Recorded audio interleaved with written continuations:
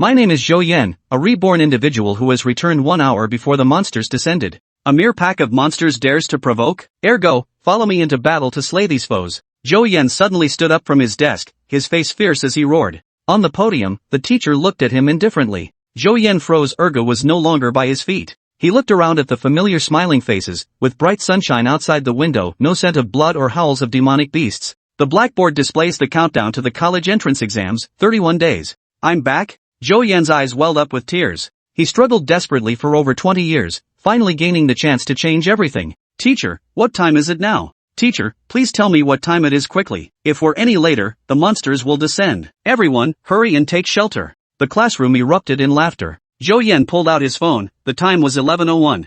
Less than an hour remained before the beast-taming era descended. I suggest you run quickly, or don't blame me if you die. With that, Zhou Yan turned and walked out of the classroom. He climbed over the school wall and rushed straight to the hardware store to buy a sledgehammer. Master, drive faster, or we won't make it in time. Under constant urging, the usual half-hour journey was cut short to 20 minutes as they reached the city center. Thanks, Master. A word of advice, stop picking up passengers and quickly find a basement to hide with your family. Zhou Yan grabbed his bag and dashed out, heading straight for the iconic giant rock at the center of Muzhang City Square. It's you this time. I won't miss my chance again in this life. Zhou Yan pulled out his newly purchased hammer and swung it decisively at the giant rock. Damn, is he actually planning to smash the rock? That kid actually dared to smash it. Is he crazy? The crowd around them erupted in excitement, quickly gathering in a circle. Stop right there, kid. A big brother grabbed Zhou Yan by the shoulders. Get lost. Zhou Yan's eyes were bloodshot, his expression ferocious, frightening the man into stepping back. The surrounding people dared not approach any further. Zhou Yan exerted all his strength, swinging the hammer blow after blow. After more than 10 minutes, bang! With a deafening boom, the giant boulder was smashed to pieces. Zhou Yan searched through the rubble and found a smooth stone emitting a faint glow, excitedly picking it up. Then, he smashed the larger rocks on the ground into fine gravel, grabbed a handful, and stuffed it directly into his mouth. That kid, is he eating rocks? Zhou Yan's mouth began to bleed, yet he still kept shoving handful after handful into it. No way, eating it like this is way too dry, I can't possibly swallow it. He looked around and finally fixed his gaze on a man in the distance holding a bag of Lao Gan Ma. What the hell, why me? The man dropped the bag and ran away. Zhou Yan retrieved the Lao Gan Ma sauce, returned to the pile of rubble, opened the lid, and pointed it at the debris. Pour it on with Lao Gan Yang, the rock crushing speed has leveled up. The teeth began to loosen, crack, and eventually only the roots remained. Even with a bloated and painful stomach, he persisted. 11:59. The last fragment was devoured, and Zhou Yan burst into excited laughter. His mouth filled with blood, he threw his head back and laughed wildly.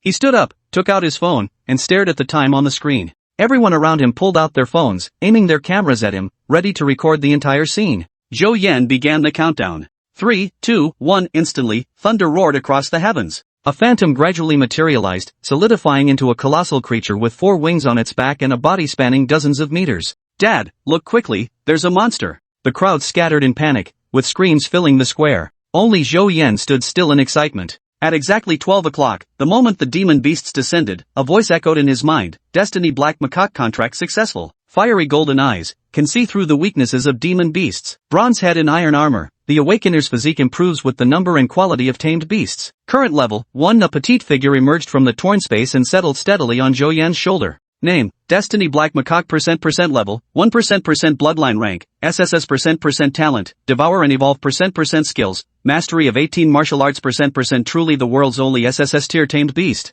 It only requires unwanted monster corpses to level up. Zhou Yan gazed at the sky with icy eyes. As expected, it's still that Sky Father. It was the first magical beast to descend, with terrifyingly high defense. In the previous life, even the use of nuclear weapons could only slow down its destruction. If not for the first Beastmaster sacrificing his life to slay it, humanity might have been erased. In this life, the Heavenly Father will become Black Malu's first meal. Zhou Yan returned Black Malu to the Beastmaster space, took out his phone, and dialed the number buried deep in his memory. Chapter 3. The Boy Who Predicts the Future. Deep within a mountain range over 1,000 kilometers away, a white-haired elder with a resolute expression and an imposing presence stood by the window, watching soldiers sweat profusely during their training drills. Ring ring. The ringing of a phone echoed from a drawer in the desk behind him. The old man turned with a puzzled look, opened the cabinet, and retrieved his phone.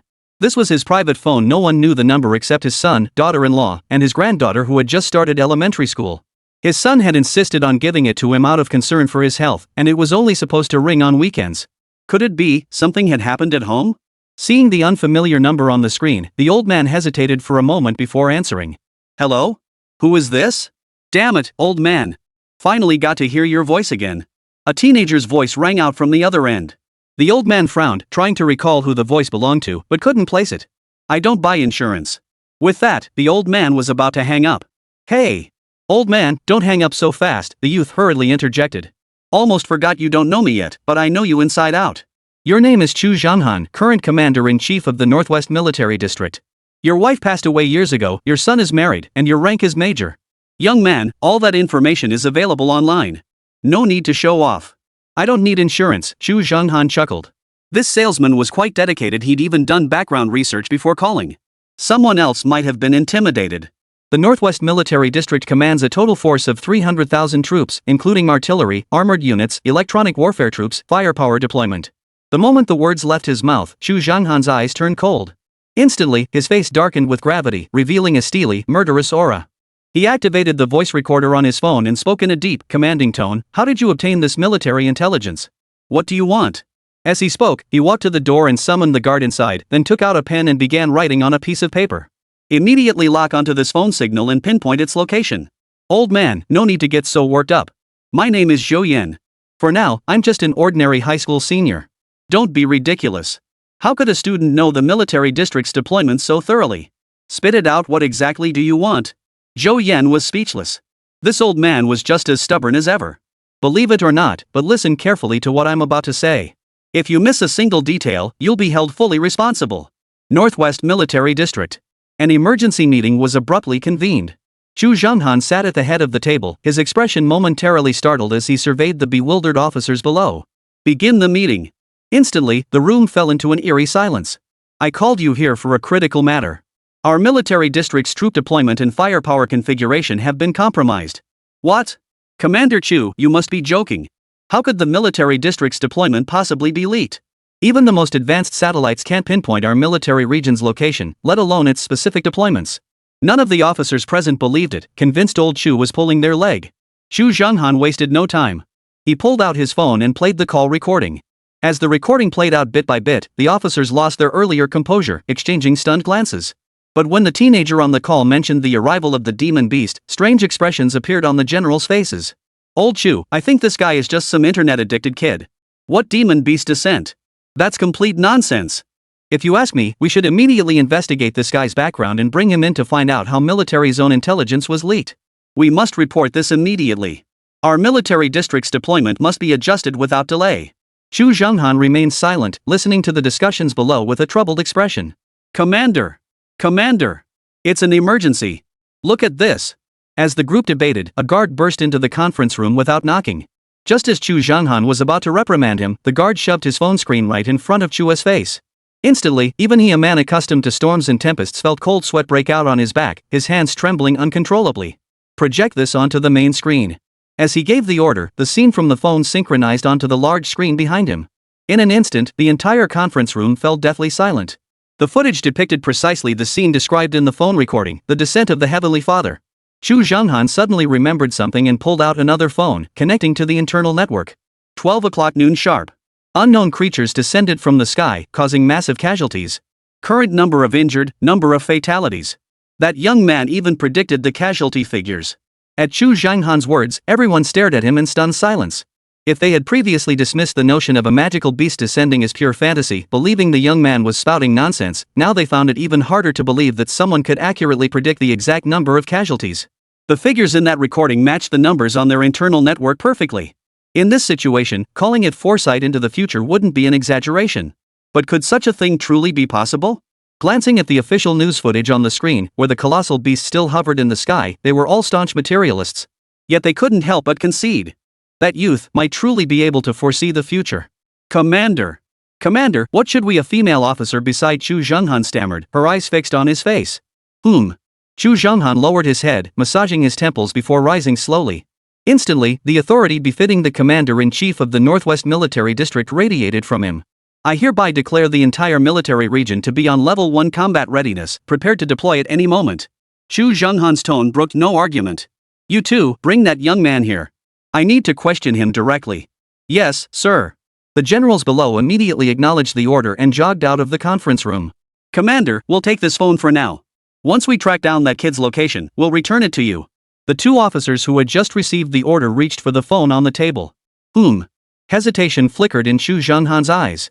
Never mind. Just hand me the phone first. Sir, but how are we supposed to track him without it? No need to track it. Since that young man called me himself, it means he has something more important to tell me. Right now, he's just proving to me that what he said is true. Chu Zhenghan pondered.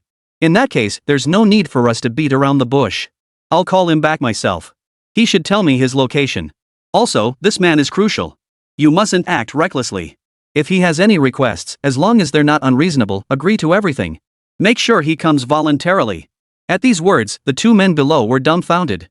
Old Chu, commander-in-chief of the Northwest Military Region, held the esteemed rank of commander. A single order from him could send shockwaves through the entire nation. As a founding hero, he had endured 8 years of relentless combat under enemy fire on that tiny island nation. A figure of such stature was actually personally returning a call to a high school senior?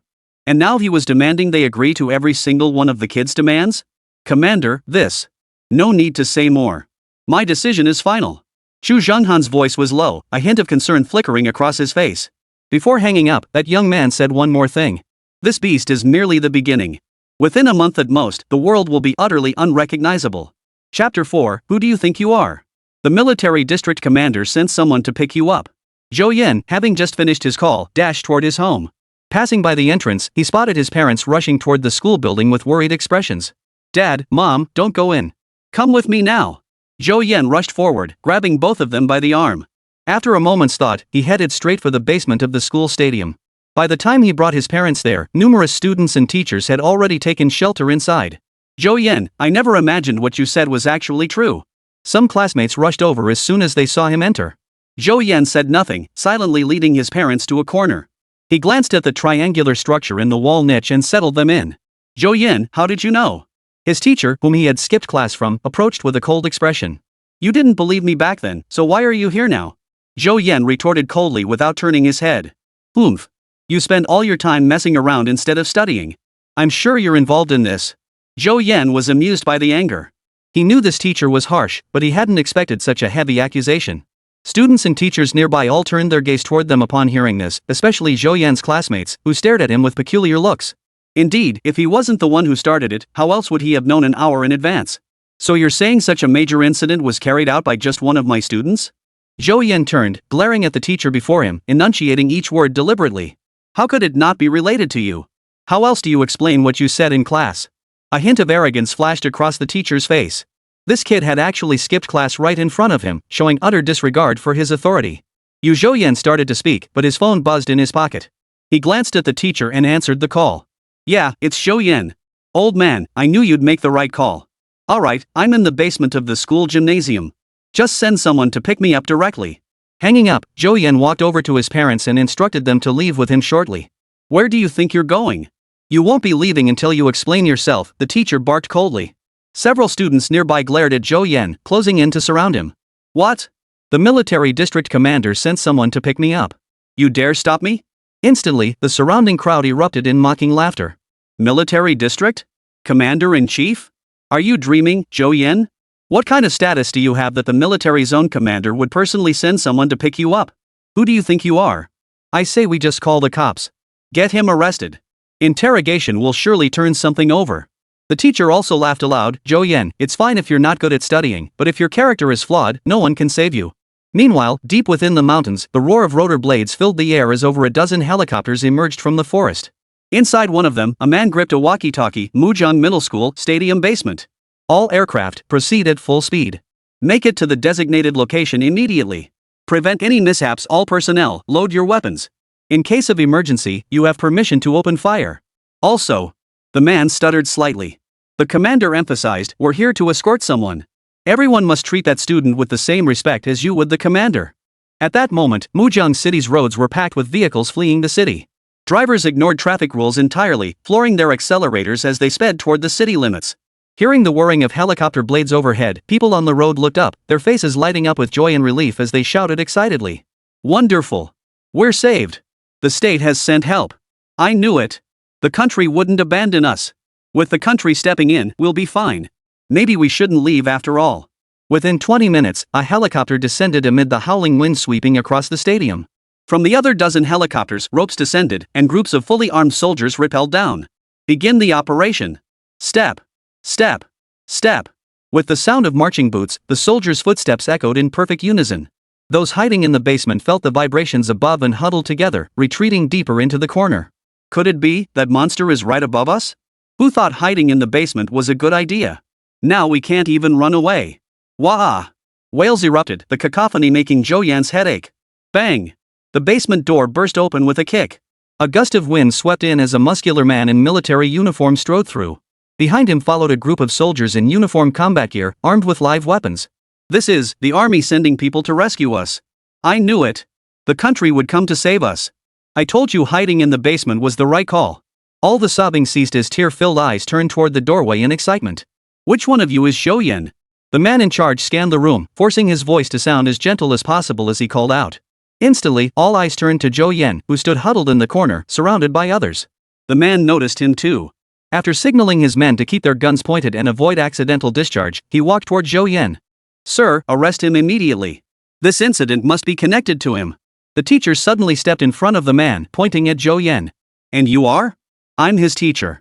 This kid knew about this an hour early and skipped class. Who knows where he went? Something's definitely fishy. Just bring him back for questioning, and we'll get some answers. The teacher answered immediately, his face plastered with a fawning expression. By providing such crucial information, he was sure to catch the officer's attention. Perhaps he'd be the first to be taken away from this dangerous place. The man glanced at Zhou Yan. It seemed this young man had warned those around him to flee an hour earlier. If that was the case, why were these people still here? He sidestepped the teacher and approached Zhou Yan. You're Zhou Yan? He stood before him, forcing an eerie smile. Come on, old Meng, don't torture yourself. Your smile looks worse than crying. Meng Pengyun awkwardly dropped his smile, looking somewhat surprised. Not just students, even some adults avoided his gaze when they saw him, afraid to look him in the eye. But Zhou Yan not only didn't do that, he acted like he was greeting an old friend. Even stranger, Meng sensed an aura emanating from Zhou Yan that was strikingly similar to that of old Master Chu. It was the aura of a warrior tempered in the blood-soaked mountains of corpses on the battlefield. And how did this kid even know his surname? He should never have met him before. The commander has ordered us to escort you back. There are matters we wish to consult with you. Meng Pengyun suppressed his confusion, prioritizing the mission. He stepped to Zhou Yan's side and gestured for him to follow. This scene left everyone present dumbfounded. Especially the teacher, who now incredulously adjusted his reading glasses. Chapter 5, Proof of the Beastmaster Era's Dawn. Did I hear that correctly? This entire operation was arranged just because the commander wants to meet Zhou Yan? What kind of status does Zhou Yan have that the commander-in-chief holds him in such high regard? He must be extraordinary. Didn't you see how that officer treated him with utmost respect, using nothing but honorifics? The students exchanged bewildered glances, while the teacher stood speechless, choked with frustration. Dad, Mom, come on. Let's go with me.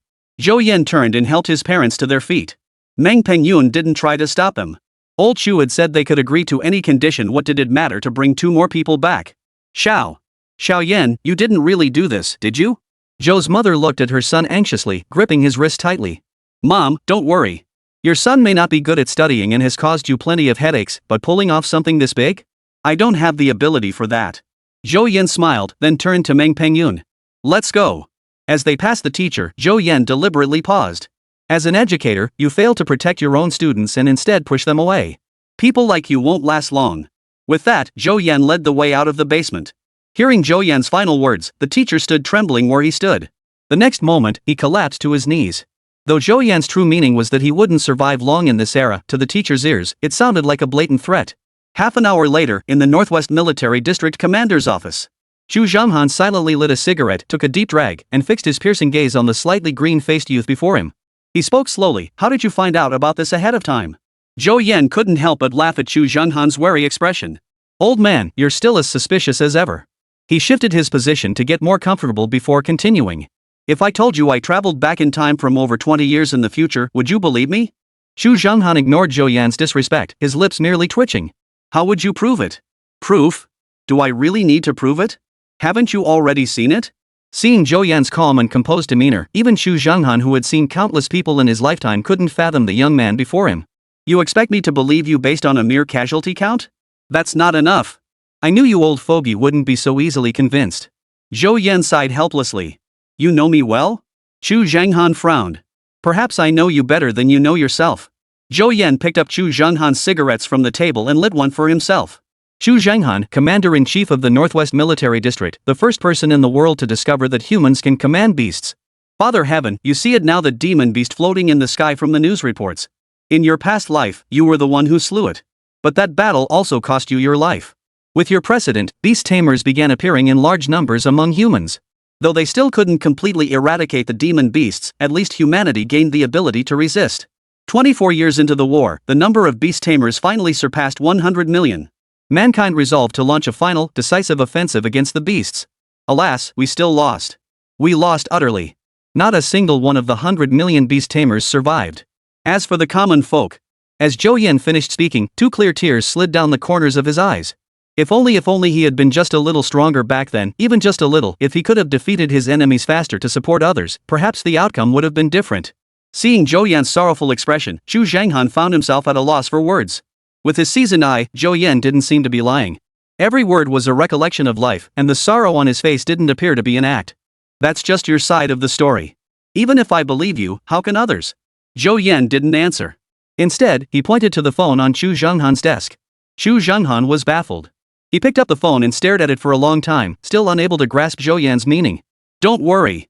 It should be ringing soon. No sooner had Zhou Yan spoken than the phone rang. Yes. Yes.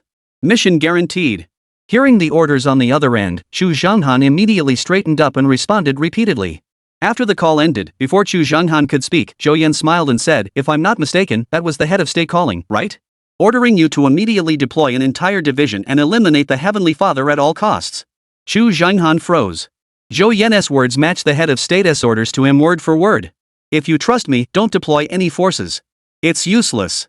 Heavenly Father's defenses? Even if you drop a few nuclear bombs on him, it'll be nothing more than scratching his itch. Military orders are as immovable as mountains. You're asking me to disobey them. So what if I disobey? If it's a suicide mission, a meaningless one at that, would you really sacrifice your men?" Chu Zhanghan fell silent for a long moment, a flicker of inner conflict crossing his eyes. He massaged his temples. "I must be mad to believe a word you say, you brat. You'll be grateful for the decision you make today." A resolute glint flashed in Chu Zhanghan's eyes. "Speak. What should I do?" "You needn't do anything. Just take me to the head of state." Zhou Yan shook his head. Only when all citizens of Huagua become soldiers and master beast riding techniques can humanity find a glimmer of hope in the darkness. The head of state isn't someone you can just see whenever you want. I must see him. Zhou Yan cut him off, his right hand clenched tightly over his chest. "I've witnessed demon beasts slaughtering cities in the dead of night, leaving countless citizens screaming in agony across the land. I've seen people erect monuments to demon beasts, worshipping them as gods to survive, only to be devoured by those very beasts. I've seen towering structures crumble, countless sons and daughters shielding their homes and country with their own bodies, attempting to become the final line of defense against the beasts only to meet a gruesome, mangled end. I will not, and cannot, let any of this happen again. I must see the head of state immediately." Chu Zhanghan's expression hardened. Judging by Zhou Yan's demeanor, this must have truly occurred. Seeing the head of state? Fine. But think carefully about how you'll prove all this to him. Otherwise, disobeying military orders alone is enough to get me shot multiple times. Chu Zhanghan stood up and sighed. He felt like he was truly losing his mind disobeying military orders just because of a few words from a young man. Zhou Yan exhaled in relief. "Forget it. I've heard your story countless times. How many times have you disobeyed orders?" Chu Zhanghan was instantly speechless. "But don't worry. I've already thought this through. Before we meet the head of state, there's one more thing we need to do." Chapter 6, Audience with the Head of State. At 2:30 a.m., a military aircraft silently took off from deep within the mountains. Surrounding it, 20-40 helicopters provided escort. Such treatment would be difficult even for Chu Zhanghan himself to command, but to ensure Zhou Yan's safety, he had given the order. Seated aboard the aircraft, Chu Zhanghan stared at his own palm, still unable to believe the events that had just unfolded. At 5 a.m., the aircraft touched down at the military airport in the capital. The tarmac was ablaze with lights, nearly 10 military vehicles' headlights blazing, while a group of fully armed State Security Bureau agents waited silently. Each military vehicle represented China's cutting-edge technology, 2-centimeter thick steel plates, specially designed bulletproof glass, and several even mounted heavy machine guns on their roofs. This level of security was reserved for China's top leaders, clearly demonstrating the head of state's high regard for Zhou Yan. The moment the plane touched down, Zhou Yan boarded a vehicle and sped straight toward the Chinese government building. The security officer driving glanced at the rearview mirror, observing Zhou Yan yawning in the reflection. He was somewhat surprised. Normally, their deployments were for protecting China's leaders, but this youth before him seemed like nothing more than an ordinary student. His curiosity got the better of him, and he asked, "Young man, what exactly do you do?" Before Zhou Yan could answer, Chu Zhanghan, seated in the front passenger seat, shot him a cold stare. "On a mission. Don't ask questions you shouldn't be asking." Instantly, the driver felt a chill and immediately reined in his curiosity. Old Chu, don't scare the kid," Zhou Yan chuckled, breaking the awkwardness. "They'll find out sooner or later, won't they?" His gaze shifted to the driver, his expression turning serious. "I'm here to lead you in hunting down the demon beast." The driver's expression froze. They'd seen the news reports about the demon beast's appearance. Though they didn't understand why higher-ups hadn't deployed firepower against it, every member of the team was prepared to head to the front lines at a moment's notice. He'd assumed higher-ups had some special plan only to find they were waiting for this greenhorn? Having some greenhorn teach them how to kill a demon beast? Had the higher-ups lost their minds? He glanced at old Chu in the passenger seat, who offered no rebuttal.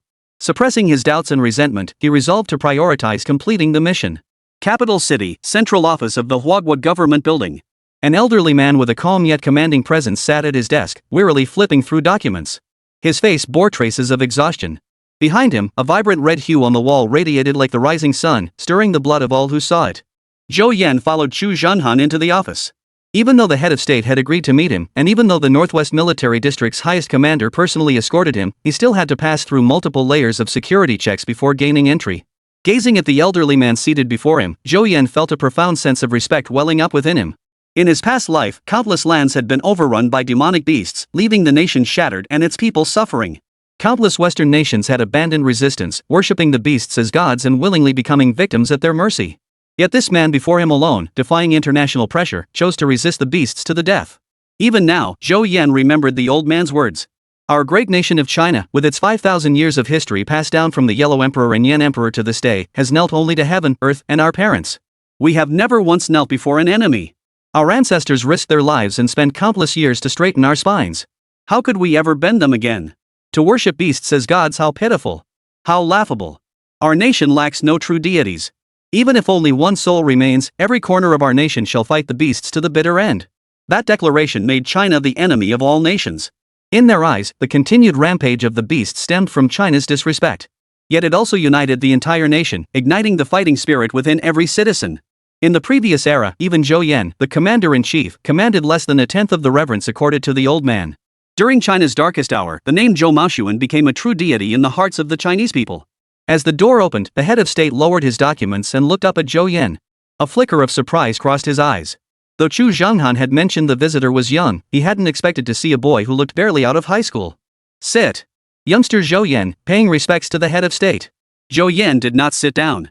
Instead, he stood with his back straight, his expression solemn. A killing intent emanated from him, starkly incongruous with his youthful appearance. Though puzzled, the head of state prioritized business. "General Chu mentioned you seem quite knowledgeable about this demon beast?" As he spoke, he pulled a photograph from the documents before him and slid it toward Zhou Yan. Instantly, Zhou Yan's face contorted with hatred. The Heavenly Father, the origin of the demon beast's descent, and the beginning of all nightmares. Even nuclear weapons would barely scratch its surface. The head of state fell silent for a long moment. "So according to you, we have absolutely no way to deal with it?" The head of state frowned. The demonic beast had descended over a dozen hours ago. Though the beast itself had not moved much, the black lightning surging around it had already inflicted immeasurable damage upon Mujiang City. Thousands of citizens had already gone missing or perished. "There is a way. But will you trust me, head of state?" At these words, the head of state's gaze sharpened instantly as he scrutinized Zhou Yan's expression. "What do you need me to do?" "I want military authority." "What? Young man, do you realize what you're saying?" The head of state's expression turned icy. "I know exactly what I'm doing. And I can say with absolute certainty that without me, this single Heavenly Father alone could deplete every military reserve China has built since its founding. But the Heavenly Father is merely the beginning. Every demon beast that descends afterward will be several times, dozens of times, even hundreds of times stronger than the Heavenly Father. I ask you, head of state, what will we do then?" "This." The head of state hesitated, glancing at Chu Zhanghan standing silently beside him. A flicker of conflict crossed his eyes. "I need concrete evidence." "No problem." A smile spread across Zhou Yan's face. This was precisely the response he'd been waiting for. He immediately turned and gave Chu Zhanhan a meaningful glance.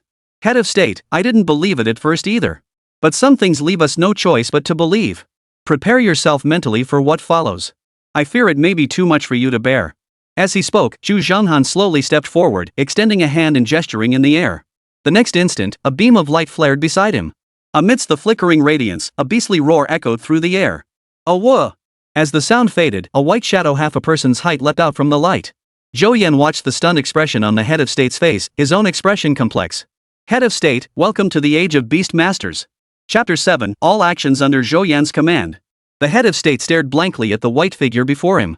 It looked like an ordinary Alaskan Malamute, but where had this dog come from? But that wasn't all. Chu Zhanghan glanced at the dog beside him, one he'd raised for 10 years, and spoke calmly. Ah Fu, show the head of state what you can do. Be careful not to damage anything in the room. As the words fell, Ah Fu's face flashed an almost human expression. He even nodded before opening his mouth to reveal 2 rows of sharp fangs. Oh whoa! Ahu let out a howl, and an invisible burst of energy shot from its mouth, hurtling straight toward the door. The next second, with a thunderous bang, the door shattered into dust. How is this possible? The head of state leapt to his feet, eyes wide as he stared at the empty doorframe of his office, unable to believe his eyes. Head of state, nothing is impossible. What you're witnessing now is merely the tip of the iceberg when it comes to beast taming. Zhou Yan exhaled deeply. Old Chu has only given you a preliminary demonstration. In truth, this represents no more than 1,000th of Ah Fu's true power. In his previous life, Chu Zhanghan had fought the Heavenly Father single-handedly with Ah Fu by his side. If Ah Fu possessed only this level of power, how could he have stood a chance against the Heavenly Father? True to his reputation, the head of state quickly recovered from his shock. Taking a deep breath, he sat back down. Are you saying a dog's power surpasses that of a nuclear bomb? Exactly. Zhou Yan nodded. I must be insane to have believed such nonsense. Head of state, it's not you who's gone mad, it's this world that's gone mad. The head of state sighed, a resolute glint flashing in his eyes. I cannot relinquish military authority. This is not a decision I can make alone. Just as Zhou Yan opened his mouth to speak, the head of state waved him off. A look of worry crossed his face. Had this generation's head of state become indecisive? The head of state looked deeply troubled, rubbing his face. If Zhou Yan's words were true, then only 2 paths lay before Huagua now. Follow Zhou Yan's advice and mobilize the entire nation to resist the demon beast invasion. Or, as Zhou Yan suggested, abandon resistance and become fodder for the beasts. The former path was fraught with hardship but offered a death with honor. The latter promised a swift end with eyes closed. The choice was crystal clear. Death has never been difficult. If the people of Huagua feared death, how could they have reached this day? The crucial point is this: even in death, we refuse to die in disgrace. If we must die, let it be while defending this land. At this thought, the leader smiled. He turned to Chu Zhanghan, who was crouched nearby stroking Ah Fu's head, and issued a solemn command. General Chu, from this day forward, Zhou Yan's orders are my orders. All your actions are to be under his command. Yes, sir. Chu Zhanghan immediately stood up, straightened his back, and saluted the head of state. Zhou Yan breathed a sigh of relief. The head of state's order effectively placed the entire Northwest Military District under his command.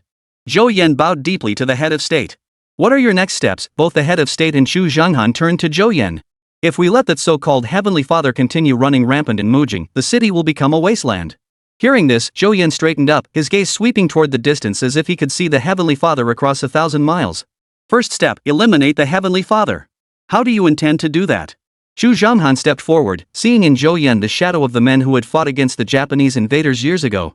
Without hesitation, Zhou Yan declared, I'll impart the art of beast taming to you. The most urgent task now is to spread this knowledge far and wide. What I aim for is true beast taming for all. In his previous life, he had failed with 100 million beast tamers. If that was the case, what would happen with 1,500 million beast tamers? Nationwide beast taming, what about the daily life of Huagua? Chu Zhanghan frowned. Old Chu, don't you understand yet? Zhou Yan snapped harshly. This is war, a war 1,000 times more terrifying than any foreign invasion in history.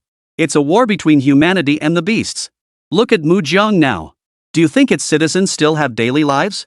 If demon beasts descend en masse, do you believe the military alone can protect China's 1.5 billion people? A nation of soldiers is our only chance. These words left Chu Zhanghan speechless. Everything had unfolded so surrealistically that he simply hadn't processed it yet. Upon hearing Zhou Yan's words, the head of state picked up the phone on his desk and dialed. Issue the order, effective immediately, the entire nation enters level 1 combat readiness. Hanging up, the head of state turned to Zhou Yan. Continue. After the widespread adoption of beast tamers, I intend to form my own unit, an independent force unrestricted by military districts or operational limitations, Zhou Yan declared with unwavering certainty. You intend to? The head of state pondered, as if something had dawned on him. I will gather the nation's most elite beast tamers to forge Huagua's sharpest blade. Zhou Yan's eyes turned cold. Only the elite will be chosen, so numbers won't be large. Those nations worship beasts as gods? Then we shall become the God Slayers.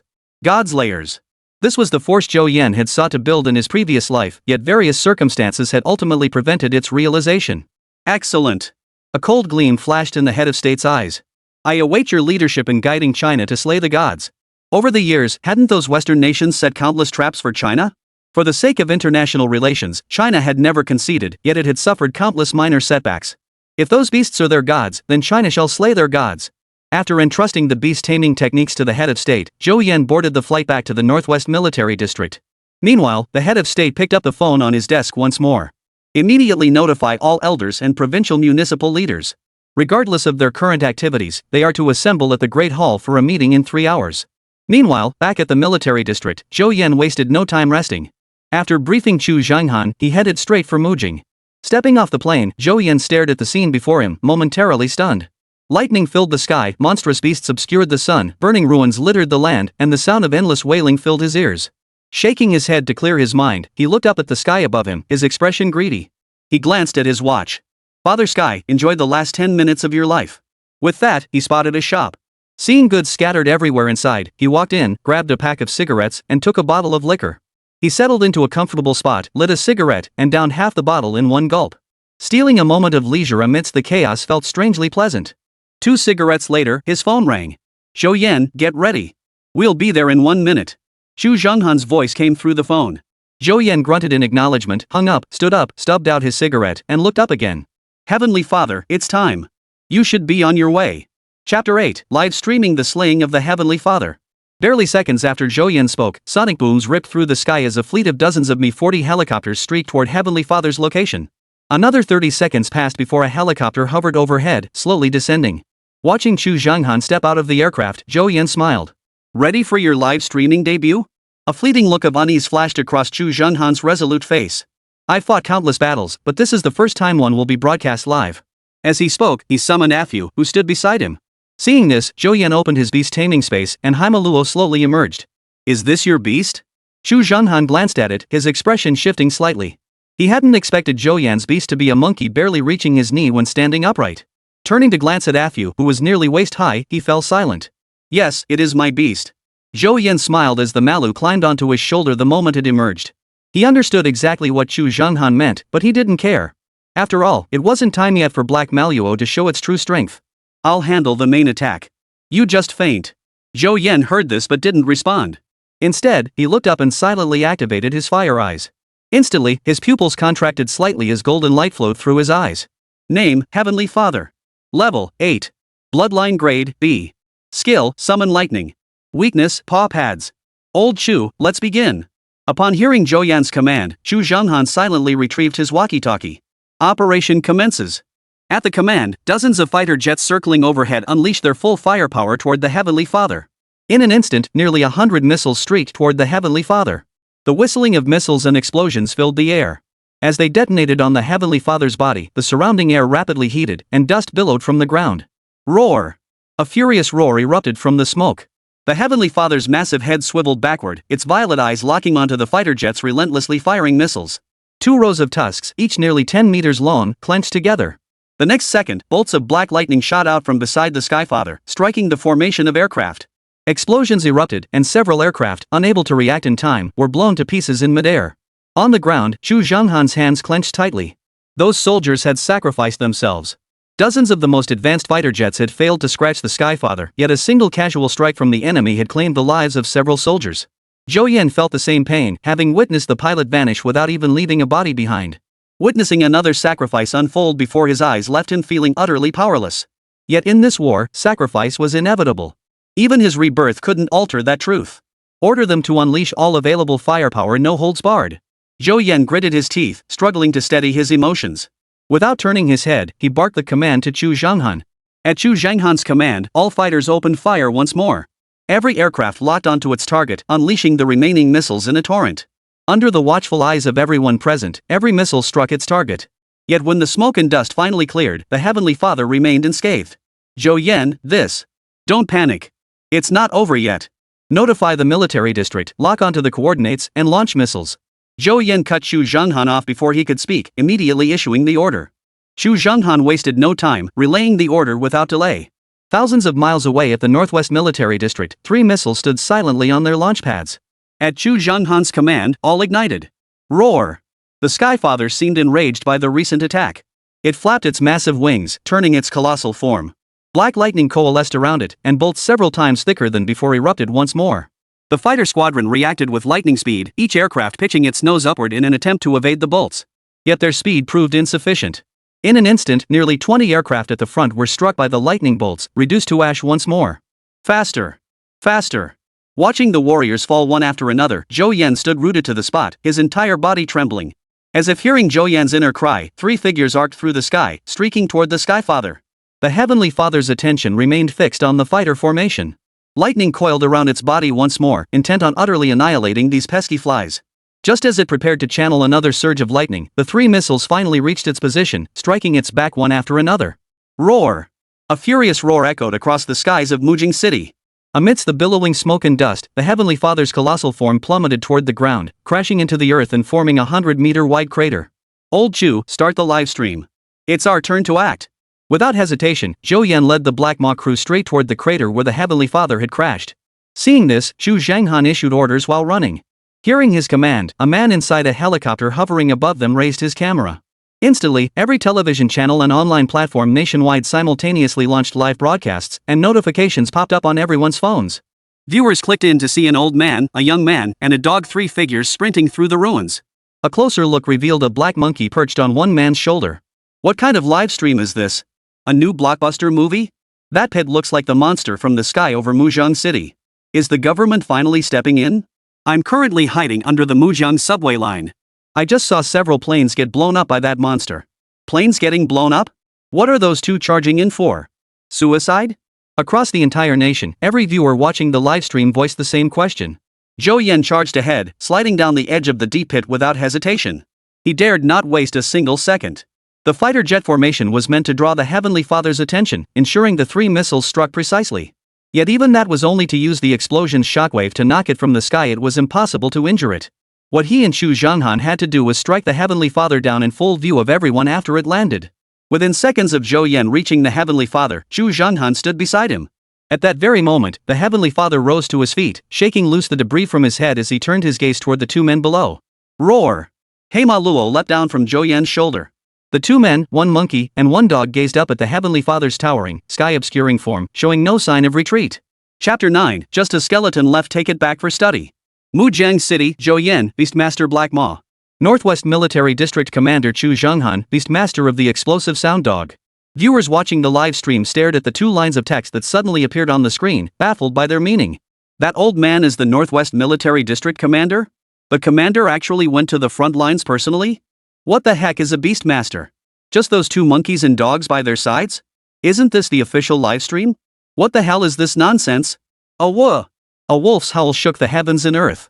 Accompanied by the explosive sound dog's howl, the gravel before it was swept up, and an invisible force surged toward the Heavenly Father. Unrestrained, the sonic hound unleashed its full power, instantly revealing the might of its great bloodline. Yet its sonic assault struck the Heavenly Father without inflicting any damage. It's useless, old Chu. Have your sonic hound hold off for now?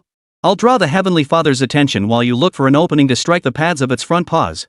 Zhou Yan's eyes locked onto the Heavenly Father as he addressed Chu Zhenghan.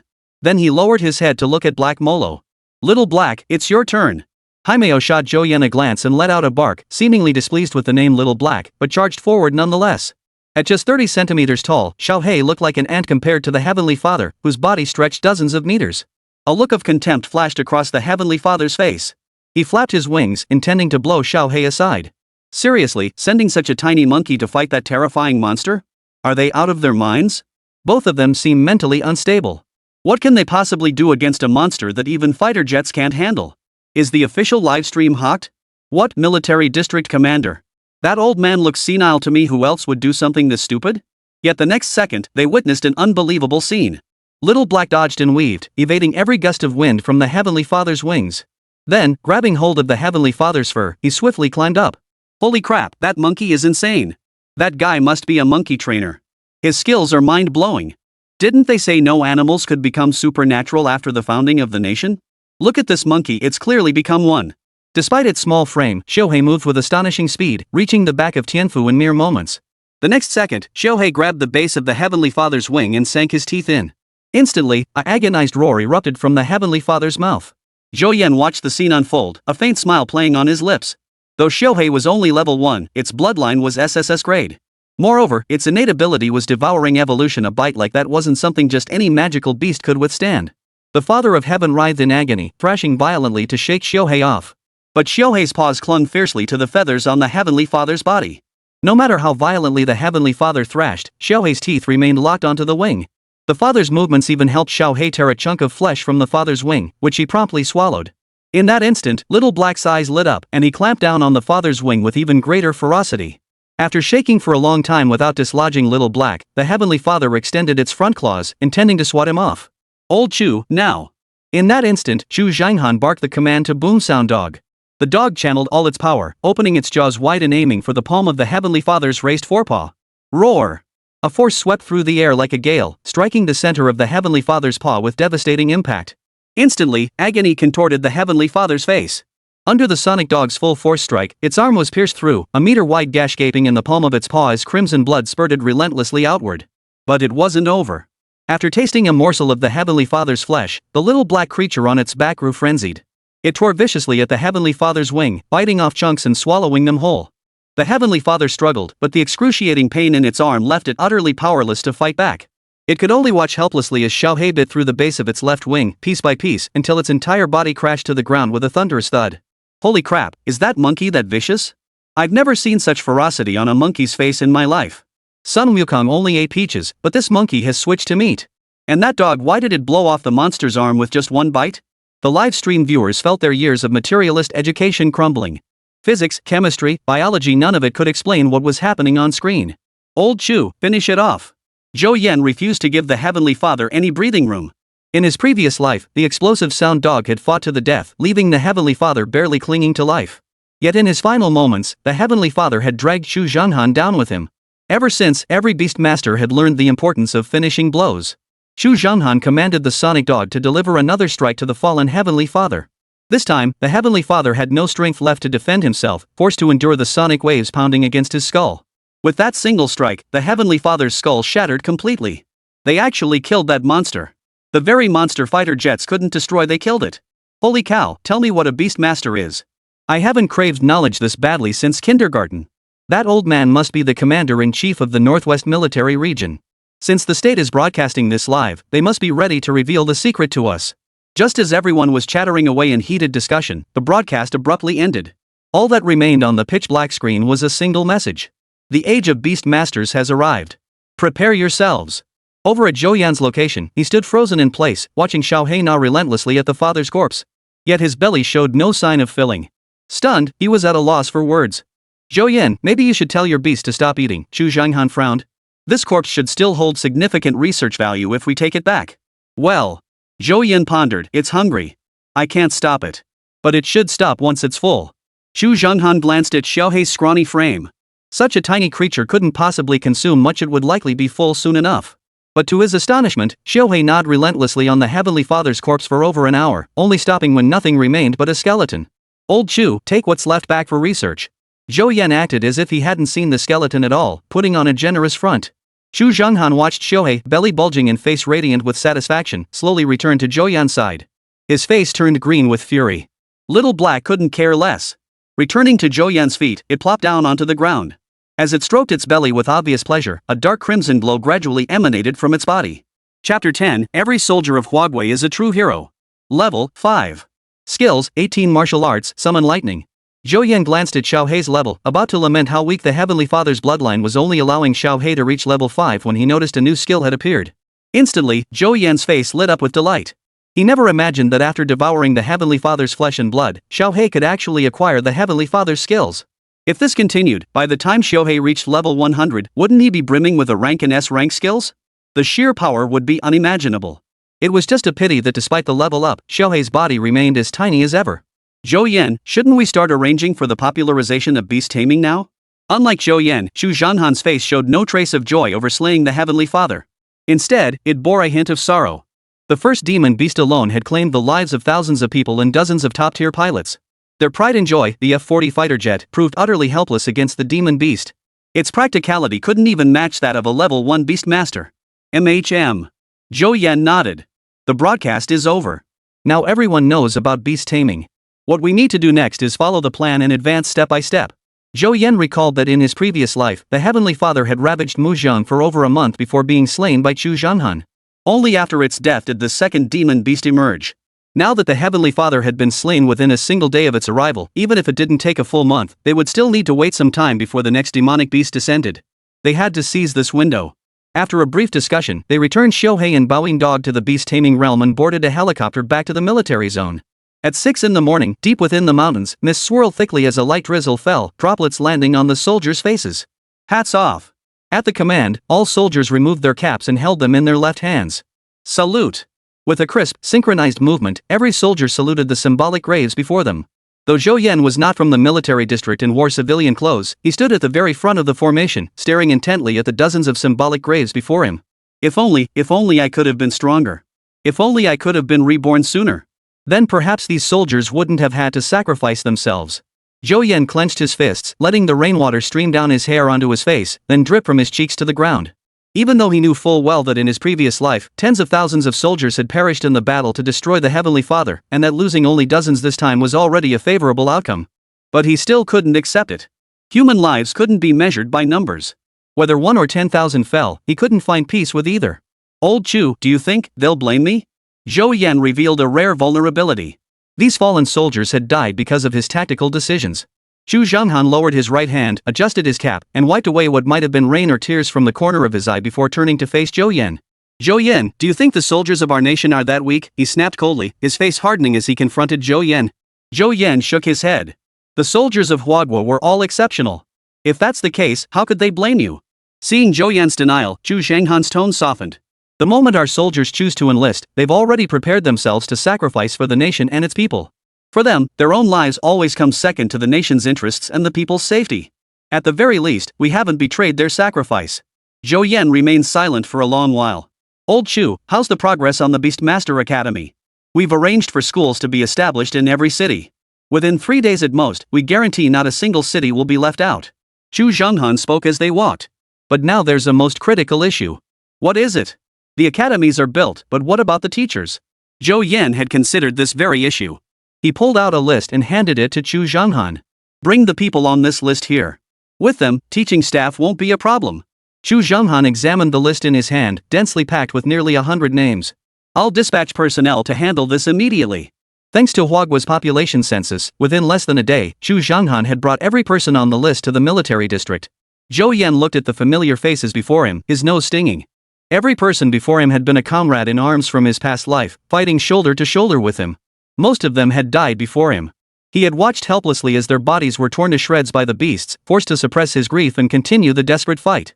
Even now, the memory remained seared into his soul. Never thought I'd see you all again. Zhou Yan unconsciously wiped the tear from the corner of his eye, adopting a stern expression as he addressed the assembled group. Do you know why you're here? The assembled soldiers shook their heads in confusion, exchanging bewildered glances. They had been summoned here without explanation. The soldiers who brought them hadn't revealed the purpose. You all watched yesterday's livestream. You should be familiar with me. Hearing this, they finally looked closely at Zhou Yan's face. Holy, aren't you the kid who fought monsters in yesterday's livestream? Damn right. Holy crap, you're my idol. Teach me how you did it. So you called us here to teach us that beast taming thing? Zhou Yan motioned for silence. Exactly. I called you here to train you into China's first generation of beast masters. The crowd erupted with excitement at his words, many of them practically bursting with impatience. Then stop beating around the bush and teach us already. That way, if monsters descend again, we can join the battle too. But upon hearing this, Zhou Yan shook his head. I didn't call you here to send you to the front lines. Before he could finish, he was interrupted. If we're not meant to be warriors, then why are you teaching us beast taming? Zhou Yan turned to see the speaker's face. Remembering this man's fiery temper from his past life, he held no blame. Have you considered this? You're the first generation of beast masters. If you go to the front lines and sacrifice yourselves, what then? Then we'll just train another batch, won't we? Zhou Yan sighed, rubbing his forehead in exasperation. I didn't summon you to train a group of soldiers. I want you to be the pioneers who popularize beast taming. Give your heads a good shake and think, is it better to train a group of beast masters to sacrifice their lives on the front lines protecting civilians, only for those civilians to be slaughtered by beasts after their deaths? Or is it better to train a group of teachers, empowering every citizen of Huagua to become a beast master and protect themselves? Which path is better? Silence fell over the group. Clearly, the second path was the sustainable solution. Remember this well, what we are about to do will make history. What we seek is a nation where every citizen is a soldier. Chapter 11, The Online Summit, Shocked World Powers. At that moment, a top-secret online conference of world leaders was underway. You've all witnessed the emergence of monsters within Huagua's borders, declared the leader of the United States, instantly silencing the room. What are your assessments of this situation? It's undoubtedly the result of China's genetic experiments. The leader of the island nation stroked his mustache and erupted in fury. China opposes our release of nuclear wastewater, yet secretly conducts such genetic experiments. In my opinion, sanctions against China should be imposed immediately. Genetic experiments violate humanity. Those monsters must be divine punishments sent by the gods for China's transgressions, declared the leader of the Indian nation, eyes closed in prayer. Amidst the heated discussion, the beautiful nation's leader's secretary handed him 2 videos. Everyone, take a look at this.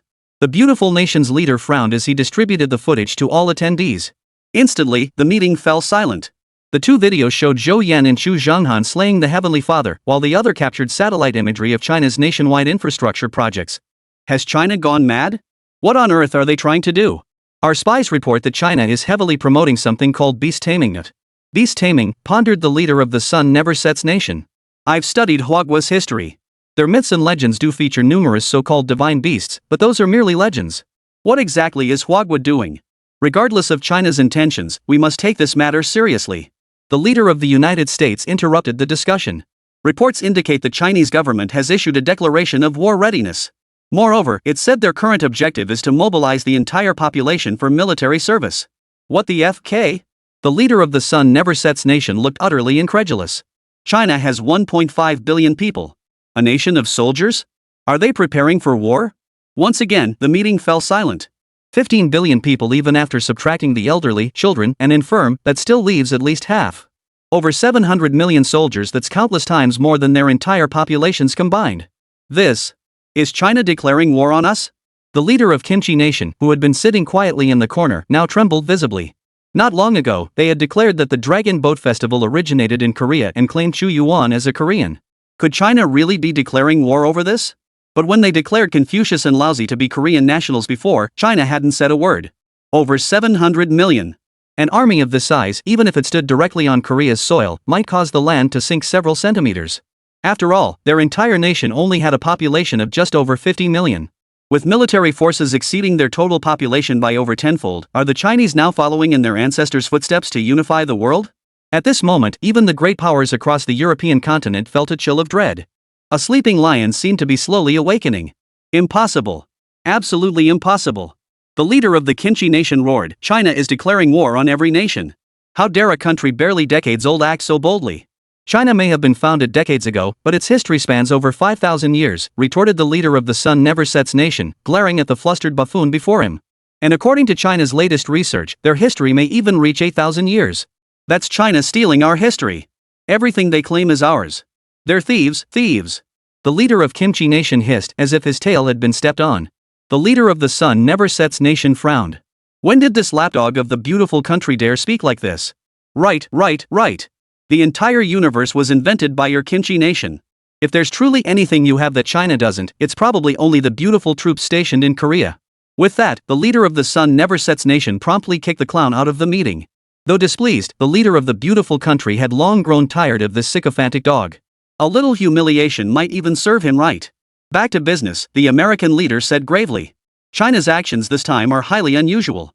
We must take this seriously. 700 million soldiers? Even if we combined all our forces, we wouldn't have that many. We absolutely cannot let China succeed. What we must do is unite to pressure China.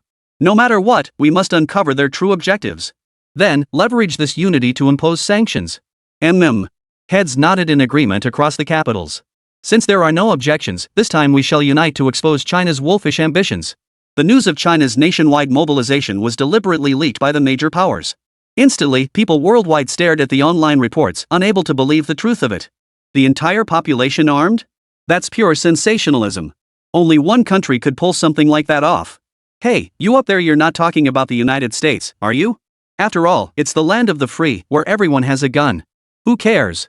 If China unifies the mainland, I'll be the first to apply for an ID card. I've already registered as a Taiwanese citizen. I've been waiting for this day. Brilliant idea. Indirect entry into China. I'm applying now. Across international forums, people from various nations engaged in heated debates. Some questioned the validity, others expressed anger, while some felt panic and anticipation. But before the news could spread far, a statement from China swept across the internet once more. The Chinese government will hold a press conference in 1 hour to provide a reasonable explanation for its actions. But that wasn't all. Crucially, China had always blocked foreign websites, yet this time, the press conference would be live-streamed on foreign platforms. In an instant, netizens worldwide were glued to their screens, waiting for China's explanation. Zhou Yan, are you sure you want to tell them? Chu Zhenghan took a deep drag on his cigarette. The thought of what those nations had done to Huagua made his hand clench involuntarily, as if he wanted to stop Zhou Yan. Zhou Yan shook his head. Old Chu, relying solely on us just isn't enough. He pulled Chu Zhenghan behind the stage, lifted the curtain, and pointed at the diplomats and media representatives queuing to enter. See them? Look at the expressions on their faces. They're afraid. Afraid that China will invade them. Because they know full well that today's China has been completely transformed. What is diplomacy? Only those with formidable strength have the right to engage in it. Our nation was once ravaged by their artillery, and countless national treasures remain lost to this day. Now look at them. Even if they're afraid, they still have to follow our rules. Our ancestors taught us, when poor, cultivate oneself; when prosperous, benefit all under heaven. The arrival of the age of monsters must be made public. Old Chu gazed outside and nodded proudly. Indeed, the times had changed. China was no longer the nation it once was. Just as he was about to take the stage, Zhou Yan suddenly pulled him back. You should know better than I what information should be disclosed and what should remain confidential. Chapter 12, You're Afraid. I know what I'm doing. Hearing Chu Zhenghan's reply, Zhou Yan finally released his grip. With that, he lifted the curtain, standing tall and proud, his aura as the military's own commander radiating instantly. Ladies and gentlemen, the press conference is now in session. The moment these words were spoken, a storm erupted in the room. Please quiet down. Before questions, I'd like to show you a video. Chu Zhenghan gestured to the staff, who then played the video of the Heavenly Father's descent and the footage of him and Zhou Yan slaying the Heavenly Father. The diplomats present had already seen the footage before arriving. While their copies weren't as clear, they were mentally prepared and maintained outward composure. The journalists, however, were a different story. They stared in stunned silence at the terrifying scenes unfolding on the large screen, like scenes from a horror movie. None could believe the authenticity of what they were seeing. I'd like to ask. The South Korean diplomat began to ask a question, but Chu Zhenghan's gaze instantly locked onto him. Instantly, the diplomat holding the microphone found all words stuck in his throat. They were accustomed to dealing with diplomats, whose words might be sharp but who still maintained the decorum befitting a major power, especially those from China, who were generally refined and courteous. But this time, a military officer had taken the stage, the very man who had slain the Heavenly Father in the footage. His aura was something they simply couldn't handle. Wait, the reporter's standing up. Why isn't he asking his question? What else could it be? He's scared stiff. That's old Chu, the commander-in-chief of the Northwest Military Region, a founding hero. And now add another title, the first man to slay a demon beast. I thought old man Chu wouldn't be comfortable in this kind of setting and would get grilled by those guys. Turns out, that's all it was? Chinese citizens watching the livestream burst into laughter one after another, utterly unconcerned about the fate of the Kimchi Nation's audience. Korean viewers, watching their diplomat make a fool of himself on screen, unanimously chose to go invisible in the comment section. Especially when, whether intentionally or not, the camera zoomed in for a close-up of their diplomat's face. Seeing the beads of sweat on his forehead and his trembling lips, the Kimchi Nation's people wished they could sink into a crack in the ground. No need to be nervous. Continue speaking. Chu Zhenghan surveyed the audience below. Though others weren't reacting quite as dramatically as the Korean diplomat, they weren't far off. A surge of pride welled up within him. This is China's diplomacy today. Those who once looked down on China now trembled in fear. China had undergone a transformation. The backbone of China now stood tall and straight, like a mighty dragon. Old comrades, did you see that? Your sacrifices have paved the way for China's prosperity and strength. I'm sure you'd be pleased to know this from beyond the grave. Chu Zhenghan fought to control his emotions, keeping his composure outwardly steady. I wish to ask. The Kimchi Nation diplomat stammered, I wish to ask you, how do you prove the authenticity of this video? Chu Zhenghan exhaled in relief. The Korean diplomat's effeminate rambling had finally concluded it had nearly driven him mad. Does the authenticity of this video even require my confirmation? His gaze held a hint of amusement. You all knew full well whether it was real or not before you even came here. The words sent a chill down the spines of everyone in the audience. The surveillance of China by the major powers was an open secret known to every nation, yet for years, no one had ever openly acknowledged it. Now, China's spokesperson had laid it all out in the open. What was the purpose? Was China truly preparing to wage war? Spokesperson of China, please answer the question directly. Seeing that the diplomat from Kimchi Nation was useless, the diplomat from Nazi Nation stood up. If China cannot prove the authenticity of this video, am I not justified in suspecting that China is deliberately concealing something? Such as conscription to wage war. Chu Zhanghan turned to face the Chuina diplomat. It seemed the diplomats of major powers were indeed different. This one's words were far sharper than those of the useless Korean diplomat. I have no desire to prove the video's authenticity, nor do you need to harbor any suspicions, Chu Zhanghan replied calmly. China is indeed conscripting troops. The moment those words left his mouth, both the press conference venue and the internet erupted in an instant. China is actually conscripting soldiers? Could the rumor about 700 million soldiers be true? What is China planning? With that many soldiers, are they really going to war with the entire world? This is fantastic. I've waited so many years. Finally, I have a chance to become a Huagua citizen. The diplomats in the audience wore expressions of anguish. This press conference had delivered too many surprises. They hadn't anticipated Huagua would so straightforwardly admit to the conscription. They had expected Huagua to play its usual diplomatic games, deflecting the topic elsewhere. Now, they had completely lost the initiative. May I ask, what is the purpose of China's large-scale conscription this time? Or is this mobilization intended to ignite World War III? The diplomat from the United States cut straight to the heart of the matter. For a moment, the entire world stared intently at Chu Zhanghan on the screen, holding their breath as they awaited his response. His answer could reshape the international landscape or even trigger global turmoil. Yet what they witnessed was this: upon hearing the question, Chu Zhanghan actually smiled. A smile appeared on the face that had remained stern throughout the press conference. First, let me clarify, this is not purely conscription, but an effort to enhance the combat readiness of every citizen of China. Second, you really know how to flatter yourselves. Do you seriously think China needs such a massive mobilization just because of you? And what era are we in, still judging military strength by numbers? May I ask, does your country lack technological means? His words left the crowd speechless. Ah, well said, old Chu. That's the spirit. I've been fed up with these bastards for ages. Hearing old Chu speak like that makes me feel like I can pee freely again. This is the kind of diplomacy I want to see. The old approach was dignified but always felt stifling. Exactly. Do we really need 7 billion to deal with them? Just send them a few nuclear peace doves. If we're short on cash, I'll max out my loans, every single one I can get, and give them a nuclear peace we won't forget. Within moments, Chu Zhanghan's response dominated every major media outlet, trending on every platform and making headlines. The entire nation was ablaze with excitement. Meanwhile, foreign websites were flooded with condemnation. China really talks big without a clue. Their arrogance knows no bounds. My Kimchi Nation won't back down. Even if China really drafts 700 million troops, they still can't match our 30,000 pretty American soldiers. Hey, up there. China may be arrogant, but what's so great about having American troops stationed on Korean soil? Seeing the silent press conference hall, Chu Zhanghan smiled faintly. What's the matter? Scared? Chapter 13, Kind words can't persuade the damned. At these words, anger flashed across the faces of many diplomats, yet not a single one dared to stand and refute him. There was no way around it. They were genuinely afraid. Rest assured, Chu Zhanghan's eyes turned cold. China's actions this time will not involve waging war against any nation. No war against any nation? For a moment, every diplomat, journalist, and online viewer was filled with confusion. If no war is being waged, then why the conscription? Just as their confusion deepened, Chu Zhanghan glanced at Zhou Yan standing behind the curtain and spoke in a solemn tone. China's enemy is the beasts. At this declaration, everyone worldwide except the people of Huagua was utterly dumbfounded. Beasts? What on earth were those? They'd heard of World of Warcraft. Wasn't that just a game? Surely Huagua wasn't drafting people just to train esports players? If that's the case, they might as well focus their efforts on soccer. After getting crushed 7-0 recently, if they don't do something about it, soccer might just disappear from its birthplace, China, in the future. Spokesperson of Huagua, please don't evade the question, the diplomat from the United States said angrily. Even if Huagua doesn't want to tell us the real purpose, there's no need to make up such a ridiculous excuse. Chu Zhanghan sneered contemptuously, believe it or not, it's up to you. But the arrival of the demon beast is a real phenomenon. You saw the beast in the video. It's just the beginning. Countless beasts will descend in the future.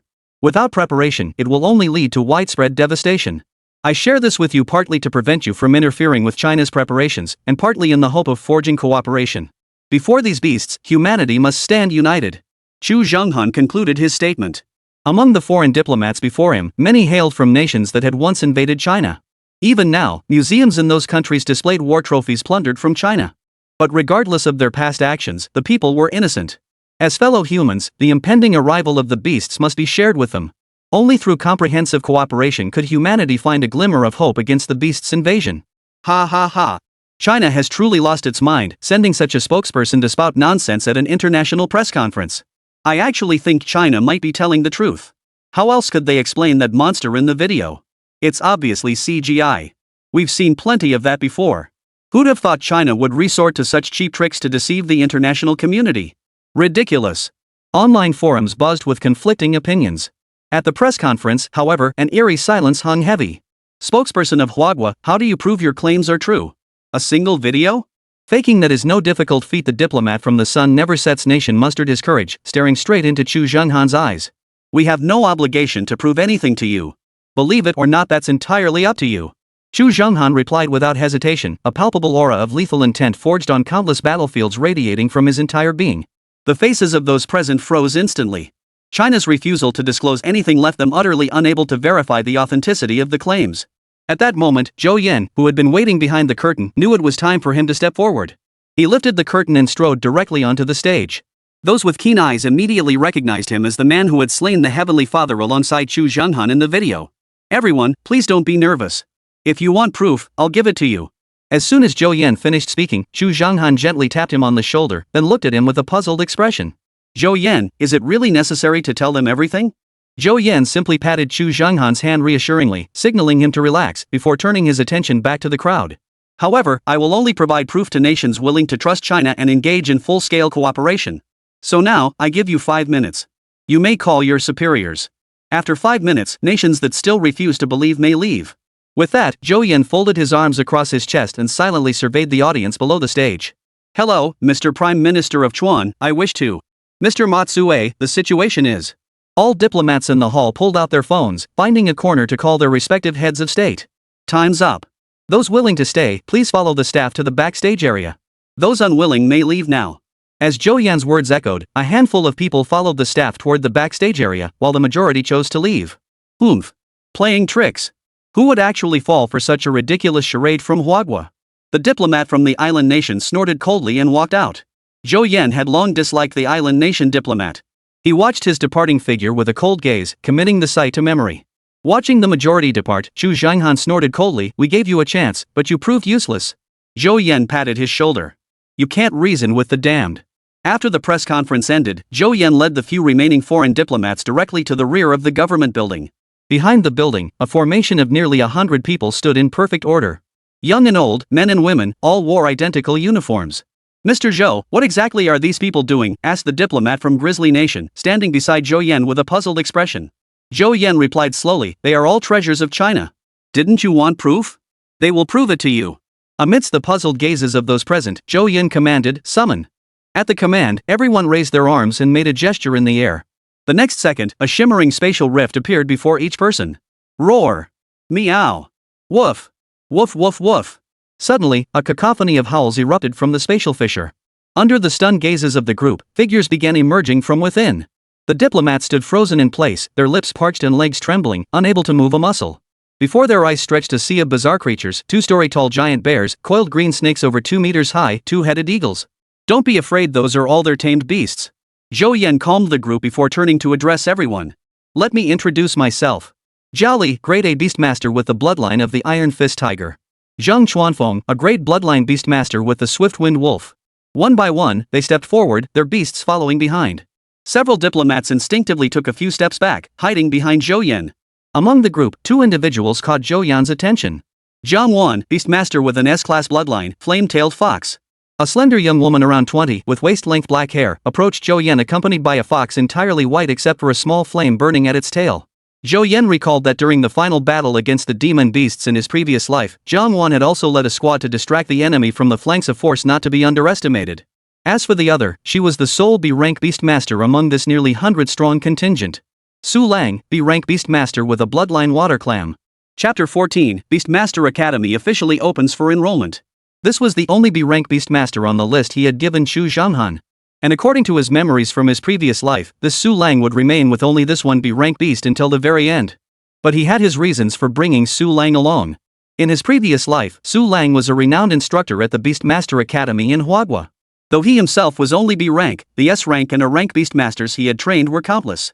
Mr. Zhou, our head of state, has never doubted China's statements and has instructed me to pursue comprehensive cooperation with China at all costs, the diplomat from Grizzly Nation stated. The diplomats from several smaller nations beside him echoed the sentiment. Zhou Yan responded with a smile, rest assured, I, Zhou Yan, keep my word. Since you've chosen to stay, Huagua naturally wishes to establish cooperation with all nations. With that, he summoned attendants to escort the group to the head of state's office. Political matters were best left for them to discuss. You have all contracted your own beasts. Next, you must disseminate the methods for contracting beasts and cultivation practices throughout Huagua. I have already arranged the cities you will be assigned to. Many of these locations are geographically remote, and living conditions will be challenging. Nevertheless, I implore you all to lend me your strength and become the pioneers ushering in the Beastmaster era for Huagua. With that, Zhou Yan bowed respectfully to the assembled group. We guarantee completion of the mission. After spending several days in the military zone, the group had adopted the military style of response. Their voices rose in perfect unison, booming with thunderous force. Such were the sons and daughters of Huagua, even ordinary citizens willing to leave the homes they'd known for decades, or even their entire lives, for the sake of the nation's interests and the lives of its people. Even knowing this journey might mean never returning, they resolutely set out on their distant expedition. With such people among us, China, what fear is there of beasts? It must be said that no matter the era, Huagua's infrastructure development remains terrifyingly swift. What was promised to take 3 days was completed in just 2.5. All Beastmaster academies across the nation now stand fully constructed. Zhou Yan, you will serve as the dean of the Beastmaster Academy in Mujing City. Just recalling Chu Zhenghan's face made Zhou Yan seethe. No matter how he protested, Chu Zhenghan had ultimately forced him into the position of vice principal at the Mujing Beastmaster Academy. Returning to Mujiang, Zhou Yan surveyed the devastated cityscape, workers clearing rubble and erecting temporary housing everywhere. Amidst the ruins, only the newly built Mujing Beastmaster Academy stood tall in the city center. Most people must have left Mujiang by now. Probably not many are left at the academy. Yet when the official enrollment day arrived, he was stunned. The current scene in Mujing bore no resemblance to a place that had just endured a demon beast invasion. The ruins at the entrance seemed cleared specifically to make room for them. A long line of applicants stretched for kilometers. Zhou Yan stood at the academy gates, staring at the dense crowd, feeling utterly overwhelmed. He'd gladly lead a hunt to slay the beasts, but managing an academy? That was asking too much. Xiao Hao, just come home with me. Let them handle this Beastmaster Academy nonsense. Stay home and take care of yourself, okay? Please, I'm begging you. A discordant voice cut through the air, and Zhou Yan frowned, turning to look. A woman stood beside the queue, tugging at the arm of a young man inside the line. Mom, what time is this? What good is staying home? Am I supposed to hide behind those old fools and live a miserable existence? The boy struggled to shake off his mother's grip, but she kept grabbing him back, determined not to let him go until she brought him home. The looks people gave the woman had already changed. Zhou Yan watched for a moment before approaching them. Ma'am, why won't you let him enroll in the Beastmaster Academy? The woman glanced at Zhou Yan, seeing only a kid about the same age as her son, and was about to turn away. Suddenly, she realized this young man was none other than the boy from the live television broadcast. Instantly, her face contorted with rage and hatred. Zhou Yan was taken aback. He'd never seen this woman before. Why did she harbor such intense hostility toward him? But in that split second of his days, the woman released her grip on her son and lunged forward, standing directly before Zhou Yan. It's all your fault. All your fault, she screamed, clutching his collar.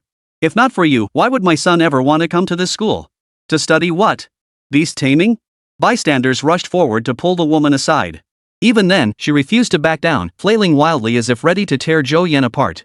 Ma'am, please calm down. Let's talk this through. What does this have to do with me? Zhou Yan straightened his clothes, noticing his collar had been torn. Held back by others, the woman kept clawing at Zhou Yan while cursing under her breath. If it weren't for you, my son would never have ended up enrolling in this so-called beast taming academy. My son was top of his class. He scored over 700 on the mock exams. He should be back at school preparing for the college entrance exams, not wasting his time at this crappy academy. At this outburst, the surrounding crowd's stares grew even more peculiar. Zhou Yan watched the woman, who was nearly spent, wave his hand to signal the others to let go. He slowly stepped forward. Ma'am, to be honest, I'm in my senior year of high school just like your son.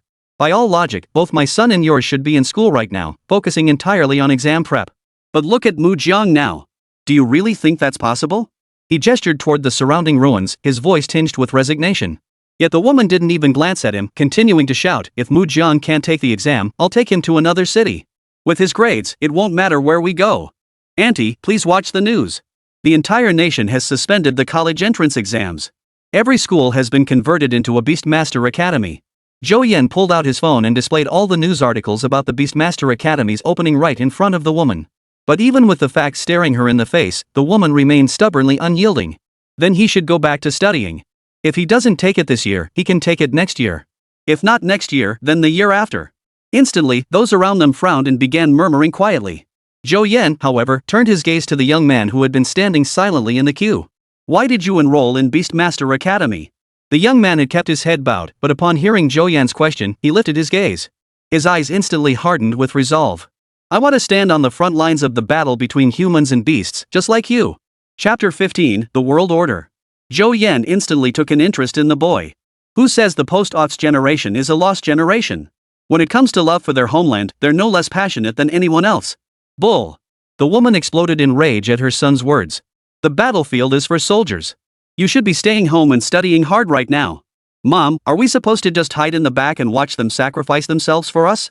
Didn't you see that pilot who died that day? The boy clung tightly to his mother's arm, trying to reason with her. Bystanders couldn't stand by any longer, and murmurs grew louder. How dare he speak like that? Does he think soldiers are just meant to die for us? They're willing to give their lives to protect us. We should respond by standing with them. That mother raised such an outstanding child. I can't imagine what this boy has been through. Listening to the voices around him, Zhou Yan sensed something was off. He noticed the woman's fingers trembling uncontrollably, tears welling in her eyes, and her lips quivering as if she wanted to say something. Zhou Yan stepped forward and pulled the woman aside. Ma'am, there must be another reason you're not letting your child enroll. The woman was already on the verge of breaking down, and Zhou Yan's words pushed her over the edge. Young man, please, I'm begging you don't let him enroll, she cried, clutching Zhou Yan's hand desperately. I have less than half a year left to live. I can't bear to see him die before me. Hearing this, Zhou Yan's expression froze. He studied her appearance. The boy was about his age, so logically, the woman should be in her early 40s. Yet her head of salt and pepper hair and emaciated frame made her look like a frail old woman. Upon closer inspection, he could see dense clusters of needle marks covering her arms beneath her short sleeves. Auntie, you. Terminal cancer. No hope. The woman wiped away tears. My son is still young. He has his whole life ahead of him. I can't watch him die on the battlefield. Zhou Yan was momentarily speechless. For a mother about to be laid to rest, what could be more agonizing than watching her son, in the prime of his life, die before her eyes? He understood the young man, and he understood this mother. But some things were beyond his control. Auntie, have you considered this? If your son doesn't study beast taming, what will he do when the demon beasts invade again? Do you really think hiding indoors would save him, like you claim? Look at all this ruin around us. Does hiding truly offer any protection? The woman scanned the surroundings. Skyscrapers that once stood tall now lay exposed, their steel frames bared, while shattered concrete littered the ground. Human civilization proved utterly fragile before the might of the beasts.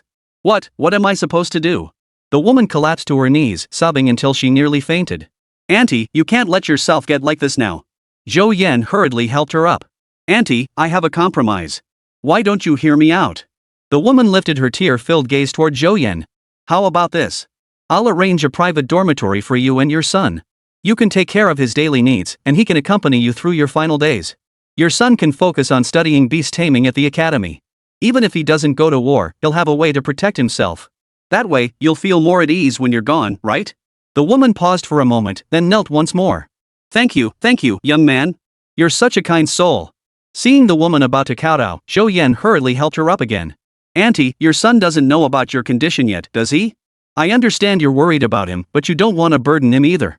So you really need to take care of your health. Even if it's just to spend one more day with your son, that's happiness in itself. Hearing Zhou Yan's words, the woman raised her hand, frantically wiping away the tears on her face, then forced a smile. Young man, thank you. Zhou Yan smiled back. Auntie, go on. Join your son for registration. With your support, his burden will feel much lighter. The woman nodded and turned toward the line. Before long, the young man glanced in Zhou Yan's direction and gave him a grateful nod.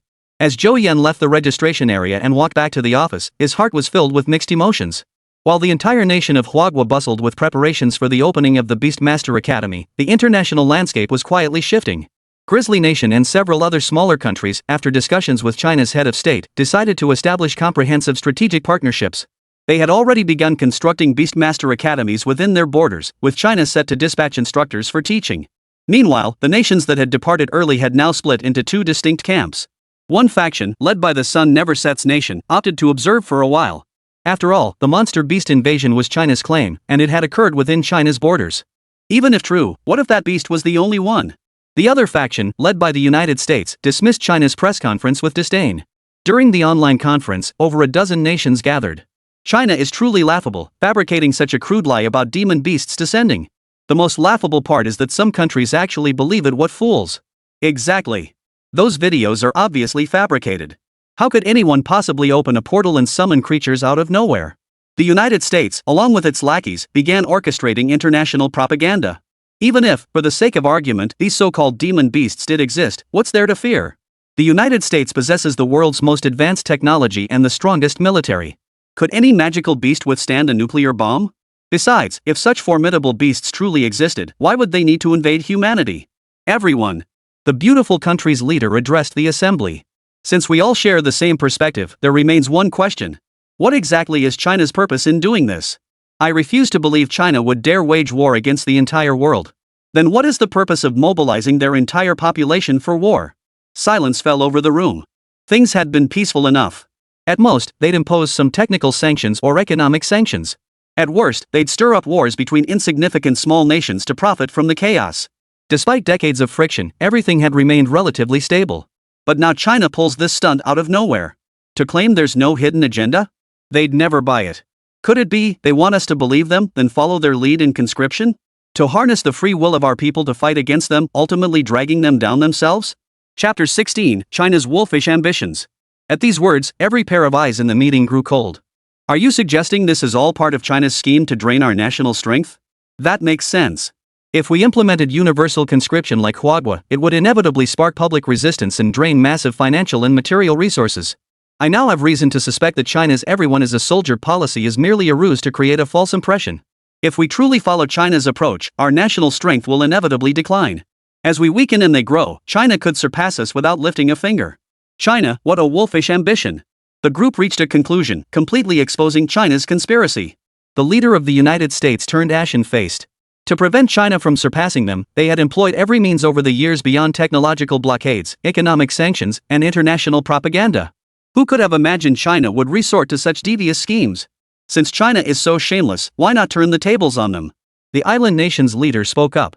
They just want to watch us tear ourselves apart, right? Then let's play along with their plan. We'll feign full-scale war preparations, letting China believe their scheme has succeeded. Once China launches its attack, we'll turn the tables and strike back. Then China will be like fish on a cutting board, at our mercy. Excellent. The leader of the beautiful country roared with laughter. This plan is brilliant. Without losing a single soldier, we'll lure China straight into our trap. But are these truly China's schemes? At the meeting, only the leader of the island nation murmured to himself. China had studied military strategy for millennia. Such crude tactics didn't fit their style. I can't wait to see the look on China's face when they realize they brought this upon themselves. The island nation's leader's eyes darkened with greed.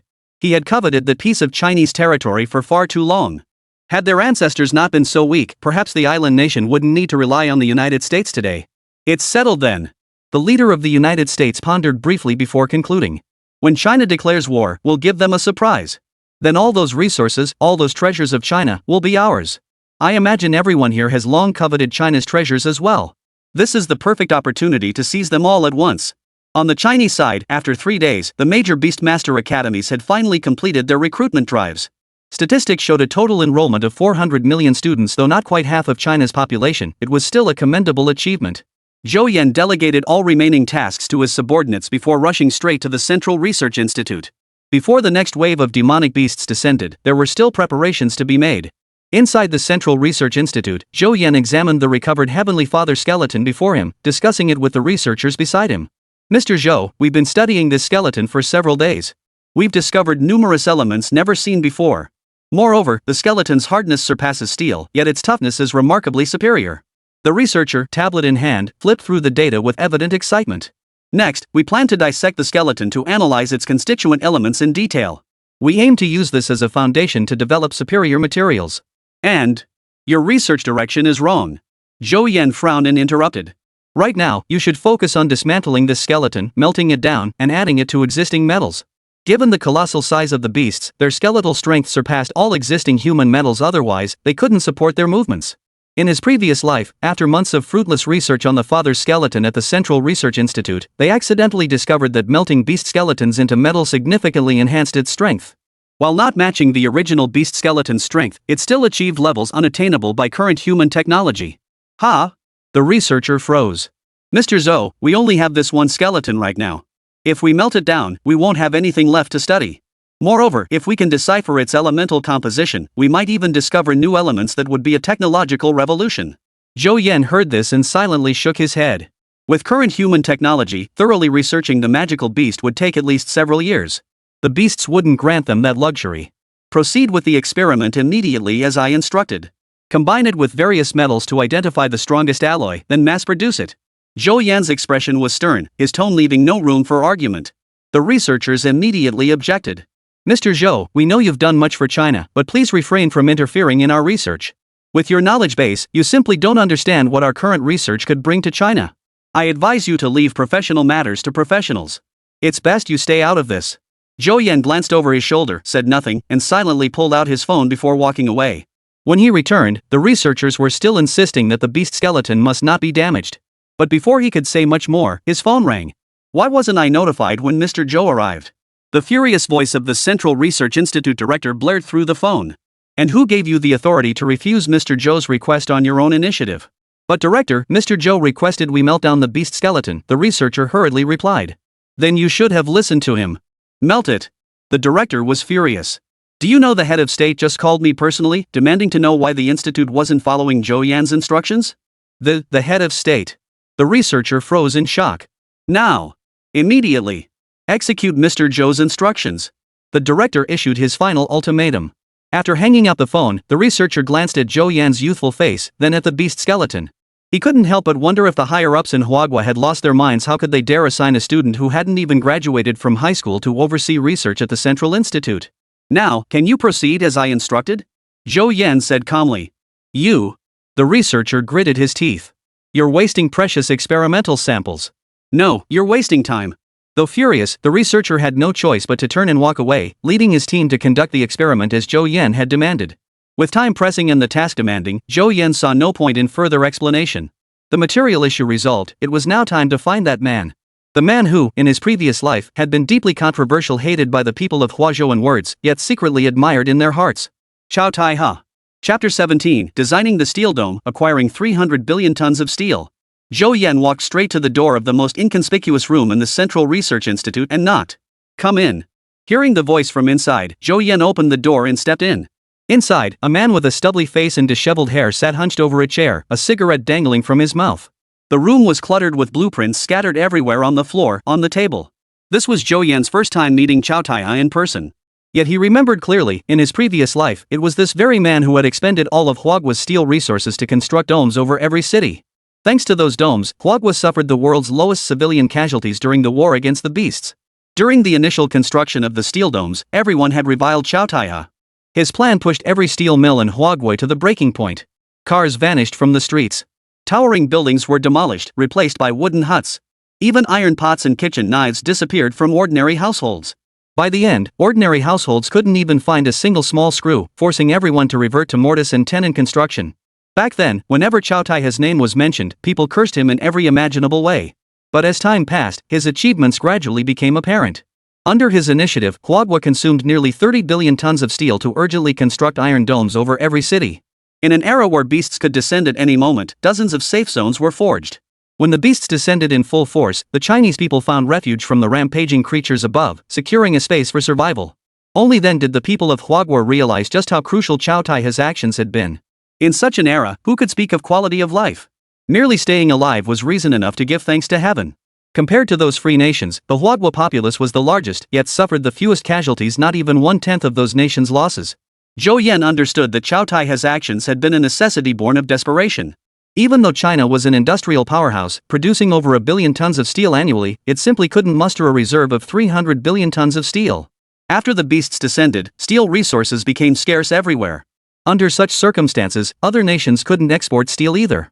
He had no choice but to turn his focus toward the populace. Everything Chao Tai did was actually quietly orchestrated by the Chinese government behind the scenes. Yet he alone bore the brunt of the criticism. This time around, Zhou Yan was determined to change everything. He would not only ensure the survival of China's people, but also guarantee they lived comfortably and freely.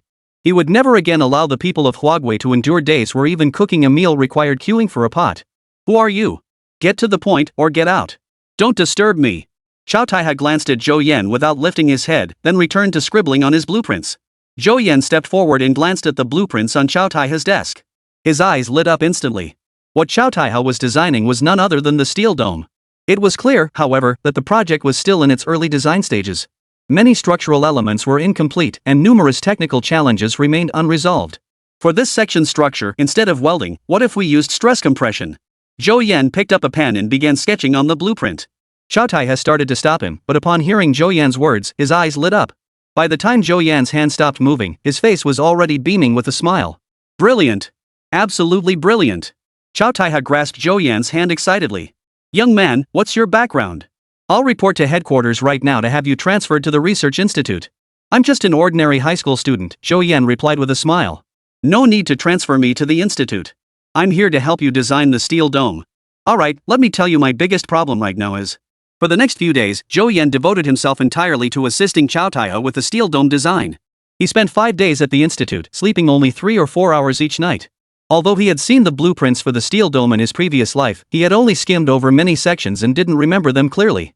Yet relying on these hazy memories, he managed to help Chow Tai-ha complete the design over a month ahead of schedule.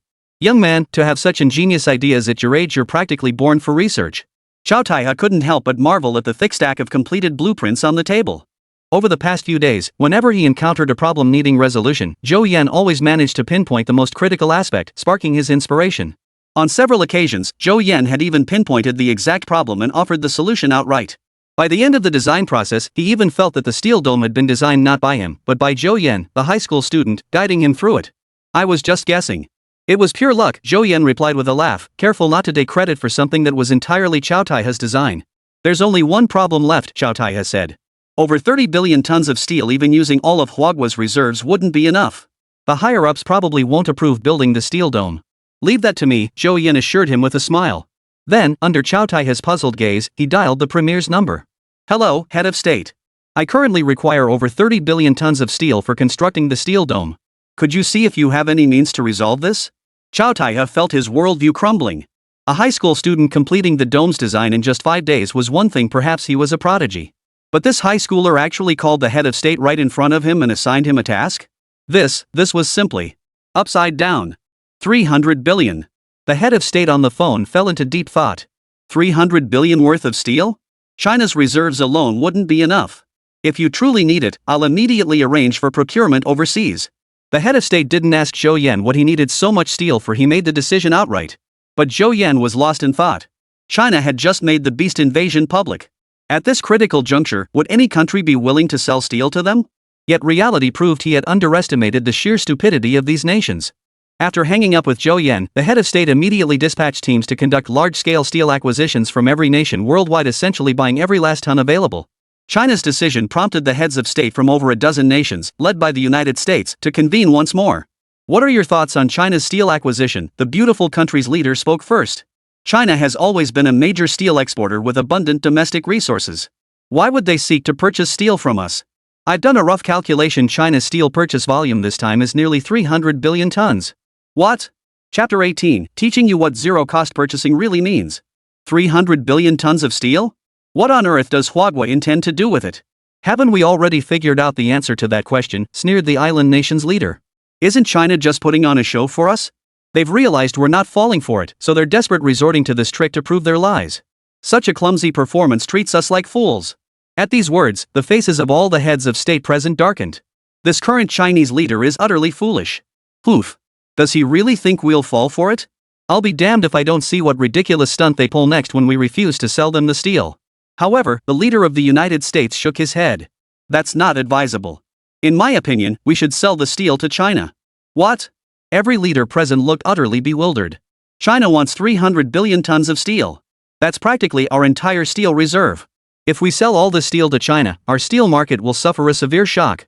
And with that much steel in their hands, who's to say what they might do? You know full well how crucial steel is to military strength, don't you? How is this any different from handing weapons directly to China?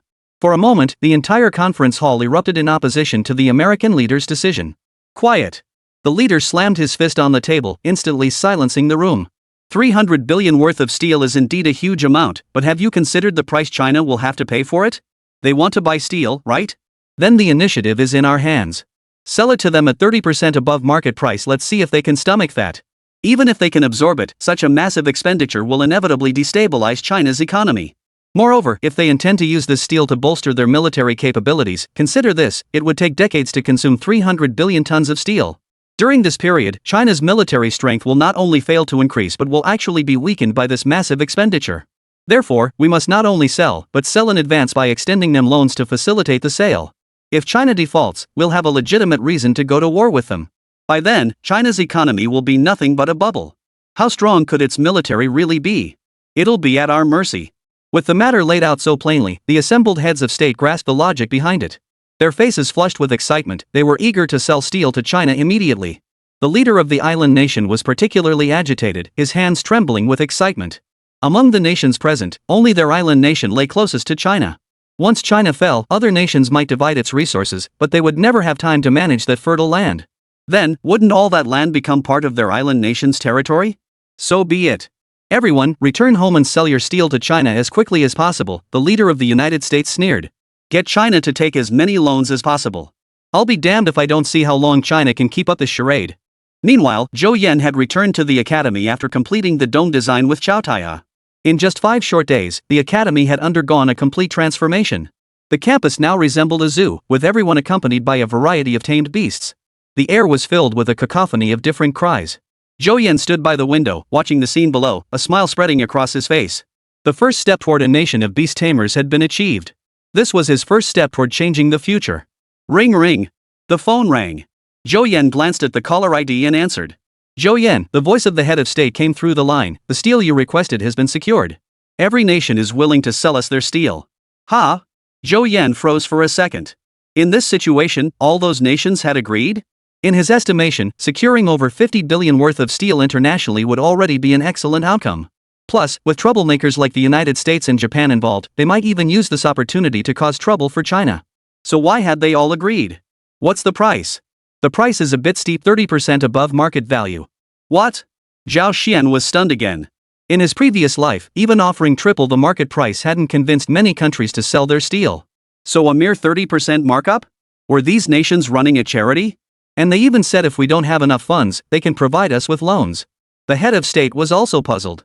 These nations usually nitpicked at China over every minor detail, seizing on any trivial matter to criticize. When had they become so accommodating toward China? But Zhou Yan, upon hearing this, sensed something amiss. 30% above market price, offering loans to China. After pondering for a while, Zhou Yan suddenly had an epiphany, followed by a sly smile. Prime Minister, tell them we're increasing our purchase volume. We'll buy every last ton of steel from any country that agrees to lend to China. Zhou Yan had already grasped the ulterior motives of these nations. We kindly warned you about the demon beast invasion, but you didn't believe us. Now you want to turn around and harm us. You like selling steel, huh? Then I'll let you sell your hearts out. You like lending? Then China will lend you as much as you want. I'll be damned if I don't see which way the wind blows when the beasts descend upon your lands, whether you'll be begging us for money or pleading for our aid. I'll teach you a lesson, show you what $0 purchases really mean. The head of state sensed something amiss. Upon hearing Zhou Yan's words, he instantly grasped their meaning. Very well. These bastards never cease digging pits for China. I'll see who ends up buried in this one. Even through the phone, Zhou Yan could feel the head of state's fury. Head of state, the steel issue is resolved. Next, I need you to assemble all the workers nationwide and keep them on standby. What are you planning? I intend to turn every city in China into an iron fortress against the beasts. Hanging up the phone, Zhou Yan gazed toward the direction of the United States across 10,000 miles, a cruel smile spreading across his face. I await the day you come crawling on your knees, begging China for aid. After muttering this, he glanced at the academy outside the window before turning and leaving the room. The popularization of beast tamers had entered a formal phase, and the construction issues of the Iron Sky Dome had been resolved. Next, he needed to focus on recruiting exceptional beast tamers and prioritizing the formation of the God Eaters Squad. Yet as he immersed himself in these thoughts, distant shifts were quietly unfolding in the Arctic. Chapter 19, Leave the heavy lifting to us old-timers. Under Zhou Yan's arrangements, the entire nation of Huagua launched a comprehensive construction effort for the Iron Dome, mobilizing tens of millions of people into the infrastructure project. Old Su, you're only 60 prime age for learning. Why didn't you enroll in the Beastmaster Academy? What are you doing here? How dare you say that to me? You're only 2 months older than me. Why aren't you enrolling in the Beastmaster Academy? Forget it.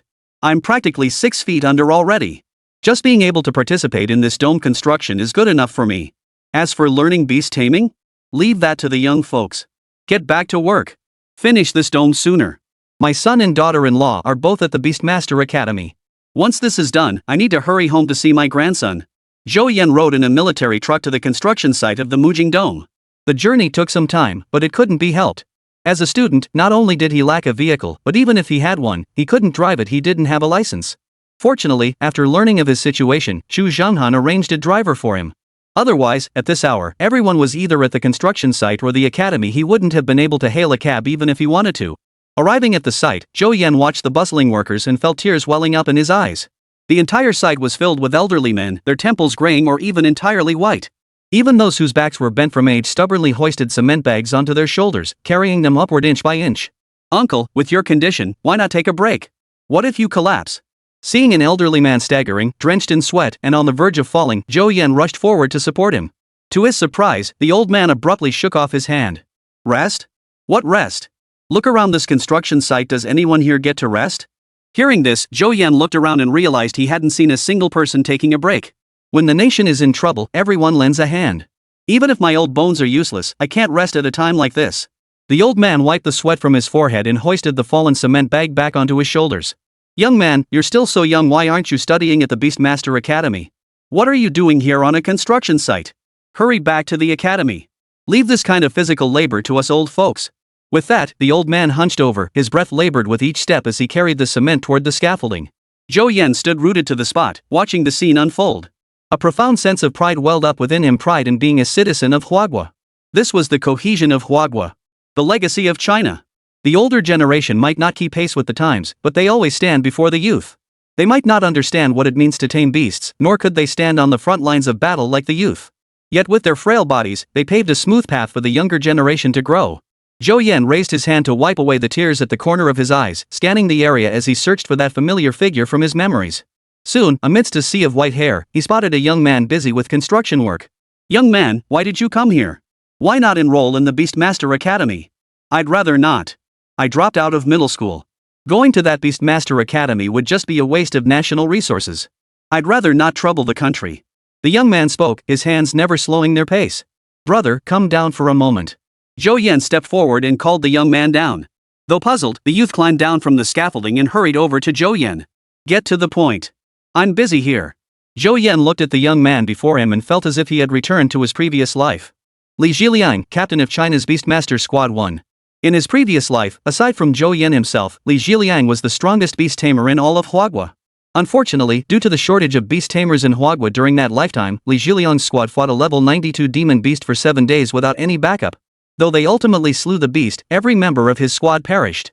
Li Zhiliang, come with me. Zhou Yan cut straight to the point. Though Li Zhiliang wondered how this man knew his name, he still had work to do. Who are you? If you don't have anything important, don't bother me. I've got work to do. With that, he turned to resume work on the dome. Zhou Yan immediately blocked his path. Li Zhiliang, I know your mother passed away early and your father is bedridden. But your talent shouldn't be wasted here. Li Zhiliang's eyes sharpened instantly. How do you know all this? It doesn't matter how I know. But if you want to save your father, come back with me. Zhou Yan seemed oblivious to the glare, continuing, if you come with me, I promise to find the best doctor for your father. Even if we can't cure him, we can ensure he lives out his remaining years in peace. You mean it? Li Zhiliang's eyes lit up. He too longed to join the front lines. Every morning on his way to the construction site, he witnessed young people streaming toward the Beastmaster Academy to enroll. He had approached those gates countless times, only to retreat each time. He wanted to go too, but if he left, who would take care of his father at home? He had only this one family member left. He couldn't abandon his father. Truly, if you come back with me, I'll take care of your father's affairs. Zhou Yan solemnly promised. Why should I trust you? Li Zhiliang wavered. Zhou Yan smiled. Don't you watch the news? Don't you recognize my face? Li Zhiliang lifted his hair, which hadn't been trimmed in who knows how many months, and finally recognized Zhou Yan's face. You're the one from the news. Instantly, he believed Zhou Yan's promise. With Zhou Yan's status, there was simply no reason for him to lie. I'll go with you. Zhou Yan smiled.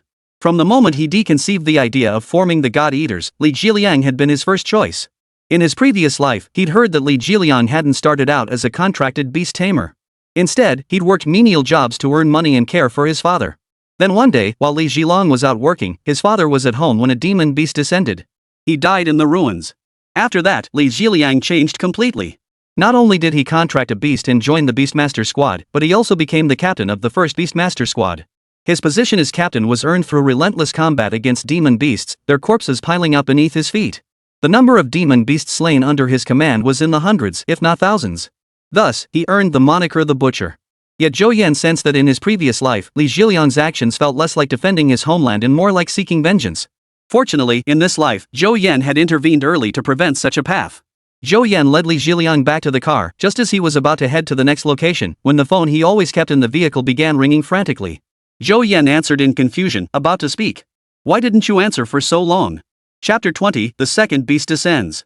Chu Zhenghan's furious roar blared through the phone, sounding as if he wanted to devour Zhou Yan whole. "Old Chu, it's just a moment without answering. What's so urgent?" "Something major happened. A demon beast has descended in Grizzly Nation." "What?" Zhou Yan's expression froze. How could this be possible? Based on the events of his previous life, the second demon beast was supposed to appear over a month after the Heavenly Father's arrival. How could it be less than half a month now? Could it be that the Heavenly Father's premature death caused the second demon beast's arrival to be hastened? Grizzly Nation has already requested our assistance. Where are you now? I'll send someone to pick you up immediately. Zhou Yan quickly relayed his location to Chu Zhenghan. Within an hour, Zhou Yan arrived at the Northwest Military District aboard a military helicopter. Take a look at this. It's the intelligence sent over from Grizzly Nation. As soon as Zhou Yan entered, Chu Zhenghan turned the screen toward him. Roar! On the screen, a colossal creature nearly 100 meters long stood with its front half on Grizzly Nation's coastline and its rear half still submerged in the sea. It opened its gaping maw and spewed frost toward the shore. Ice Soul Whale. Zhou Yan frowned, staring at the silhouette on the screen. This was the second demon beast to descend. In his previous life, this very creature had also landed on Grizzly Nation's coastline, ravaging the land for nearly a month. Although ultimately defeated by the nation, the destruction was catastrophic. Half the country's territory became uninhabitable wasteland.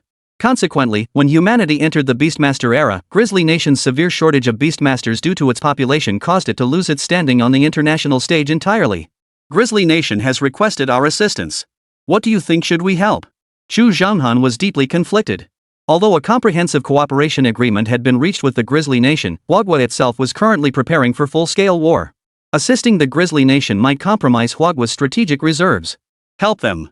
We absolutely must help them. Zhou Yan answered without hesitation. Relying solely on Huagua's strength to resist the demonic beasts was unrealistic. Even if successful, the cost would be unimaginable. Huagua absolutely needed allies, and the Grizzly Nation was the best choice. He clearly remembered that despite suffering heavy losses after the descent of the Ice Soul Whales, the Grizzly Nation had fought until the very end during the Beastmaster era. Not only did each of their Beastmasters possess extraordinary prowess, but they also embraced a death-defying resolve, fighting the beasts without regard for consequence. It was precisely this fiery spirit that ultimately allowed them to stand on the battlefield for the decisive battle against the demonic beasts. But most of Huagua's beast tamers aren't ready yet. Chu Zhenghan still hesitated. There's no time to prepare them. Zhou Yan shook his head. I thought we still had time, but it seems our window is closing fast. Judging by the current situation, the sequence and locations of the demon beast's descent matched the previous era, but the timing had shifted. We can no longer rely on the timeline from the previous era. Everything must be accelerated. How many beast tamers does Grizzly Nation have now? According to their reports, only about 80 million. Chu Zhenghan sighed helplessly. 80 million? Zhou Yan was taken aback. From what he understood, Grizzly Nation's total population barely exceeded 100 million. Did this mean everyone except the elderly and children had become beastmasters? Truly a nation of warriors. Enough. Arrange a plane for me immediately. I'm heading there now. Zhou Yan declared before striding toward the exit. Wait. Chu Zhenghan called after him, his voice tinged with confusion. You plan to go alone? I'll go ahead. Assemble 100-strong Beastmaster squad and get them here as quickly as possible. With that, Zhou Yan left the office. 2 hours later, Zhou Yan stepped off the plane onto the soil of Grizzly Nation. The moment he stepped off the plane, he saw the imposing convoy of military vehicles before him, with Emperor Roman standing at its forefront. Mr. Zhou, you finally arrived. Emperor Roman immediately stepped forward upon seeing Zhou Yan, accompanied by an interpreter who began translating. Mr. Roman, let's skip the formalities. Have someone take me directly to the magical beasts. This. Roman's expression shifted slightly. Mr. Zhou. Did China send only you? The others will arrive shortly. Take me there first. Roman visibly relaxed. He'd feared China had sent someone merely as a token gesture, but now it seemed his worries were unfounded. Mr. Roman, are you planning to accompany me personally? Seated on the aircraft, Zhou Yan observed Roman's troubled expression and couldn't help but ask. With our warriors fighting the beasts on the front lines, how could I possibly hide inside the Federation building? I must stand with my warriors. Instantly, an aura of commanding authority radiated from Emperor Roman. Zhou Yan instantly gained new respect for him. He had heard rumors that the leader of Grizzly Nation was extraordinary, but seeing it firsthand revealed that the broadcasts had actually held back. The sheer audacity of personally heading to the front lines was something no Western leader could match. Before long, Zhou Yan arrived at the battlefield. The moment he stepped off the plane, a chill swept over him. Though Grizzly Nation's temperatures were generally mild year-round, it was currently the height of summer. There was no reason for it to be this cold. His gaze swept toward the coastline, where a monstrous creature came into view. It possessed 6 blood-red eyes, exposed fangs, a body covered in erect bone spines, and a completely blue form. Instantly, his fiery eyes activated. Name, Ice Soul Whale. Level, 10. Bloodline grade, B. Skill, Ice Soul. Weakness, Blowhole. The Ice Soul Whale had now fully beached itself, its entire body enveloped in frigid mist as it hovered above the ground. With each slow glide of its tail fin through the icy air, its form steadily advanced inland. This abnormal cold was caused by it. Along the coastline, a squadron of soldiers dressed in uniform stood in formation along the Ice Soul Whale's path. Behind them stood their beast riders. True to their nation's name, most of these soldiers' beasts were bears, though their innate ranks and abilities varied. Mr. Zhou, you're alone. What do you plan to do? Emperor Roman beside him asked with confusion. May I assume command of those soldiers? Zhou Yan looked at Roman, gesturing toward the formation of troops. Before Roman could respond, the commander standing behind him immediately spoke up upon hearing the interpreter's words. No. Absolutely not. Chapter 21, Has he always been this arrogant? The commander stepped forward, standing directly before Zhou Yan. You're a Chinese national, what gives you the right to command our country's soldiers? The commander demanded, his voice brimming with indignation. Zhou Yan glanced at him, then turned to Roman and asked, Has he always been this arrogant? Roman looked slightly embarrassed. Mr. Zhou, I apologize. He has a rather impatient temperament. Then, his expression turning stern, he addressed the commander, This is Mr. Zhou. If not for him, we wouldn't even know what a beastmaster is. Show him some respect. Put. Commander snorted. Even if he taught us the method, our warriors have all become beastmasters now. We don't need him to command us. Just as Roman was about to speak, Zhou Yan interjected. In that case, I'd like to see how you handle this demon beast. Zhou Yan stood silently, arms crossed over his chest. Mr. Zhou, this. Roman was momentarily at a loss, only managing to glare at the commander beside him. Oomph. You Chinese brat, watch closely. I'll teach you what real warfare looks like. The commander declared, then pulled out his walkie-talkie to issue orders. At the command, hundreds of soldiers standing before the Ice Soul Whale directed their beasts to charge headlong toward it. Brainless. Zhou Yan cursed inwardly. How could a bunch of beasts below level 5 possibly withstand a level 10 Ice Soul Whale head-on? Just as he'd anticipated, before the beasts could even draw near, the Ice Soul Whale opened its gaping maw, unleashing a torrent of frost from its jaws.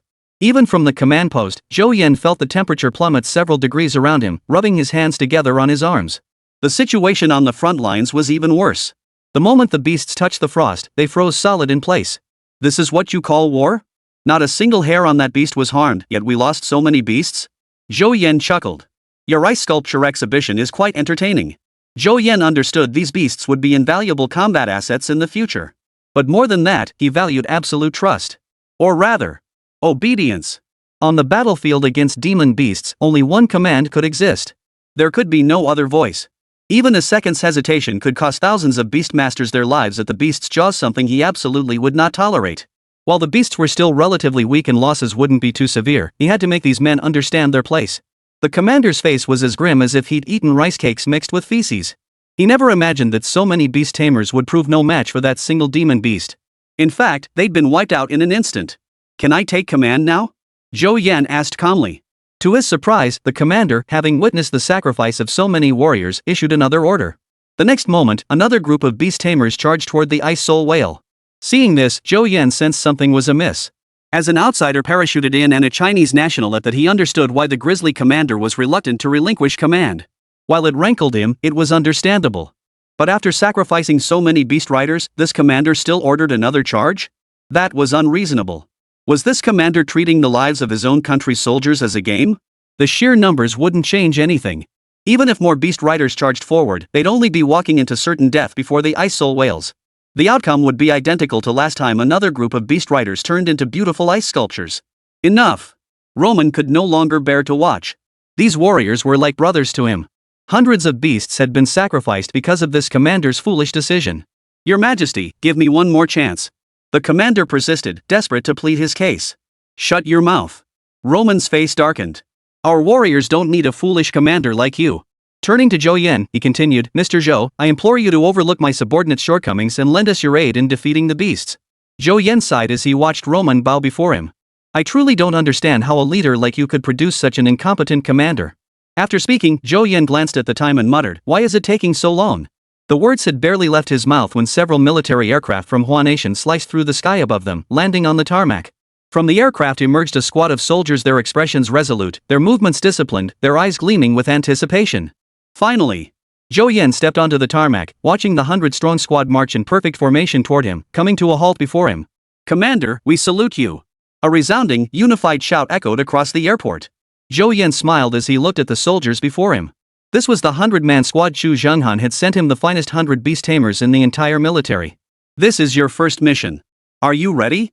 Always ready. Good. Since that's the case, let's show them how the soldiers of Huagua slay beasts. Zhou Yan felt as though he had returned to his previous life as the commander-in-chief of the Huagua forces, his blood boiling with excitement. At my command, form squads of 10. All combat operations will follow my direct orders. Yes, sir. With that, Zhou Yan led his squad to the coastline, 10 teams standing ready behind him. Summon your beasts. At his command, 100 teleportation portals opened simultaneously behind him, and one by one, the figures of the beasts emerged. He stood before them. Seeing these beasts up close like this, are you afraid? Not afraid. You aren't afraid, but I am, Zhou Yan said with a smile, his expression turning serious in an instant. Fear is human nature, but we stand as the final line of defense between the beasts and the people.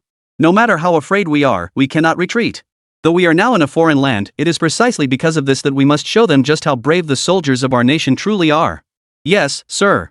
You lot, later, and you too. Zhou Yan assigned combat duties before giving the order. Begin the operation. Instantly, 10 teams converged on the ice soul whale from different directions. Meanwhile, Zhou Yan silently summoned Xiao He and approached the creature step by step from the front. Xiao He, same as always, find an opening to climb onto its back. Xiao He stood on Zhou Yan's shoulder and nodded his little head. As everyone reached their designated positions, Zhou Yan spoke calmly into his walkie-talkie, initiate the assault. The next second, the tank and warrior-type beasts charged forward, while the mage-type beast stood beside the warriors, unleashing a barrage of attacks at the ice soul whale to cover the front line's assault. The Grey Bear Nation's forces witnessed this scene and instantly recognized the gap. It wasn't a gap in combat skill, but a gap in command. Compared to China's commanders, theirs were nothing but charging fools. As the ice soul whale sustained more and more wounds, the Grizzly Nation forces visibly relaxed. Especially Roman, who breathed a sigh of relief. Seeking aid from Huagua had been his wisest decision. But Zhou Yan, standing before the ice soul whale, remained vigilant, his gaze fixed intently on its movements. The instant the ice soul whale shifted its body. Full retreat. Chapter 22, Slaying the Ice Soul Whale. In an instant, all the warriors recalled their beasts to their sides. The very next second, an intense chill erupted around the ice soul whale. Waves of frost radiated from its body, enveloping it within a crystalline shell. Then, the ice soul whale's body began to twist slowly, gradually accelerating as it spun through the air. The bone spines covering its body shot out in all directions as it spun. Zhou Yan had been waiting for this very moment. In his previous life, the Grizzly Nation had sent nearly 10,000 beast tamers to hunt down the ice soul whale. They were on the verge of success, but they hadn't anticipated this move, leading to devastating losses. Fortunately, he had briefed all the warriors beforehand, preventing casualties. All beastmasters and warriors positioned themselves hundreds of meters away. The tank-type beastmasters and warrior-type beastmasters at the front of the squad blocked every bone spike fired by the ice soul whale. This standoff lasted a full 3 minutes before the ice soul whale's writhing body finally came to a halt. Attack! Seeing this, Zhou Yan gave the order again. This time, the assassin-type beast, which had remained inactive until now, also charged forward. In an instant, the ice soul whale faced attacks from all directions, yet its massive frame hindered effective defense. Not all beast tamers possessed defenses as exaggerated as Heavenly Father's. Before long, wound after wound appeared on its body. From the wounds, streams of blue blood gushed forth, staining the entire coastline a vivid blue. Xiao He, it's your turn. As soon as Zhou Yan finished speaking, an indistinct figure shot from his body, streaking toward the ice soul whale. Its slender body moved with astonishing agility, swinging across the few remaining bone spines on the ice soul whale's back. Within seconds, it stood atop the creature. Xiao Hei scratched his head, glanced around, then made his way toward the ice soul whale's blowhole. The ice soul whale seemed to sense danger, its body swaying violently in an attempt to shake Xiao Hei off. But with its attention fixed on Xiao Hei, the other 100 beast riders seized their chance. A barrage of diverse attacks seized the moment and struck toward it. Roar! Whether enraged or protecting its vulnerable spot, the ice soul whale gathered its strength and expelled frost from its blowhole. Xiao Hei had just reached the blowhole when he was startled, leaping backward and curling into a ball behind a bone spike. Keep attacking! Don't stop! Zhou Yan gave the order. They must now create an opening for Xiao Hei and prevent the ice soul whale from guarding its blowhole unchallenged. Though the ice soul whale was of a higher rank, being surrounded by so many beast tamers and finding its attacks ineffective had now driven it into a rage. It opened its gaping maw, shook its head violently, and unleashed a torrent of frost toward the front, aiming to freeze every beast tamer in its path into ice sculptures. Fortunately, the group was prepared. The moment it opened its maw, they immediately retreated. This action gave Xiao Hei on its back an opening. Seeing the frost weakening from the blowhole, Xiao Hei emerged from behind the bone spines and cautiously approached the vent. Xiao Hei tested the air. Though the frost had lessened, it was still beyond its endurance. A look of frustration crossed its face, and it let out a grunt. Then it raised its tiny paw, fingers pointing skyward. The next instant, a bolt of black lightning as thick as a thumb struck from the clear sky, hitting the blowhole directly in front of it. A wave of numbness instantly spread throughout the ice soul whale's body, and the icy frost gushing from the blowhole vanished. Seeing this, Xiao Hei flashed a proud little smirk before taking a few steps forward and leaping directly into the blowhole. The warriors of Grizzly Nation were utterly stunned. The coordination among these Huagua warriors was simply too impressive. Mages provided cover for the warriors and tanks to charge forward, retreating swiftly when danger arose. Assassins constantly sought opportunities to strike the ice soul whale, delivering a hit and then moving on without hesitation. All of this was done to create an opening for Mr. Zhou's Beastmaster. Compared to China's tactics, their own combat resembled a bunch of brainless savages. Of course, it wasn't entirely their fault. They were merely soldiers. The strategist should have been the commander. But their commander's brain seemed smaller than a walnut kernel. But they were also puzzled. Why would Zhou Yan have his Beastmaster jump into the ice soul whale's body? Wasn't he afraid his Beastmaster might never come out again? Roar! Amidst their bewildered stares, the ice soul whale let out another deafening roar that echoed across the sky. This time, however, the roar carried a hint of agonized whimpering. The frost surrounding the ice soul whale rapidly dissipated, and the temperature along the entire coastline quickly warmed. With a thunderous crash, the colossal form that had been suspended in the air slammed back down to the ground. It began thrashing violently, as if something was causing it immense agony. Mr. Zhou's methods are truly extraordinary, Roman murmured, shaking his head as he observed the scene. He knew deep down that China's research into magical beasts had already surpassed theirs, and by a wide margin. The ice soul whale's arrival proved everything China had stated at their press conference to be true. Fortunately, Grizzly Nation had long maintained close ties with China and chose to believe them. In this era of beast taming, China's rise was inevitable. After deep contemplation, he made a silent decision.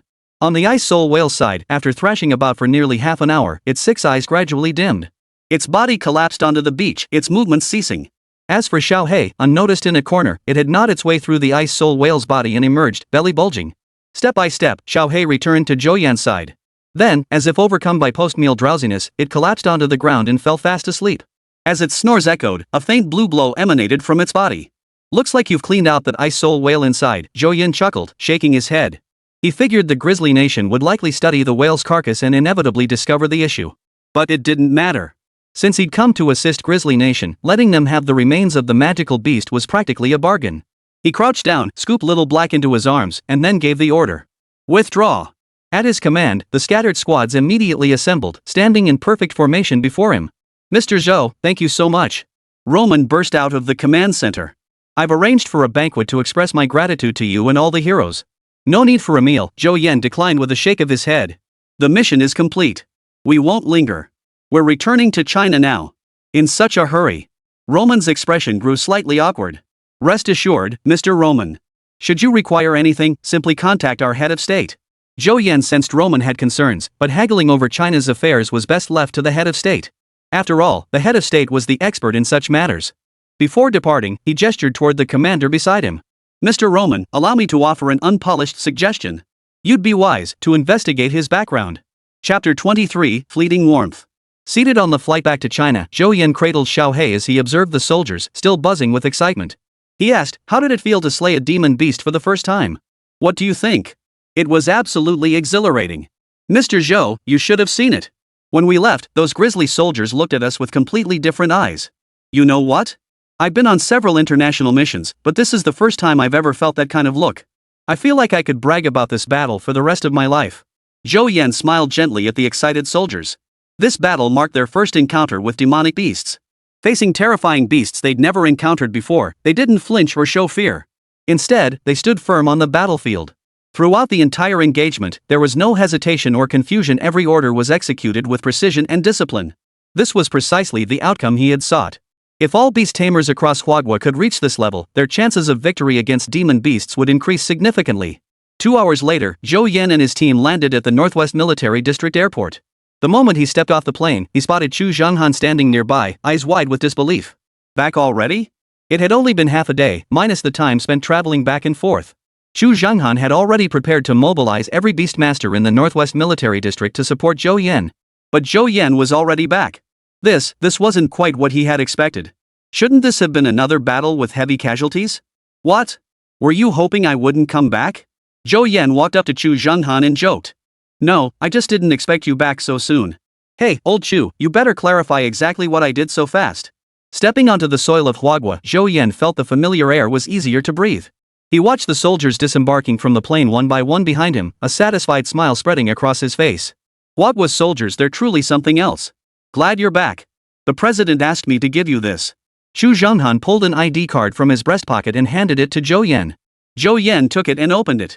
Name, Zhou Yan. Position, Commander-in-Chief of Huagua Operations.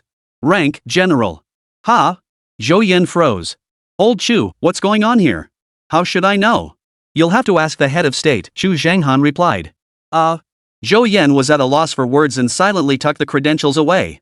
Even though he didn't know what was going on, having this identity would make certain things easier to handle. Better not. The head of state might be receiving gratitude from Grizzly Nation right now. I'd rather not disturb His Excellency. With that, Zhou Yan headed toward the deepest residential area within the military zone.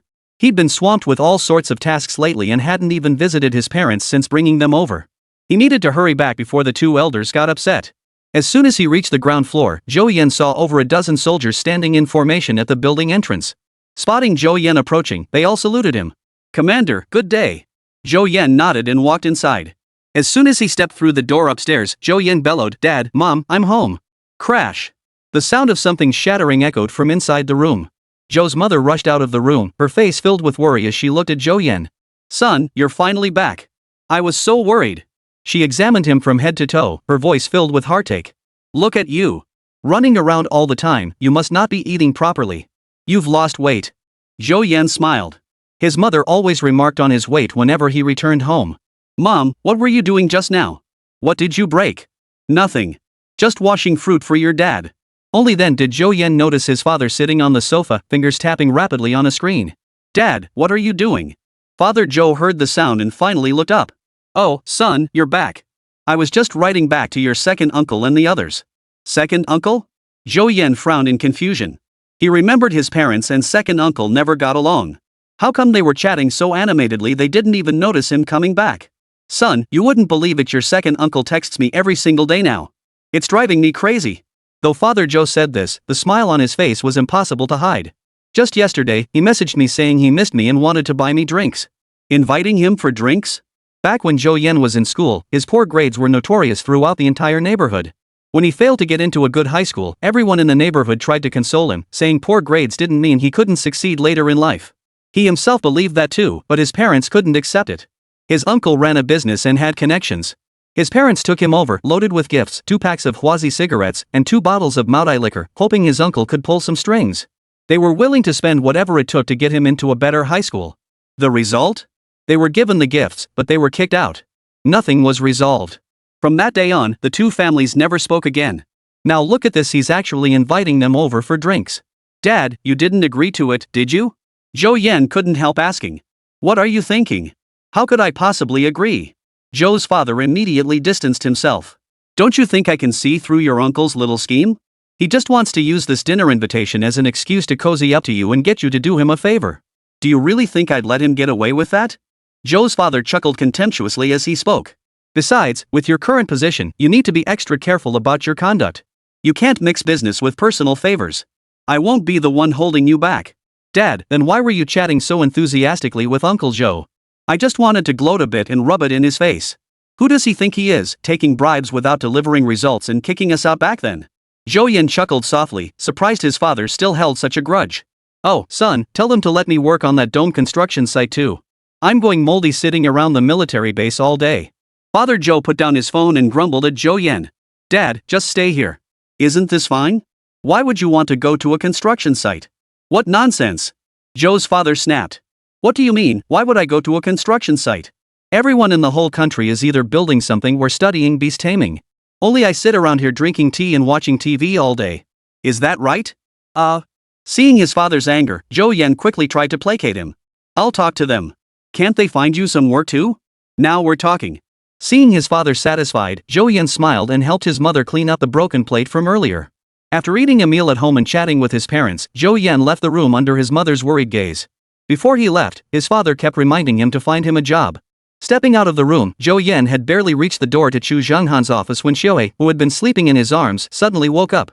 Chapter 24, Grizzly Nation Issue Statement, Island Nation Panics. The next second, 2 golden beams shot from Xiaohe's eyes. Seeing this, Zhou Yan didn't bother knocking. He pushed the door open and walked in, carrying Xiaohe with him.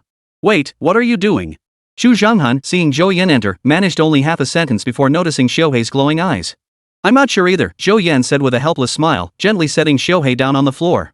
The next instant, Xiaohe's body began rapidly expanding, growing over 10 centimeters in just a few seconds. The kid's going through a growth spurt. He's been eating a bit too much lately, so he's shot up. Zhou Yan awkwardly explained to Chu Zhenghan. The two men watched as Xiaohe's height steadily increased. Within a minute, the puppy that had been knee-high was now reaching Zhou Yan's waist. The fur on its body also began to change from solid black. The original matte black began to gleam, and several strands of blue appeared on the top of its head. Roar! As the light faded from Xiaohe's eyes, a beastly roar erupted, a sound utterly unnatural for a mere mongoose. Xiaohe's transformation finally concluded. Zhou Yan couldn't tell if it was his imagination, but Xiaohe's face seemed far more fierce than before. Xiaohe? Zhou Yan called tentatively. The little black creature's expression instantly shifted, reverting to its original dazed and adorable look. Name, Heaven's Will Black Minion. Level, 11. Bloodline grade, SSS. Talent, Devour and Evolve. Skills, Mastery of all arts, Summon Lightning, Frost. Sure enough, Xiaohe had evolved again. After consuming the Ice Soul Whale's corpse, Xiaohe's level finally reached 11, marking a breakthrough through the first major threshold. As Xiaohe evolved, a voice echoed in Zhou Yan's mind. Skill, Iron Armor upgraded.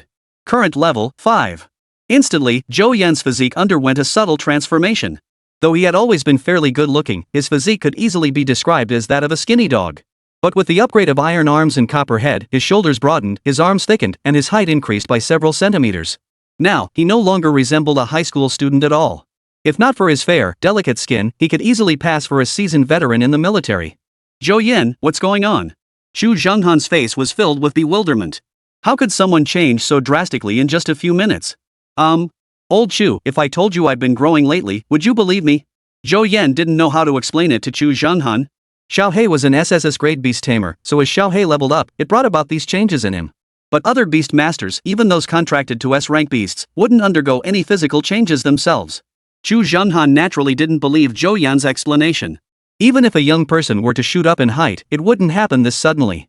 Still, he didn't press further. Zhou Yan had more than one secret. Xiaohe scanned the room, spotted Zhou Yan, and walked over. He started climbing up Zhou Yan's back. Zhou Yan grabbed Xiaohe. Xiaohe, look at how big you are now. My shoulders can't hold you anymore. Xiaohe looked at Zhou Yan with a pout. He wasn't even a month old yet, why couldn't he sit there? Zhou Yan coaxed him for a moment before sending Xiaohe back to the beast taming space. What's the latest from Grizzly Nation? Zhou Yan asked, sitting across from Chu Zhenghan. They've already transported the beast's carcass back for research. Following your instructions, they're also conducting experiments to fuse the beast's skeleton with metal. With them joining the experiments, progress should accelerate. Also, they've made an international announcement declaring their alignment with Huawei on the United Front. All actions related to the demon beast will now follow Huawei's command. Chu Zhenghan spoke with evident pride. It was the first time in all these years that a nation had made such a declaration. Submitting to China's command in all matters meant that Grizzly Nation had effectively decided to rely on China. Although relations between China and Grizzly Nation had remained amicable over the years, with substantial trade exchanges, he never forgot that the Grizzly Nation had once torn up agreements and recalled all its experts from China. Admittedly, they had provided substantial assistance to China. Yet any attempt to use this aid as leverage to control Chinese enterprises was something China would never tolerate. Fortunately, China's research teams worked tirelessly, ultimately propelling the nation's scientific capabilities to the forefront of the world at an unprecedented pace through their own efforts. Without the backing of scientific and technological prowess, a China still reeling from the aftermath of war might well have plunged back into turmoil, beset by both internal strife and external threats. Now, the grisly nation that once extended aid to China finds itself needing China's support. What does this signify? It signifies that China is no longer the fragile nation it once was. China has truly become a global powerhouse. It has truly risen to its feet. Yet immediately after the grisly nation made its statement, other nations plunged into panic. What is the grisly nation thinking? They are, after all, the third-ranked nation. How could they issue such a statement? At the online summit, the island nation's leader glared at the grisly nation's statement, furious. I've received intelligence that grisly nation also suffered a demon beast invasion, and it was China that sent forces to resolve it. Impossible. The demon beast invasion is a lie fabricated by China. How could it possibly be real? Then how do you explain Grey Bear Nation's statement? With their military might, they'd never need to align with China. Remember, over half their annual revenue goes into military-industrial complexes. Enough. Seeing the others growing increasingly heated, the leader of the United States stepped in to cut them off. The biggest issue right now isn't why the grisly nation issued such a statement, but that the grisly nation and China have joined forces. I ask all present, with the combined might of these two nations, who among you could stand against them? Instantly, the meeting fell into an eerie silence. Though the United States consistently ranked first globally, in terms of military might, the United States was actually on par with them. And in terms of overall strength, present-day China was not far behind either, lagging only in certain research areas. If China alone were to initiate a war, these nations could still unite to resolve it. But the current situation is heading toward a dead end. Especially the island nation and the Kimchi nation. Unlike the other countries present, their territories border China directly. Should China initiate hostilities, they would undoubtedly be the first targets. The island nation, in particular, would be the most likely choice. No, this can't be right. The island nation's leader gritted his teeth, speaking each word deliberately. We've confirmed the beast invasion was fabricated by China to provoke internal strife among us. Then why did the grisly nation still issue a statement about the beast invasion? At this question, the entire assembly fell into deep contemplation. I have a theory. Chapter 25, China and Grisly Nation, working in cahoots. Mr. Matsue, share your theory, urged the assembled heads of state. Seeing everyone waiting for his words, the island nation's leader flashed a wise smile and spoke slowly. In my view, this is still Huagwa's conspiracy. China's press conference was meant to panic us, and their demand for our steel was to solidify their lies. But what did we do? Not only did we sell them steel, we agreed to extend credit. The Chinese are notoriously cunning. Someone must have seen through our intentions. This way, while we hold leverage over China, we also show them we don't buy their nonsense. Suddenly, the meeting erupted with exclamations of sudden realization. A look of profound understanding returned to the island nation's leader's face. Where there's a dragon, there's a phoenix. After hearing the island nation's leader's analysis, the Kimchi nation's leader also spoke up. Mr. Matsuo is correct. Even if China sees through our intentions, the loan has already been processed and the steel purchased. They owe us so much money now that even if they see through it, they have no choice but to go all in. Their only option is to find ways to convince us that the arrival of the beasts is real. China and the Grisly Nation have always maintained excellent relations, so close they might as well be wearing the same pair of pants. Therefore, this entire affair must be a joint production orchestrated by Huagwa and Grisly Nation to deceive us. No sooner had he finished than several heads of state present began to nod in agreement. Exactly. Park Daesai is right, this must be another one of their schemes. No wonder Grisly Nation kept declining our meeting invitations, turns out they're in cahoots with China all along. Thank goodness for the thorough analysis by Prime Minister Park and President Matsue, otherwise, we might have actually believed it. The leaders of the major powers nodded in agreement, endorsing the analysis from the island nation and the Kimchi nation. Only the leader of the United States frowned deeply. He felt it was impossible for China to make such a foolish decision. After all, when it came to military strategy, China was the world's original master. Many of their current military operations had evolved step by step from China's military treatises. Even now, a copy of The Art of War by Sun Tzu sat on the bookshelf in his office. I believe China might actually be telling the truth. The leader of the island nation was cut off mid-sentence. Ha! Have you lost your mind? Even children don't believe in the arrival of demons, and you actually believe it? But have you considered what China stands to gain from this? Would they really pile up such massive foreign debt just to deceive us? Oomph! The island nation's leader snorted coldly. The Chinese are inherently foolish. Such self-defeating schemes are precisely their modus operandi. As long as it drains our national strength, why would they care about such trivialities? The Chinese are despicable and shameless, always resorting to underhanded tricks. If not for that, how could our island nation's ancestors have fallen to them back then? The leader of the island nation looked around the meeting room, seeing everyone's haughty expressions and contemptuous attitudes toward China, and found himself at a loss for words. Ding, the leader of Jianhua nation exited the meeting. How laughable. That Jianhua leader actually bought it and left the meeting. Is he siding with China against us now? Let him leave.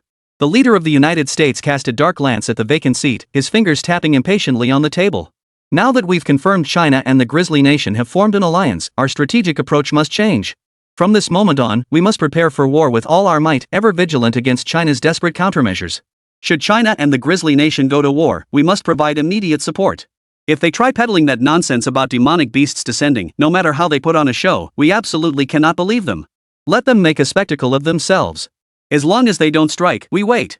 We'll let China and Grizzly Nation play out their own charade, squander their national strength, and pay the price for treating us like fools. The leader of the United States was supremely confident. No matter how much China develops, it will never surpass the United States' international standing. Because the United States holds the guns and every nation at these conferences is but a gun in their hands. China will never possess such things. Agreed. No problem. Let them reap what they sow. Meanwhile, China received news that other nations were also preparing for war. It seems the events in Grizzly Nation and their statement have finally made them understand just how terrifying the arrival of the beasts truly is. The head of state sighed in relief. Notify everyone immediately we're convening a meeting in the conference room. Oh, and have Zhou Yan attend as well. Given his current position, he must be present for this meeting. 1 hour later, in the highest level conference room of the Huagua government building, a group of leaders holding the nation's fate in their hands sat together. Zhou Yan, the sole young face among them and nearly 50 years younger than many present, was seated to the head of state's right. I just received intelligence that all nations including the United States, Japan, and South Korea have commenced war preparations, the head of state declared. The moment the words left his mouth, the leaders below began exchanging glances. Looks like after what happened in the Grizzly Nation, they finally grasped how grave the threat of the beasts descending truly is. Something doesn't feel right to me. Given their suspicious nature, they shouldn't be so easily convinced, should they? I also sense something amiss, especially regarding the island nation. They've always done the opposite of what we say. Why would they suddenly believe us? Quiet. The head of state paused for a few seconds before speaking again. General Zhou, what's your take on this? Zhou Yan, seated beside the head of state, fell deep in thought upon hearing the question. For a moment, he didn't register that the title General Zhou was directed at him. Oh, I forgot I have a military rank now, Zhou Yan chuckled awkwardly. Head of state, I still think there's something fishy about this. If they believe the beasts had descended, they should also know about the beast taming technique. Given that, why haven't they demanded our beast taming methods? Given the beautiful country's style, shouldn't they be leveraging international pressure to force us to disclose them? I suspect their preparations stem from other motives. At this remark, every leader present nodded in agreement. Zhou Yan was right. The pretty country loved nothing more than bullying others with their strength. How many wars had they instigated over the years? Now that such a golden opportunity to sabotage China had presented itself, would they let it slip away? Impossible. But if that were the case, a question arose: what was the purpose of their full-scale preparations? As everyone pondered this, a secretary hurried in and whispered a few words into the head of state's ear. The President of the United States has sent word, requesting a video conference with you. Chapter 26, Borrow their land to train our troops. Ha! The leader of Jianhua wants to hold a video conference with me? For a moment, all the leaders present let out exclamations of bewilderment. Jianhua had always been the United States' right-hand man. Why would they bypass the US at such a critical juncture to seek a meeting with him? Zhou Yan, seated beside him, let out a faint smile. In this lifetime, it seemed Jianhua had once again chosen the right side. Connect it. The head of state took out his phone, activated the speakerphone, and accepted the meeting request from the head of state of Jianhua. Your Excellency, the head of state of Huagua, the head of state of Jianhua began respectfully as soon as the call connected. I thank you for agreeing to this meeting. Why the urgency to meet with me, Mr. President of Jianhua? The head of state asked calmly, his expression unchanged. I failed to grasp the situation earlier. The events in Grizzly Nation have made me realize that everything stated at your nation's press conference is true. Our nation seeks to form an alliance with yours to jointly resist the descent of the beasts. The head of state felt conflicted, yet his expression remained unflappable. He understood that in the fight against the demonic beasts, strength lay in numbers. The more nations that joined forces, the better. Yet it must be remembered that his nation had consistently stood firmly with the United States on the international stage. To suddenly switch sides now, at this critical juncture, inevitably raised suspicions about their motives. If they formed an alliance and China taught them how to control beasts, only for them to turn around and pass that knowledge to the United States, China would lose its strategic advantage in the fight against the beasts. But that's not the most critical issue. The biggest problem is this: if the United States obtains the methods for controlling beasts, given their nature, the targets of their guns might not be limited to just the beasts. He switched off the microphone and turned to the assembled members. Each person fell into deep thought. Such a decision could not be made in mere minutes. Head of state, I have a suggestion, Zhou Yan spoke first. We could collaborate with them. But, hold on, I'm not finished yet. As someone else opened their mouth, Zhou Yan waved a hand to silence them. But this cooperation would be different from our partnership with Grizzly Nation. Cooperation is possible. We can deploy some beast tamers to be stationed on their territory, tasked with intervening to protect them when magical beasts descend. But teaching them how to tame beasts? That's impossible in the short term. As soon as Zhou Yan finished, a leader in a Zhongshan suit immediately retorted, "What kind of cooperation is this? It's just sending our warriors to protect them unilaterally." No, this is indeed a partnership. Zhou Yan shook his head. Beast taming has become widespread throughout Huagua, but very few have actually faced demon beasts head-on. This is a hidden danger. What hidden danger? Our soldiers would never flee out of fear. There are no cowards among China's troops. Zhou Yan shot a piercing glance at the speaking officer. The soldiers might not, but what about the academy students? You dare guarantee they won't be afraid? This retort left the officer speechless. The demon beasts descending now are merely appetizers both in strength and numbers. When the true onslaught comes, our warriors alone will be utterly insufficient. When that time comes, every beastmaster from every academy must stand on the battlefield and face the beasts themselves. I believe they are willing to stand on the battlefield, but when facing beasts tens of meters, hundreds of meters, or even thousands of meters tall, the instinctive fear of humanity is not something everyone can overcome. Since we cannot change that instinct, we must adapt them. If we're to cooperate, let's seize this opportunity to train our troops. Zhou Yan makes a valid point. The head of state nodded, activated the microphone, and relayed Zhou Yan's entire statement to the head of state of Jianhua. Prime Minister Zhou, stationing your soldiers on our sovereign territory seems rather inappropriate, the Jiana leader retorted immediately. Do you not have soldiers from other nations stationed on your own territory?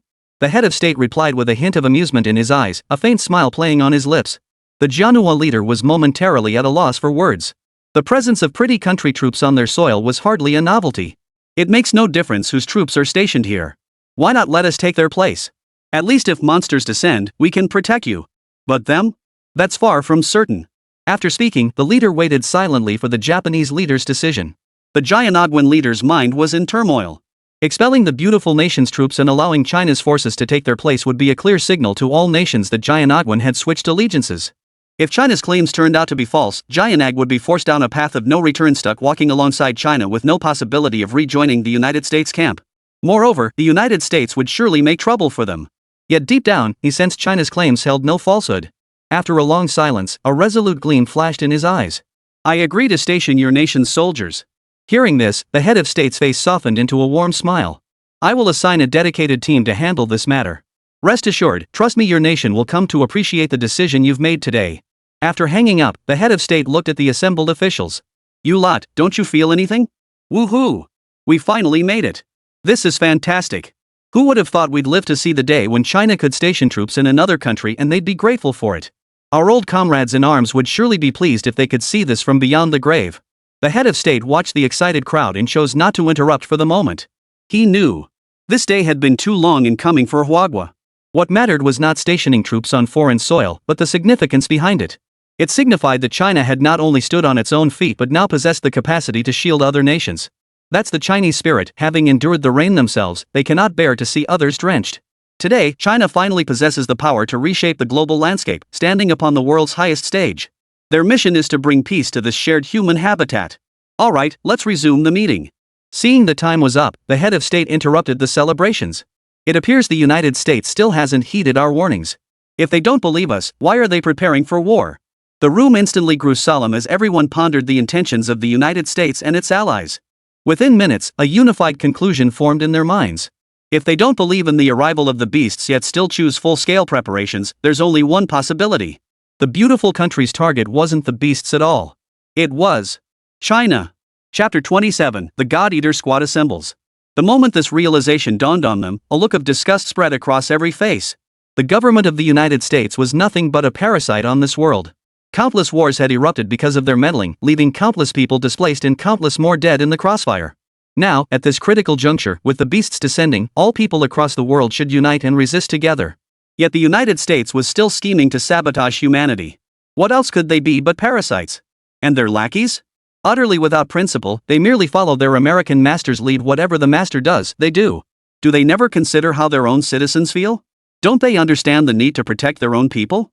No wonder so many are protesting. What use is a government that disregards its people's safety? Today, China must not only lead humanity in resisting the beasts but also constantly guard against these nations stabbing us in the back. All of humanity is truly caught in a storm of internal strife and external threats. Damn it, are they idiots or what? At a time like this, they're still thinking about this crap? Were they raised eating? Listening to the chorus of curses, the head of state was deeply troubled, rubbing his temples with one hand. Actually, there's no need for such worry, Zhou Yan spoke again, drawing the attention of everyone present. From what I understand, the next demon beast should be descending in the United States. What? Instantly, a look of excitement flashed across every face. Zhou Yan, are you certain about this? The head of state inquired. Yes. Zhou Yan nodded solemnly. While I can't pinpoint the exact timing now, I can guarantee that the next demon beast will definitely appear in the United States. Zhou Yan remembered clearly that in his previous life, the third demonic beast had descended upon the United States nearly half a year after the Heavenly Father's arrival. By that time, all nations had cultivated a sufficient number of beast masters. Thus, though the beautiful country suffered heavy losses in that battle, they ultimately succeeded in slaying the demon beast. But now it was different. The United States had absolutely no beast masters. Relying solely on technological firepower, they would be utterly incapable of resisting the demon beast's descent. Good, very good. The head of state laughed aloud. We've advised them. We've shown them the evidence. Since they refuse to believe, let them deal with it themselves. Everyone present, including Zhou Yan, shared the same sentiment as the head of state. Admittedly, many citizens of the beautiful country did believe in the demon beast invasion, as evident from comments on foreign websites. They were innocent, yet not entirely so. They had elected this government themselves, they had no one else to blame. While all humanity should unite now to minimize losses and jointly resist the beasts. But compared to that, the real horror lies in betrayal from within their own ranks. Since the United States is so fond of stirring up trouble, let them taste the might of the beasts for themselves. Zhou Yan also wanted to see just how pathetic the once arrogant United States would look when it came begging China for help. As he had always declared, in this lifetime, Zhou Yan would ensure China secured absolute, unchallenged leadership in the fight against the beasts. As soon as the meeting ended, Zhou Yan sought out Chu Zhenghan and demanded the removal of his position as vice principal of the Mujing Beastmaster Academy. He had initially assumed the beasts would arrive at the same time as in his previous life, which was why he hadn't refused the position. But now that circumstances had changed, he needed to focus all his efforts on preparation. This time, Chu Zhenghan did not refuse. Back in his office, Zhou Yan pulled out his phone and dialed several numbers from memory. These individuals were all beast tamers who had left a deep impression on him in his previous life. The team of god-eaters must be assembled as quickly as possible.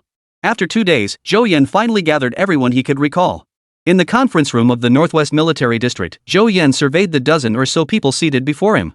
The group included Li Zhiliang and others of all shapes and sizes, men and women ranging from their 40s down to their teens. Zhou Yan surveyed the group, remaining silent.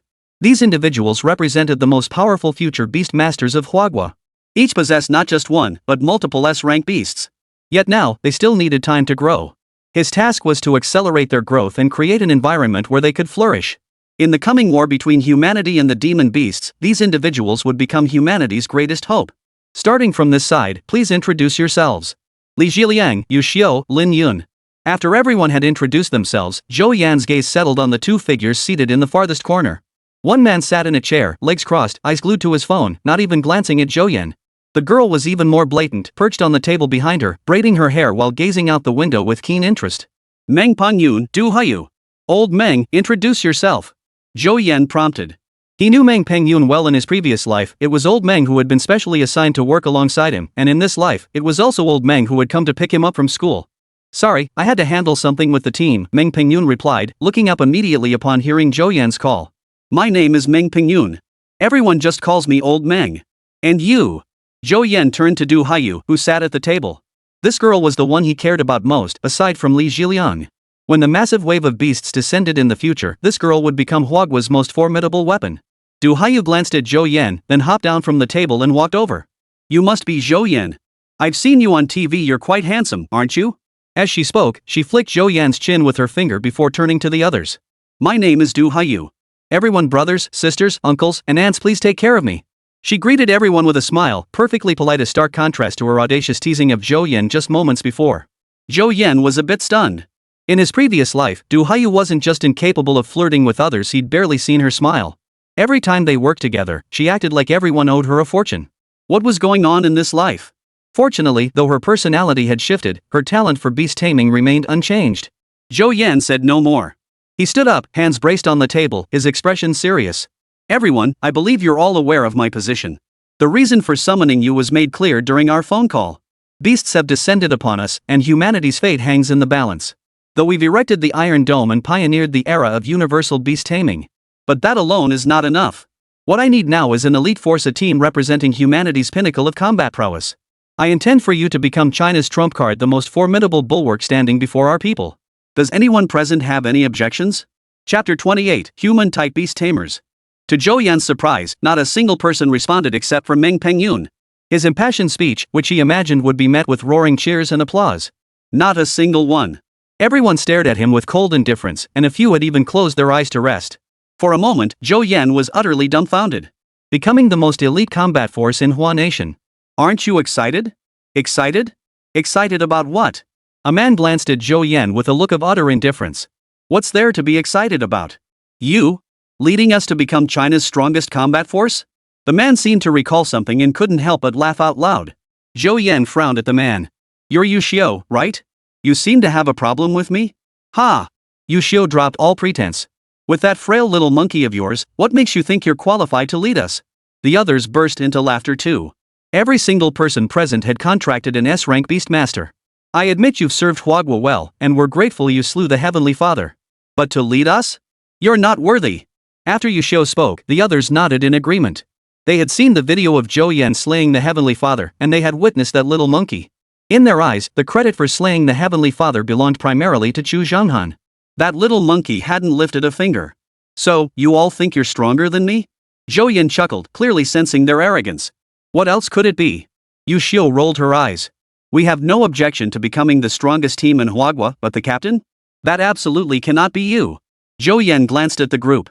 He never imagined that one day, he would be looked down upon. In that case, come with me to the training ground. If you can beat me, I'll hand over command of this team to you. Are you sure? Yu Xiu's eyes lit up instantly. Absolutely. With that, Zhou Yan headed for the door. Instantly, everyone in the room perked up, rising to follow him out. After Yu Xiu defeats Zhou Yan, we'll have our own match. Whoever proves strongest becomes captain. How about that? Agreed. The captain should be chosen by strength. That's fair. It's settled then. Zhou Yan walked ahead, listening to the discussions behind him, and shook his head with a smile. It seemed that after the widespread adoption of beast taming, some hidden dangers had emerged. Especially among these prodigies, their S-rank beasts had bred a sense of superiority, making them believe they were invincible. Well then, let them see what it means that there's always someone better out there, and the sky's the limit. Arriving at the training ground, Zhou Yan faced off against Yu Xiu. Summon your beast. Upon hearing this, Yu Xiu immediately summoned his beast. Fire Eyes activated. Name, Iron Armor Rhinoceros. Level, 3. Bloodline grade, S grade. Skill, Savage Charge. Weaknesses, slow movement, vulnerable eyes. Summon your little monkey too. Yu Xiu stood beside the ironclad rhinoceros, his expression brimming with pride. He was the sole member of his academy to have contracted an S-rank Beastmaster, and through his cultivation, the ironclad rhinoceros had ascended to level 3. No one in the entire academy could stand against him. A mere little monkey? It probably couldn't even withstand a single blow from the ironclad rhinoceros. Zhou Yan looked at the rhinoceros before him and slowly shook his head. To fight it, I don't even need to summon a beast. What? In that instant, every spectator felt Zhou Yan had lost his mind. That was a beastmaster, a 2-meter-tall ironclad rhinoceros, no less. How could a human possibly stand a chance against it? After all, the ironclad rhinoceros's defenses were so formidable that even armor-piercing rounds couldn't breach them. Zhou Yan actually intended to confront a beastmaster with just his human body? Everyone thought Zhou Yan had lost his mind. Yet Zhou Yan had his own plan. After Xiuhei reached level 11, his copper head and iron arms skill also advanced to level 5. He couldn't quite gauge the full potential of the skills granted by the world's sole SSS tier beast. He also didn't know exactly what level his current physique had reached. This was the perfect opportunity to find out. Bring it on! Zhou Yan assumed his stance, ready to begin the contest. A flicker of hesitation crossed Yu Xiu's eyes across from him. If Zhou Yan were to die here by accident, he would become the murderer of a hero. Forget fighting monsters on the battlefield, he'd likely spend the rest of his life behind bars. At that moment, he wanted to call off the duel. But before he could speak, Zhou Yan moved. Zhou Yan planted his foot firmly, propelling his entire body toward the ironclad rhinoceros. The next instant, he soared high into the air, raising his fist to smash down on the iron-armored rhino's head. Boom! The earth around the iron armor rhinoceros sank several centimeters with the thunderous impact. Whoa! The crowd gasped in shock. Was this even human? Leaping over 3 meters into the air, delivering a punch that slammed into the ironclad rhinoceros, yet he seemed completely unfazed. It even caused the armored rhinoceros to sink several centimeters? This was clearly a humanoid beast rider. Yu Xiu reacted swiftly. Seeing Zhou Yan's formidable strength, he no longer worried about accidentally killing him and immediately ordered the iron armor rhinoceros to attack. At his command, the iron armor rhinoceros lowered its head, aiming the horn protruding several dozen centimeters from its snout directly at Zhou Yan before charging forward. Zhou Yan moved swiftly, dodging the charge. The iron armor rhinoceros, its initial strike missed, lowered its head and began ramming its horn into everything around it. Unfortunately, every single one of its attacks was evaded by Zhou Yan. Zhou Yan felt a surge of excitement. He hadn't expected the power of his copperhead iron arm to be this formidable.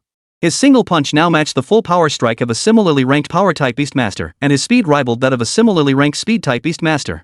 The only drawback was the inability to cast magical attacks like spellcaster-type beasts. But for that, he had Xiao He. Having gauged the situation sufficiently, Zhou Yan narrowed his eyes and raised 2 fingers on his right hand. The next instant, seizing the perfect moment, he shifted his stance and lunged toward the ironclad rhinoceros's eye. The ironclad rhinoceros couldn't dodge in time and was struck squarely.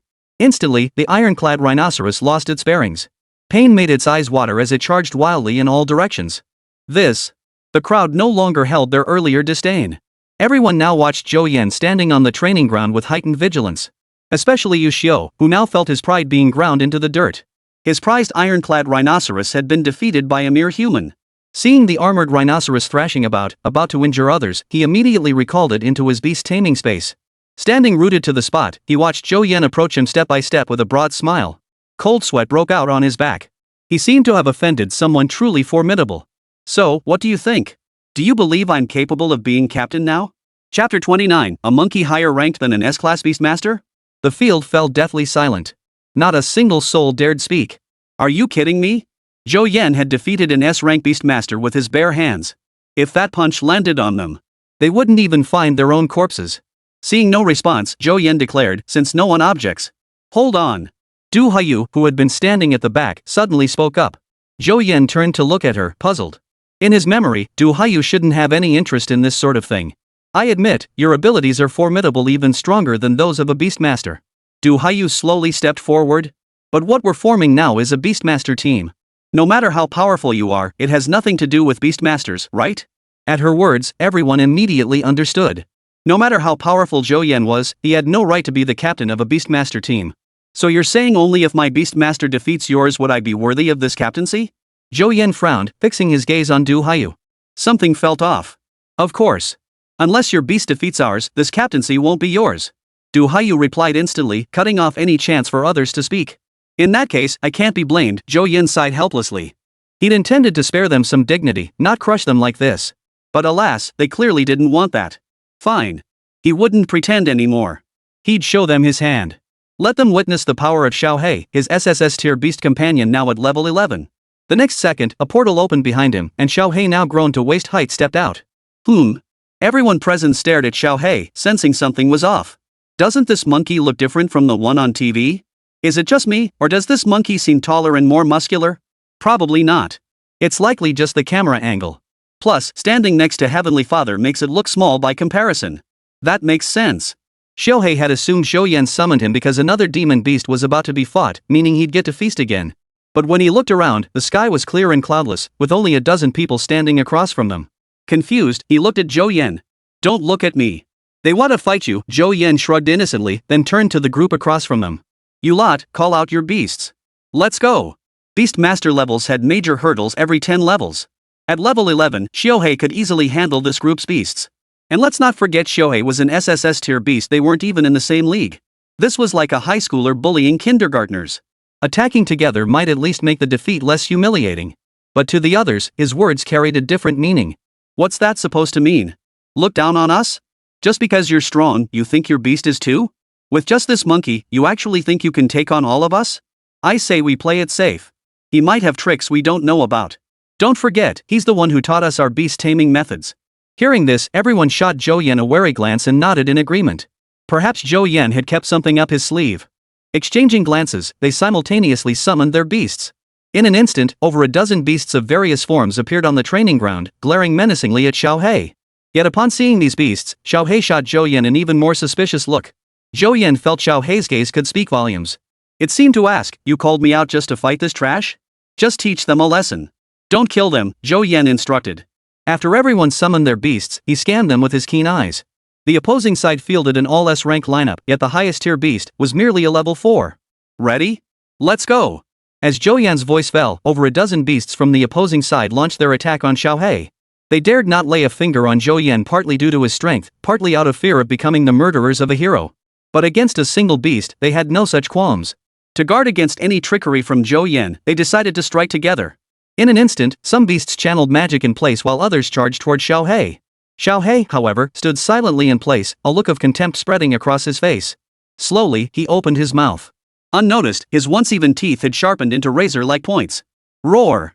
A beastly roar unlike any Zhou Yan had ever heard erupted from Xiao He's mouth. The sound reverberated across the entire training ground, drawing the attention of everyone nearby. A bizarre sight met everyone's eyes. A monkey nearly as tall as a human stood with hands on hips, snarling at a dozen or so beasts that appeared both dazzlingly beautiful and ferociously fierce. Meanwhile, on the opposite side, among the dozen or so beasts, those charging toward Xiao He all collapsed to the ground. Their entire bodies pressed tightly against the earth, their expressions frozen in terror, utterly unable to move. The beasts behind them, mid-cast in their spell preparations, were even more extreme. They forcibly suppressed the magic they had just completed charging, inflicting internal injuries upon themselves rather than risk striking Xiao He. No way! The dozen or so people facing Zhou Yan stood with their mouths agape, unable to believe their eyes. Their combined beast-riding prowess couldn't withstand a single roar from that monkey across the field? They weren't strangers to this phenomenon. It was the bloodline suppression of a higher-tier beast master over a lower-tier one. They'd witnessed it multiple times within the academy, though they'd always been the ones exerting that dominance. They never imagined their own beasts would one day face this very scenario. But weren't S-rank beasts supposed to represent the pinnacle of bloodline? Could that monkey's bloodline truly surpass even S-rank? Could this truly be possible? Among all present, only Du Haiyu, Meng Pengyun, and Li Zhiliang stood aside, watching the unfolding scene with smiles. Meng Pengyun followed military orders without question. Whatever his superiors demanded, he executed. Zhou Yan's rank dwarfed his own by countless levels he had to obey. As for Li Zhiliang, Zhou Yan was his benefactor. His father now lay in the military hospital, undergoing consultations with several specialists, all thanks to Zhou Yan. The only oddity was Du Haiyu. She had clearly instigated this, yet at some point, she had silently slipped to the rear of the group, watching others attack Zhou Yan. She hadn't even summoned her beast. Does anyone still have objections? Zhou Yan commanded Xiao He to halt, his gaze icy as he surveyed the group. Everyone hastily recalled their beasts. The training ground fell deathly silent, not a single soul daring to meet Zhou Yan's gaze. This is your final chance. Those unwilling may leave now. I won't stop you. Those who choose to stay must obey orders strictly. Any violation will be dealt with under military law. No sooner had the words left his mouth than three figures immediately stepped forward to stand beside Zhou Yan. Well, how about that? My plan worked like a charm. They fell in line instantly. Chapter 30. With that look on your face, how could you have such a beautiful granddaughter? Du Haiyu walked up to Zhou Yan, grinning as she spoke. Zhou Yan froze, turning to look at Du Haiyu's beaming face, utterly baffled by her meaning. So all of this was planned by Du Haiyu? Was it all to make him thoroughly defeat this group? But what was her reason for doing this? Just as he was puzzling over it, his phone buzzed in his pocket. Hello, old Chu, what's up? Zhou Yan, you brat. Did you drag my granddaughter into your God-Eater squad? Chu Zhenghan's furious roar erupted from the other end of the line. Zhou Yan held the phone farther away and rubbed his ears. When did I recruit your granddaughter? He carefully recalled everyone's introductions earlier. Among the dozen or so people, there wasn't a single one with the surname Chu. Where on earth did Chu Zhenghan's granddaughter come from? Bull! Chu Zhenghan yelled again. I saw the list myself. My granddaughter is clearly on it. Don't try to fool me. Zhou Yan froze. Why don't you tell me which one is your granddaughter? I'll send her back. You're looking for her, yet you don't know who my granddaughter is? Chu Zhenghan froze in surprise, not expecting Zhou Yan to genuinely be unaware. My granddaughter's name is Du Haiyu. Who? Zhou Yan's eyes widened instantly. He turned to look at Du Haiyu beside him, who was smiling at him, and was completely dumbfounded. Old Chu, don't joke with me. With your looks, how could you possibly have such a beautiful granddaughter? Zhou Yan had worked alongside Du Haiyu many times in his previous life, but he'd never heard her mention having a grandfather, let alone one named Chu Zhenghan. Zhou Yan, what do you mean by that?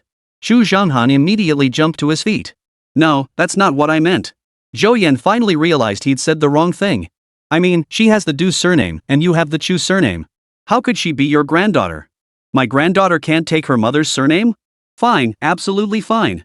Zhou Yan was genuinely flabbergasted. These two were actually grandfather and granddaughter. Zhou Yan, let me make this clear, joining the God Eater squad is fine, but my granddaughter is my pride and joy. If she suffers any injustice under your care, I won't forgive you. Xu Zhanghan warned in a threatening tone. Aren't you here to take her back? Zhou Yan had assumed Xu Zhanghan was calling to prevent Du Haiyu from joining the God Eater squad. After all, she was his granddaughter. That kind of affection across generations was understandable. Like hell I am. Xu Zhanghan laughed bitterly. My old Chu family has served in the military for 3 generations. How could I possibly do something like that? My granddaughter earned her place in the Godslayer squad because she's exceptional. Fighting for Hua Nation is her honor. What do you take me for, Xu Zhanghan? Zhou Yan gave an awkward chuckle and immediately apologized. After hanging up, Zhou Yan felt even greater respect for old Chu. A founding hero, a legendary general now nearly 70 years old, he still tirelessly worked for the safety of Huagua. Born into a military family, he knew his granddaughter would one day stand on the most perilous battlefield between humanity and the beasts, facing the mightiest of these creatures. Yet he did not try to stop her. He was proud of her. Threats like "don't let yourself be mistreated in the unit" were as good as non-existent. Perhaps this was the resolve of the older generation of soldiers. No wonder Du Haiyu had been so familiar with him from the start, deliberately provoking a contest to win everyone's respect. Now it all made sense. He looked at Du Haiyu and sighed. Your old Chu's granddaughter. Why didn't you tell me? Tell you what? I didn't get in through back channels. Why bring that up? That makes perfect sense. Her retort left Zhou Yan speechless, forcing him to look across at the others. But when he did, he froze. There wasn't a single person left across from him. He turned his head and realized that, at some point, everyone had gathered beside him. A smile spread across his face. You've all made up your minds? Once you make this decision, there'll be no turning back. We won't regret it. It's our honor to follow Captain Zhou. Please lead us, Captain Zhou. Make us the strongest team in Huagua. Lead us to slay the beasts. Listening to their words, Zhou Yan nodded with satisfaction, but his expression gradually grew serious. Very well. From this moment on, you are members of the God Eaters squad. Now, I will begin your first training session. At his words, everyone instantly formed a neat line facing Zhou Yan, awaiting his command. The first thing I'm going to teach you, mark my words. His eyes turned cold as he continued, always obey orders. In the future, you'll be working alongside beast masters from all over the country to slay demonic beasts. Do you think you'll still be acting like this, putting on airs just because you're stronger when that time comes? Your talents are commendable, but when it comes to military tactics and combat, every single person in this military district surpasses you. What gives you the right to be so arrogant? Hearing this, everyone except Du Haiyu, Li Zhiliang, and Meng Pengyun hung their heads in shame. Now, march around the training grounds. 3-kilometer forced march. Begin. The order left everyone momentarily stunned, but they quickly fell into formation and began the march. You 3 are excused. Zhou Yan addressed Du Haiyu and the other 2. Yet the 3 acted as if they hadn't heard, trailing behind the group. Seeing this, Zhou Yan nodded with satisfaction. In truth, his purpose in having them endure this drill wasn't merely punishment. More importantly, it was to strengthen their physical conditioning. The God Eaters squad would face the mightiest beasts in the realm. Merely enhancing their beast riding skills was utterly insufficient. If their abilities proved insufficient and they perished in the jaws of a demon beast, the beast would immediately return to the beast-taming realm. Only by ensuring they could protect themselves could they better engage in combat against the beasts. After all, a situation like his becoming a humanoid beast tamer was impossible to replicate. While the others were training, Zhou Yan pulled out his phone to gauge public sentiment in Huagua. The moment he opened a media website, the top trending news immediately caught his eye. Huagua beast tamers deployed to Grizzly Nation, assisting in slaying giant monsters. Attached at the end of the article was the full combat footage. Zhou Yan wasn't surprised. There was no point in hiding such things. In fact, it was best for all Huagua citizens to see it. Only then could they overcome their fear of magical beasts and unite as one. Zhou Yan tapped to play the video. Instantly, the frozen sea surface, the colossal form of the ice soul whale, and the Grey Bear Nation warrior facing it came into view. The stark contrast between the human warrior and the monstrous beast made one gasp in awe, even through the screen. As the video continued, when it showed the Grizzly Nation warriors beasts charging at the ice soul whale twice only to be frozen solid into ice sculptures, the entire comments section erupted in frenzy. Chapter 31, Completion of the Steel Dome, First Activation. Are the Grizzly Nation people insane? Sending their beasts to their deaths like that? They already sent them to their deaths once, and now they're doing it again? Are they brain dead? I thought the Heavenly Father was taken down by a fighter jet and 2 beast tamers.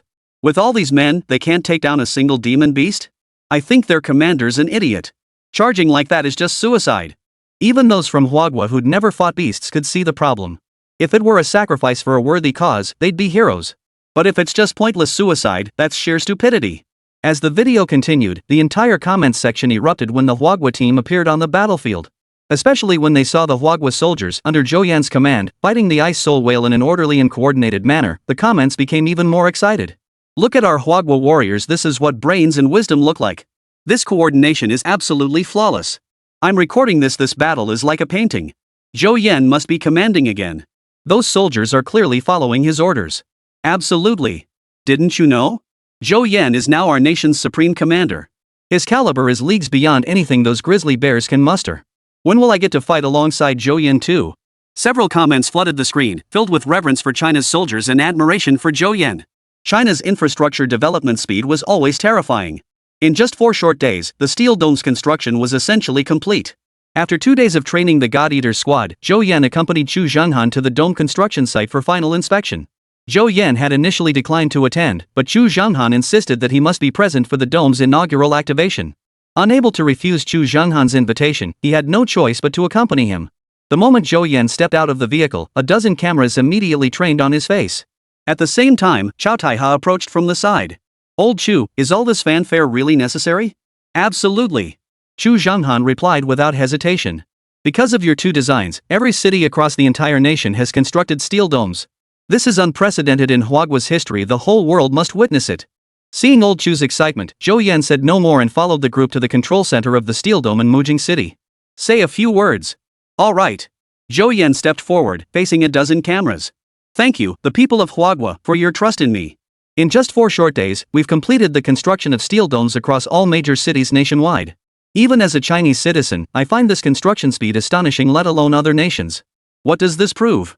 It proves that every single person in our nation shares a united heart. With all of us in Huagua united as one, what challenge could possibly stand in our way? Today, we stand united in building this steel dome. Tomorrow, we shall stand united in repelling the beasts. In this age of beast control, China will emerge as humanity's vanguard, leading us toward an even brighter future.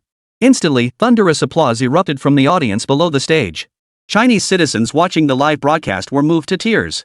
What has enabled Huagua to defeat formidable foes, expel invaders, rise rapidly, and secure its place on the international stage over the years? It was the collective effort of every single person in the nation.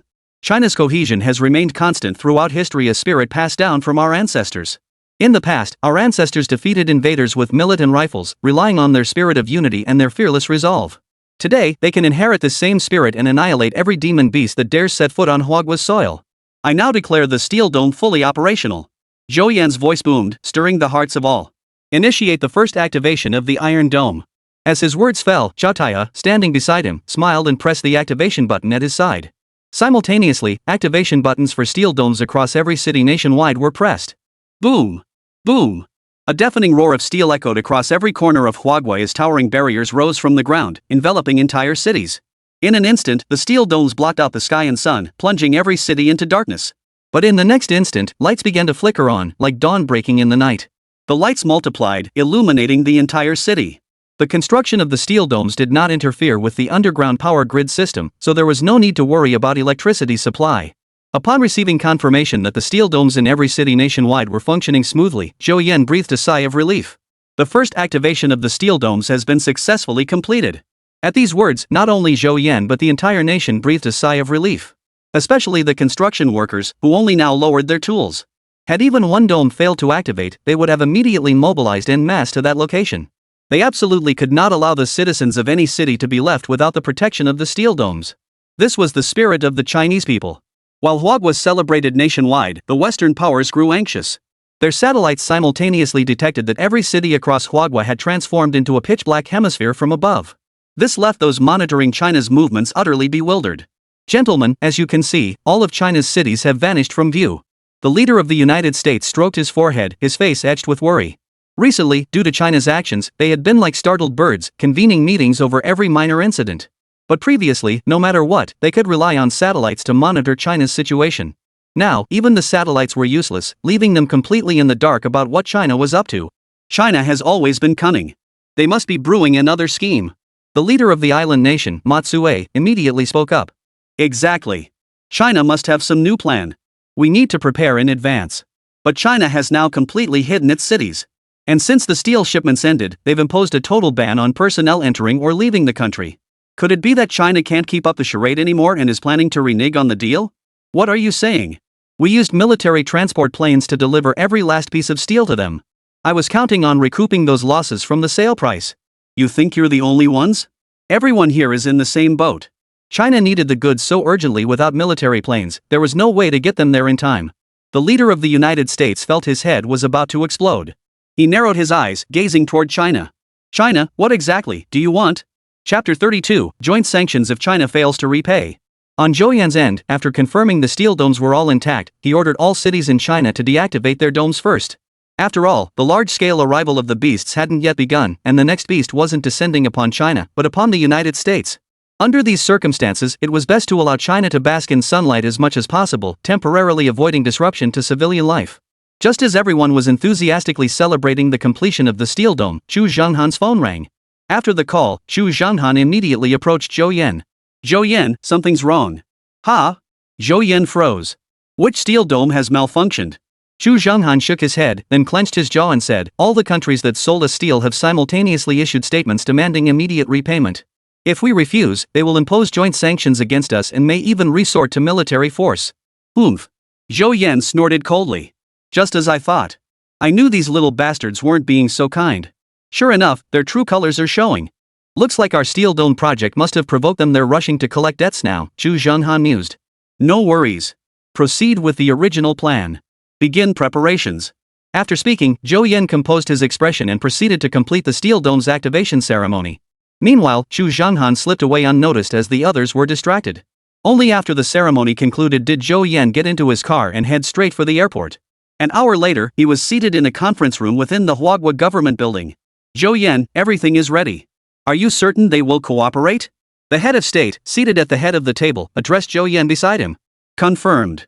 Zhou Yan nodded firmly. They're demanding repayment from us precisely to use international public opinion to push China into a corner. That's why they want this incident to escalate even more than we do. The head of state nodded. In that case, let's begin. 10 minutes later, a message spread from China across the globe. China will respond to outstanding payments for steel purchases. In an instant, the eyes of every nation turned once more toward China. Especially the United States and several other nations, which poured all their energy into this matter. Every online platform and media outlet flooded the airwaves with news of China's massive debt. In an instant, the entire world learned of China's steel purchases. Has China lost its mind? Ordering 30 billion tons of steel? That's practically the entire steel reserve of every country on Earth. China is willing to take on massive debt just to buy this steel. What on earth are they planning? I heard it's for building some kind of steel dome. No one knows what it's for, but apparently, they're sealing off every city. China is restricting its citizens' personal freedom. This is trampling on humanity. They should be condemned. Rumors swirled across foreign websites. Zhou Yan read these comments, not the slightest bit angry. He actually laughed. This was precisely the reaction he wanted. Not long after, another globally broadcast press conference was held in Huagua.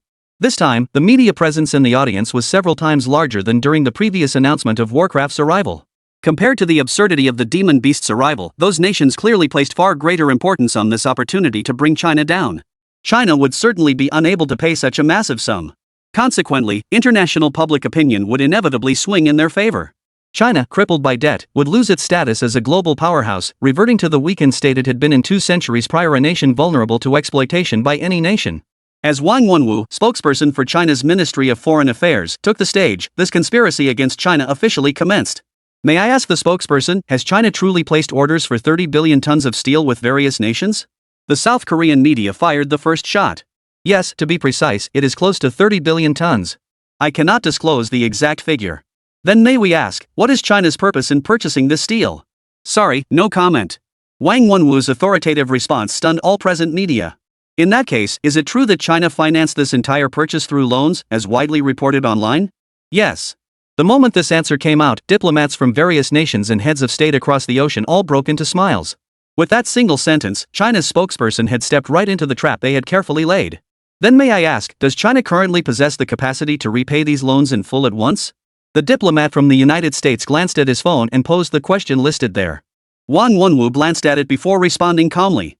Whether China has the ability to repay is irrelevant.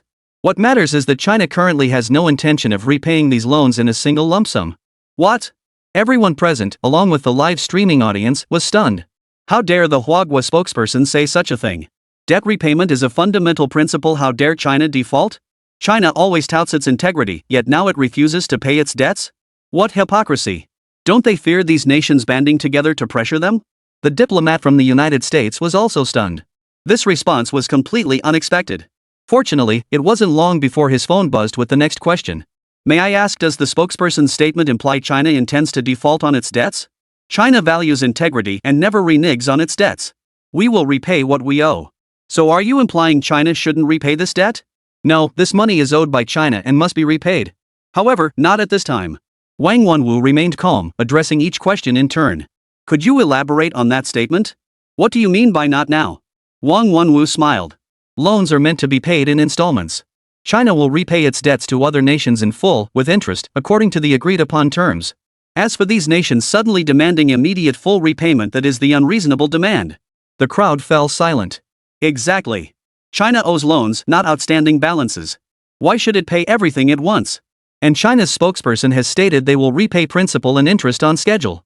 It seems to me these nations are making unreasonable demands. I agree. China has always valued integrity. How could it possibly default on its debts? The leaders of the United States and over a dozen other nations in the distance were grinding their teeth in frustration. China's spokesperson was truly sharp-tongued, steering public opinion in China's favor with just a few words. If repayment proceeded as scheduled, given China's national strength, it might face some impact, but defaulting was absolutely out of the question. This rendered all their efforts utterly futile.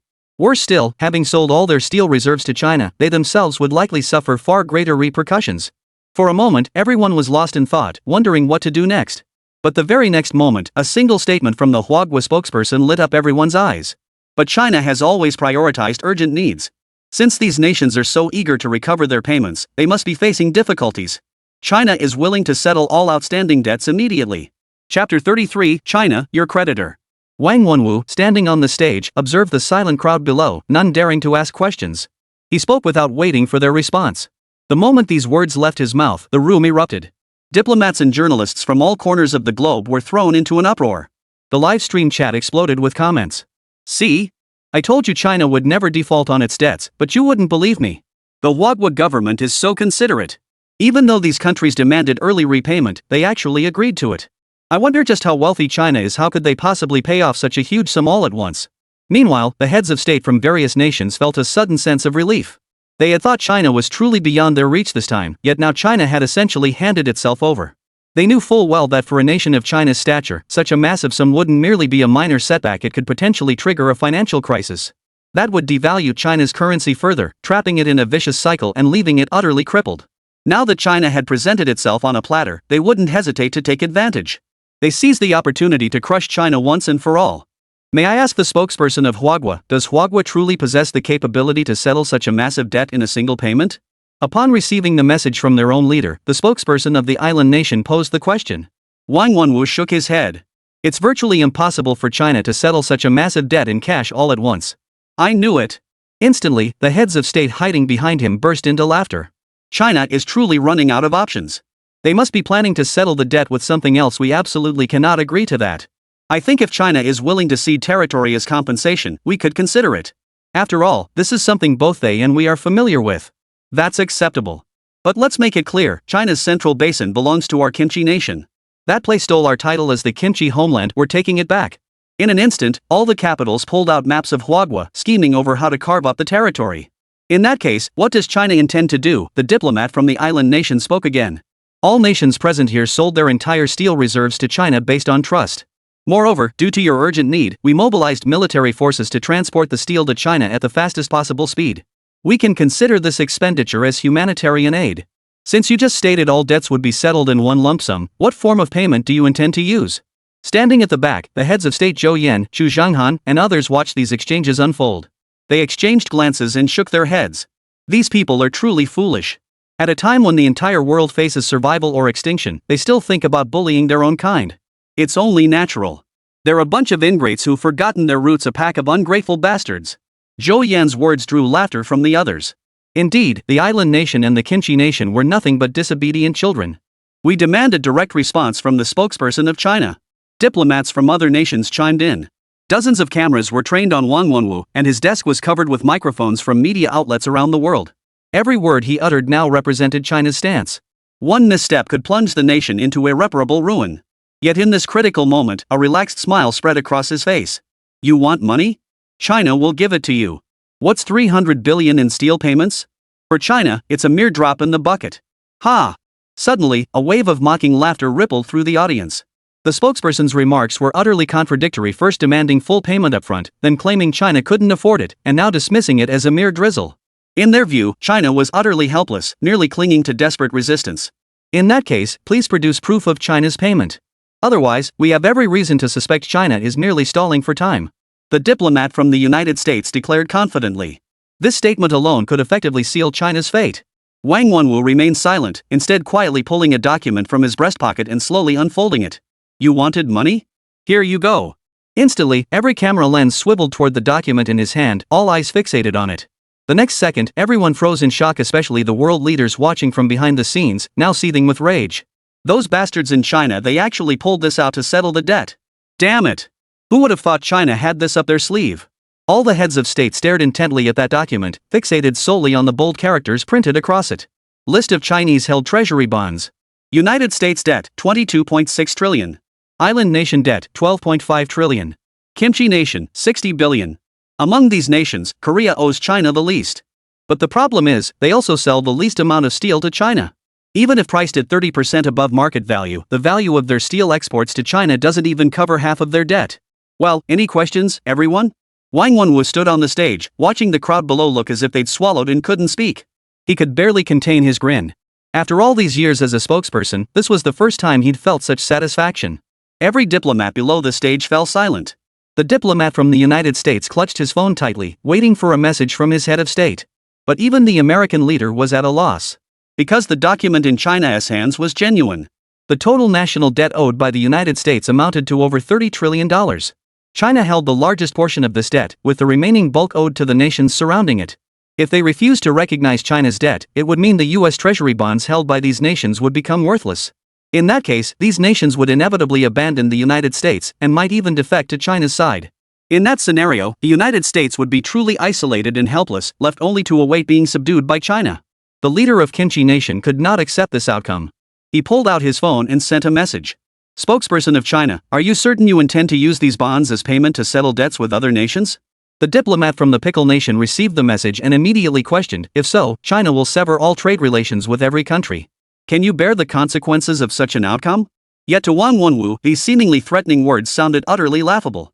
Just as he was about to respond, several others below the stage spoke up. My grizzly nation will not sever trade ties with Huagua. Nor will my country, Nara. Neither will Outer Mongolia. It seems we won't lose all trade relations after all, Wang Wenwu remarked with a smile, his gaze suddenly turning cold as he fixed it on the face of the diplomat from Kimchi Nation. But what about you? If you lose trade with China, where exactly will you import your annual 300,000 tons of cabbage? Chapter 34, You want war? Then let's have war. With that, the Kimchi Nation diplomat fell silent. Cabbage was a staple on every household table in Kimchi Nation. Their entire annual consumption of 300,000 tons was imported from China. Without China, their citizens would likely be left with nothing but instant noodles.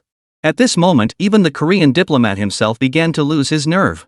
Our island nation isn't afraid of China. The island nation's diplomat immediately interjected, but was cut off mid-sentence by Wang Wenwu. I recall your island nation dumped nuclear wastewater into the ocean 2 years ago, rendering all your seafood inedible, correct? For the past 2 years, nearly all your seafood has been imported from China. If you lose trade with China, what exactly will you eat? This time, the island nation diplomat fell silent. Everyone in the meeting fell into deep thought.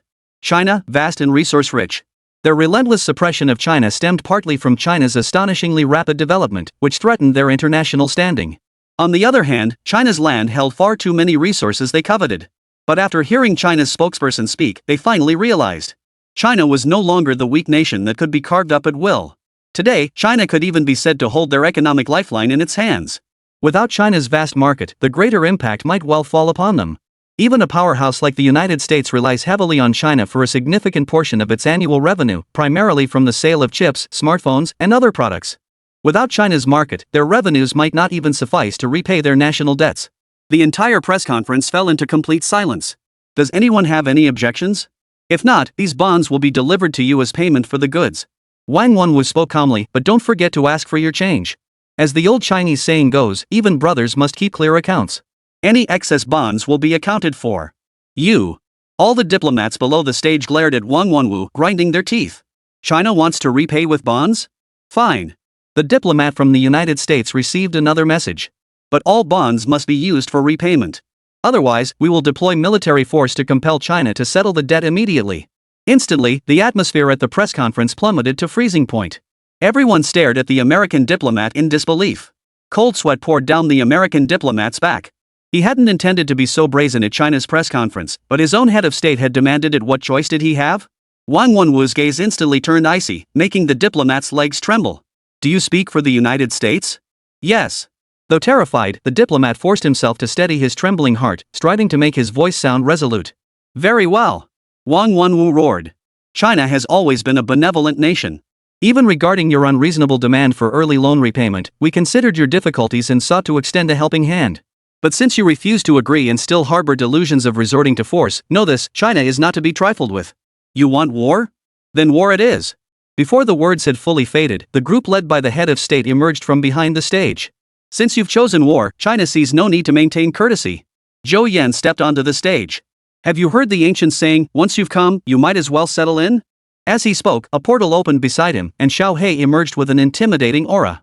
Seeing this, all the security personnel present summoned their own beasts, surrounding the area so tightly that not a single person could slip through. Let me explain this saying for you all, since you've come, you might as well be buried here. Zhou Yan glared at the crowd, ready to strike at any moment. The diplomats and media representatives from various nations were now utterly dumbfounded. They had always believed the videos released by Huagua and Grizzly Nation to be fake. But as they heard the cacophony of roars echoing around them, they finally understood. Everything China had claimed was true.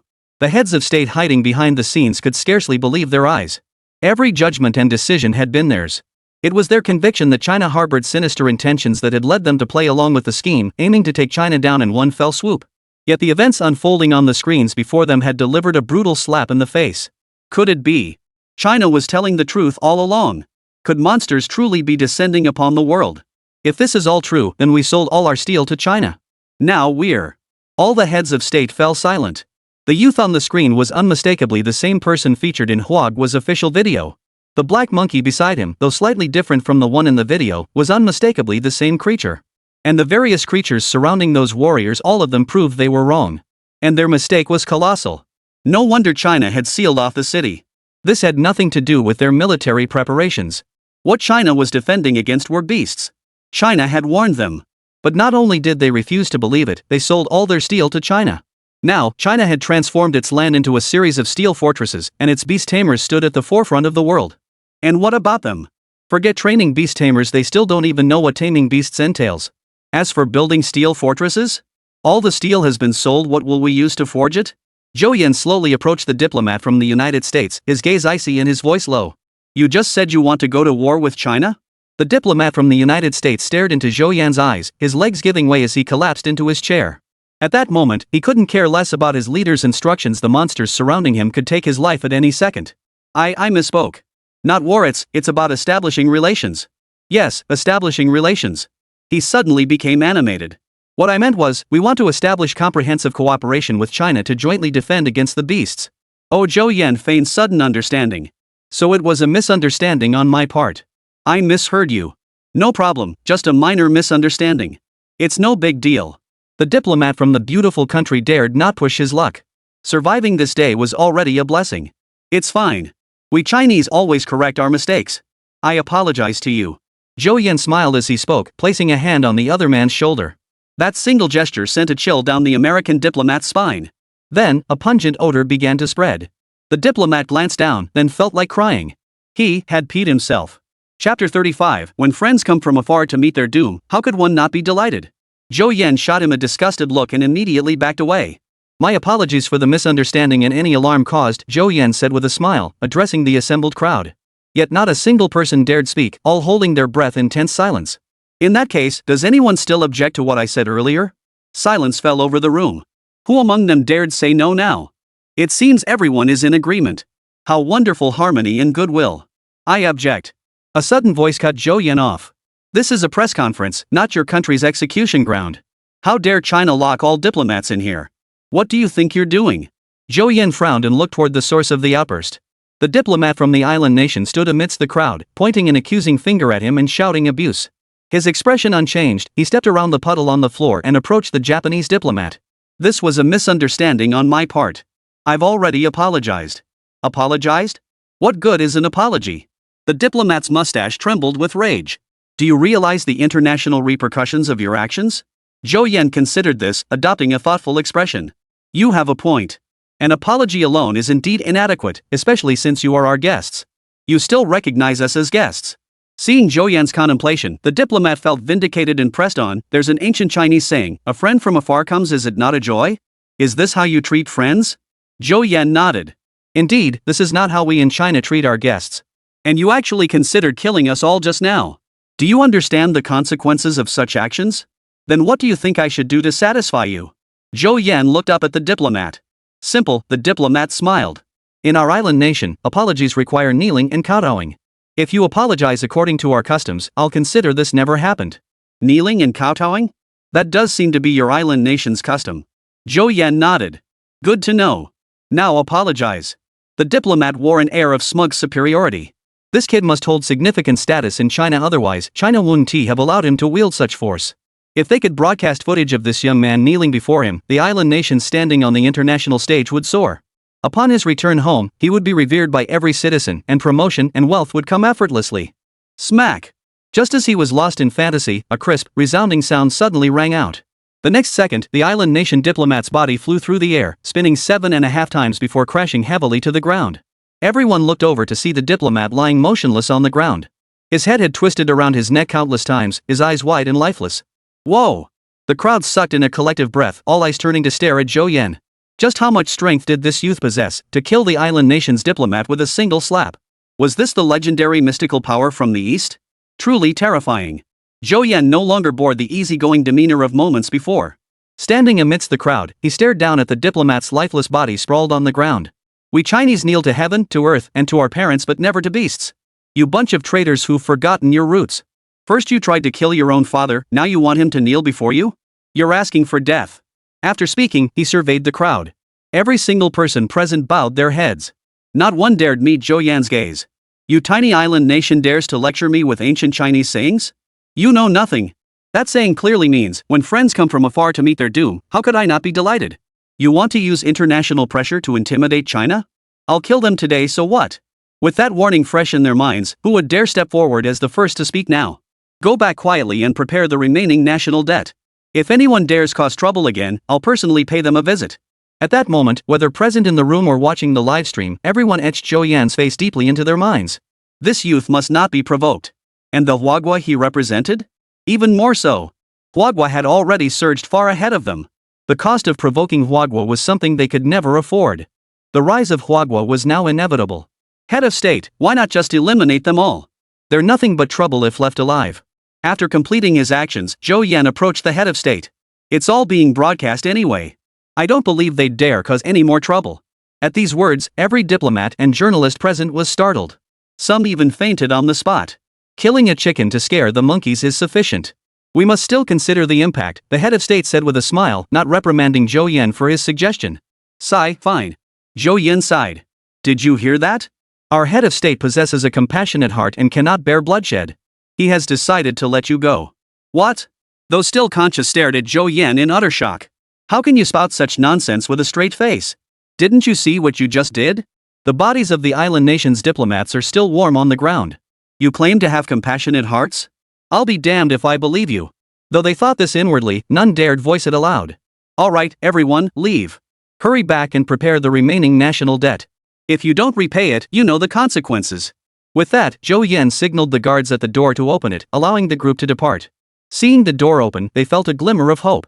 One by one, they forced themselves to stand despite trembling legs and began walking toward the exit. Halt! Zhou Yan's sudden shout froze them in their tracks. They froze in place, trembling as they turned to stare at him. Could it be? Regretting it now?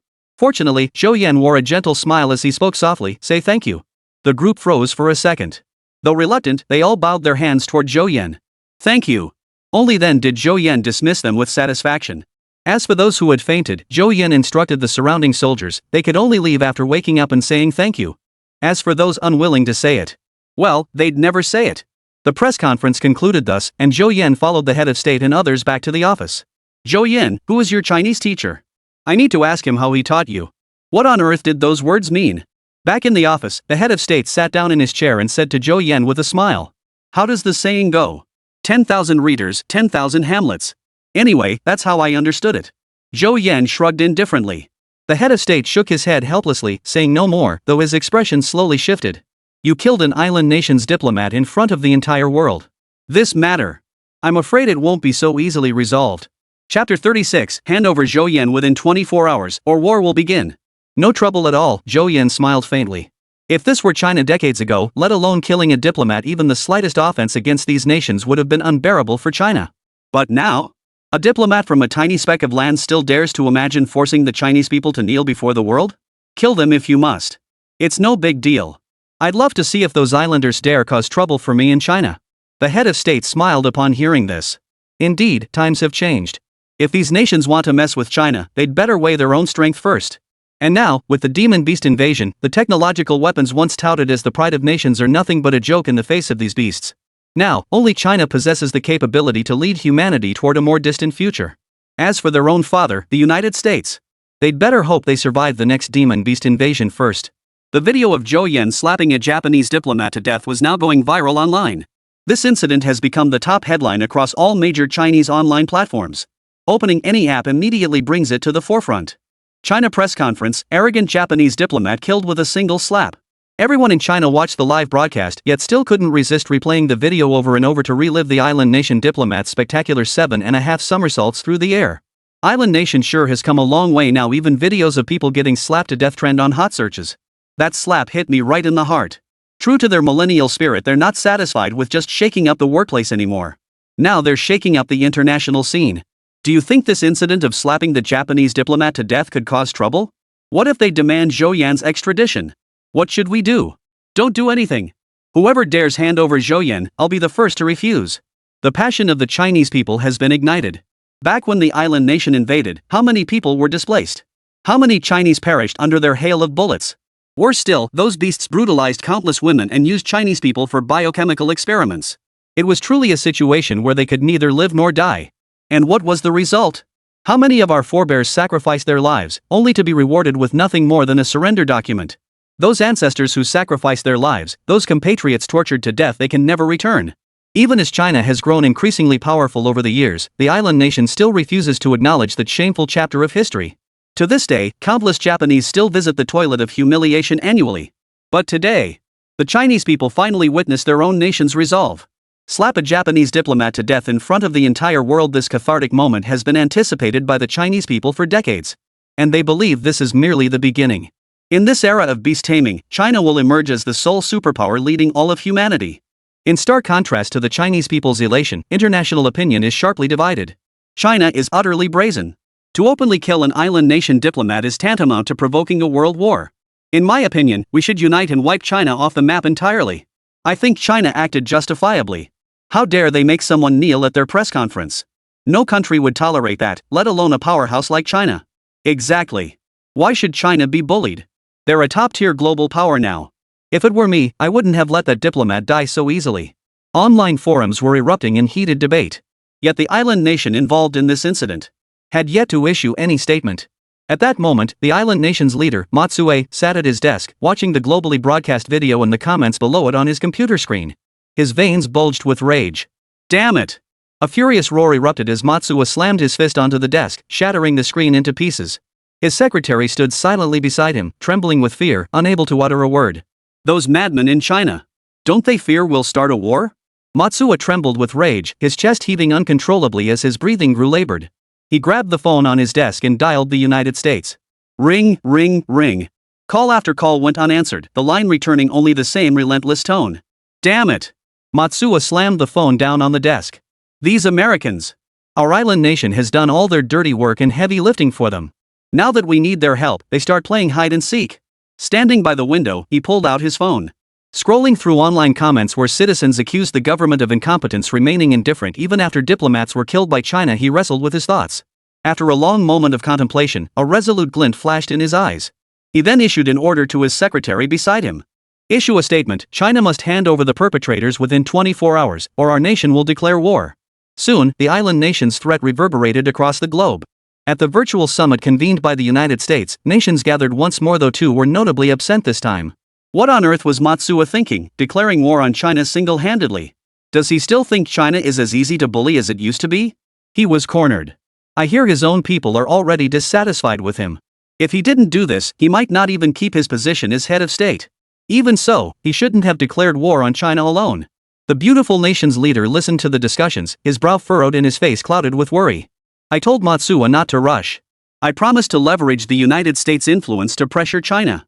I never imagined he'd act so hastily and make such a foolish decision. The beautiful country's leader, unflinching and unapologetic, shifted all blame squarely onto Matsuo. He was well aware of China's actions, but today's China was no longer the same as before. Even he dared not exert pressure lightly. The United States standing on the international stage was already showing signs of being overshadowed by China. They couldn't afford to let these nations break ranks with them now. Therefore, it was absolutely imperative that they never learn it was he who had rejected Matsuo's overtures. Fortunately, his words redirected everyone's anger toward Matsuo, convincing them that it was Matsuo who refused America's assistance and insisted on going to war with China. Seeing this, the leader of the United States breathed a long sigh of relief. On the Chinese side, threats from the island nation had naturally reached them as well.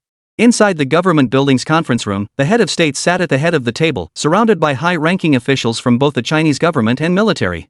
All eyes were fixed on the threat issued by the island nation, their expressions complex. After a moment, someone finally couldn't hold back. Sorry, I just couldn't hold it in. Are they here to make a joke? Chapter 37, all they want is an explanation. Xu Zhenghan laughed unrestrainedly, completely disregarding the fact that this was a meeting of China's highest-ranking leaders. The head of state shot Xu Zhenghan a cold glance before his own lips curled upward. He too was struggling to suppress his amusement. The island nation's statement was simply too ridiculous. His American benefactor hadn't uttered a word, yet they dared issue such a statement. Their tiny little place? Frankly speaking, two little boys could subdue it. How about handing me over? Zhou Yan chimed in with a playful grin. Nonsense. The head of state immediately grew stern. Hand you over? What do you take China for? Zhou Yan gave a helpless chuckle. I was just joking. Why take it so seriously? Be serious. The leader cleared his throat. Everyone saw the island nation's demands. Handing over Zhou Yan is impossible. Under these circumstances, war is inevitable. But the situation with the beasts descending is right before us. If we engage in war with the island nation, it will consume our time and resources. Therefore, we must discuss how to handle this matter most prudently. Hearing the head of state's words, the others also grew serious. Indeed, given Huagua's current strength, there was no need to fear an island nation declaring war. However, precious time and resources should be directed toward countering the demon beast invasion, not entangled in conflict with this tiny nation. For a moment, everyone fell into deep thought. Actually, they could hand me over to them, Zhou Yan suddenly spoke up. All eyes instantly turned to him, each gaze brimming with refusal. Hold on, let me finish, Zhou Yan hurriedly interjected. Handing me over doesn't mean I'll actually go, Zhou Yan said with a sly grin. They just want an explanation, right? Simple. Just say China wanted to hand me over, but I escaped after finding out. Problem solved. You. Xu Zhenghan stared at Zhou Yan's face, then burst out laughing. You've got some nerve, kid, plenty of tricks up your sleeve. Zhou Yan chuckled. And you all needn't worry. Before long, the beasts will descend upon the island nation too. By then, we won't even need to lift a finger, they'll be begging us for help. As for whether we help or not, that's entirely up to us, isn't it? Hearing Zhou Yan's words, a look of excitement flashed across everyone's faces. Though they didn't know how Zhou Yan had learned that magical beasts would descend upon the island nation, they held unwavering faith in this young man's prophecy.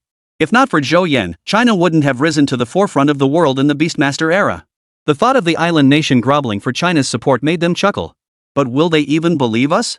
A military leader voiced his doubt. But immediately, the head of state waved his hand. They have no choice but to believe it. All the island nation wants now is an explanation. If they truly intended to fight, they wouldn't have given us 24 hours notice. They know full well they can't afford to fight. Hearing the head of state's words, everyone finally relaxed. As they had anticipated, after China announced it would hand over Zhou Yan only for him to have already fled, the island nation issued no further statements. Any reasonably intelligent observer could see that China's statement was merely an excuse. Especially the Chinese public, they could figure it out with their backsides. Zhou Yan was undoubtedly still in China and undoubtedly unharmed. The island nation's people could see this too, but they could only deceive themselves. The island nation's government went through the motions of contacting various countries, requesting assistance in their all-out search for Zhou Yan. This farce only drew scorn from all across China. As for Zhou Yan, he was doing exactly what everyone expected, openly continuing his training of the God Eater squad within the Northwest Military District. This is a complete mess. On the training ground, Zhou Yan watched the God Eater squad's combat drills and erupted in curses. Look at yourselves. What kind of fighting is this?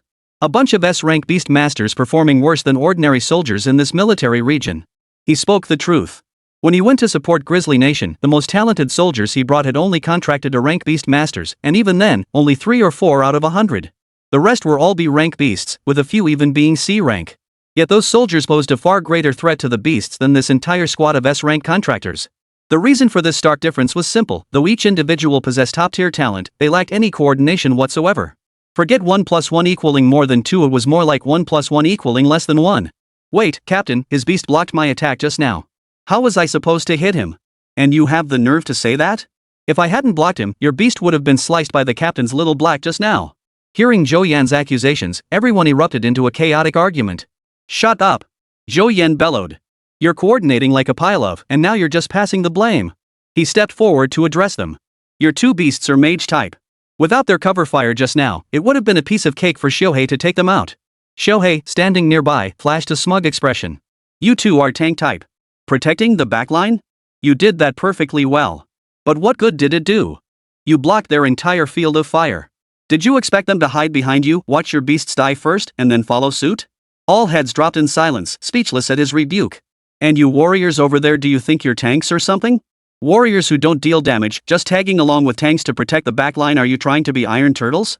Finally, Zhou Yan turned his gaze to the few assassin-type beast tamers. And you as assassins, your strength lies in surprise strikes. If your first hit misses, you should immediately change positions. But you? After a missed strike, you keep attacking.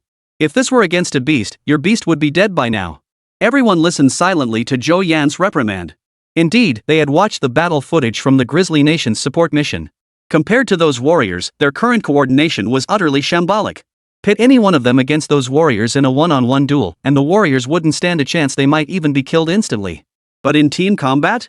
They were no match for the warriors.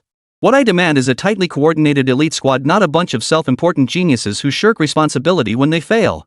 Zhou Yan understood these men. After all, they were new to beast taming and hailed from different backgrounds. Their lack of coordination was understandable. But time waits for no one. No one could predict when the next demon beast would appear. Having joined the God Eater squad, they had to shoulder this responsibility. The others stood frozen, unsure how to quell Zhou Yan's fury, silently committing his words to memory. Only one person stepped forward from the group, walking straight up to Zhou Yan. Hey, don't be angry. We just need time to gel as a team. We've taken your points to heart and will definitely coordinate better next time. Chapter 38, Want Cooperation? Know your place. For training purposes, every member of the God Eater squad now wore custom-tailored uniforms. Each wore a sleek black combat suit. Zhou Yan was still fuming when the sudden remark caught him off guard. Turning his head, he saw Du Haiyu standing beside him. Though the combat suit clung to her form, it did little to conceal her curvaceous figure. Paired with her sweet smile, Zhou Yan was momentarily at a loss for words. He hadn't been wrong. It was astonishing that rough-and-tumble old man, Xu Zhenghan, could have such a beautiful granddaughter. You? After a few seconds of stunned silence, Zhou Yan instantly turned stern. Stop wandering around. Get back to the squad. The words sent the crowd across the way, who had been grinning and watching the show, stumbling back in surprise. Their captain was unquestionably skilled and intelligent, but his emotional intelligence, well, it was truly baffling. Zhou Yan himself sensed something off. Even if Du Haiyu was Xu Zhenghan's south granddaughter and relatively close to him. But based on his memories from his previous life, Du Haiyu should be a serious, no-nonsense individual, solely focused on slaying monsters. There was no way she should be making this kind of expression or saying these words. When Du Haiyu heard Zhou Yan reprimanding her, her smile vanished instantly, replaced by an expression of anger. During the subsequent training, though she still followed Zhou Yan's instructions, every time their eyes met, she would shoot him a withering glare. That look made Zhou Yan feel extremely uncomfortable. Take a break. We'll continue shortly. After having Shohei spar with the team members' beasts once more, Zhou Yan wore a satisfied smile. These trainees were progressing remarkably fast. While their coordination still couldn't match that of seasoned warriors, it was already vastly improved compared to earlier. Instantly, everyone collapsed onto the ground, even their beasts sitting down to rest on the training field. Rying. Just as Zhou Yan was about to sit down, his phone rang. Old Chu, don't worry. Your granddaughter isn't suffering here. You should be concerned about me. Seeing Chu Zhanghan's name on the caller ID, Zhou Yan answered, ready to vent his frustrations. A little hardship won't kill you. Chu Zhanghan replied casually, his voice tinged with excitement. Old Chu, be a decent person. Before Zhou Yan could finish, Chu Zhanghan cut him off. Zhou Yan, good news, great news. Several countries want to form partnerships with China, and they're showing genuine sincerity. Ha? Zhou Yan froze, his expression shifting. What kind of sincerity? They've decided to return every national treasure they ever plundered from China. Chu Zhanghan's words came out slurred with excitement. What did you say? In an instant, Zhou Yan leapt to his feet, a thunderous roar erupting from his throat. All members of the God Eater squad immediately stood up, thinking something serious had happened. At that moment, Zhou Yan could no longer contain his emotions. China's 8,000 years of history had bequeathed countless treasures from its ancestors. Yet many of these treasures were plundered by world powers centuries ago. Even as China's international standing has risen in recent years, those national treasures scattered abroad remain a thorn in the side of every Chinese person. They pierce the hearts of every Chinese person, every single moment. What are their demands? Zhou Yan forced himself to calm down. Their demand is for China to teach them the methods of beast taming and to assist them in cultivating skilled beast tamers. Chu Zhanghan delivered this with casual ease. For China, this condition was practically a given. After all, China had always intended to unite the world against the demonic beasts. It was just that some fools didn't know a good thing when they saw it.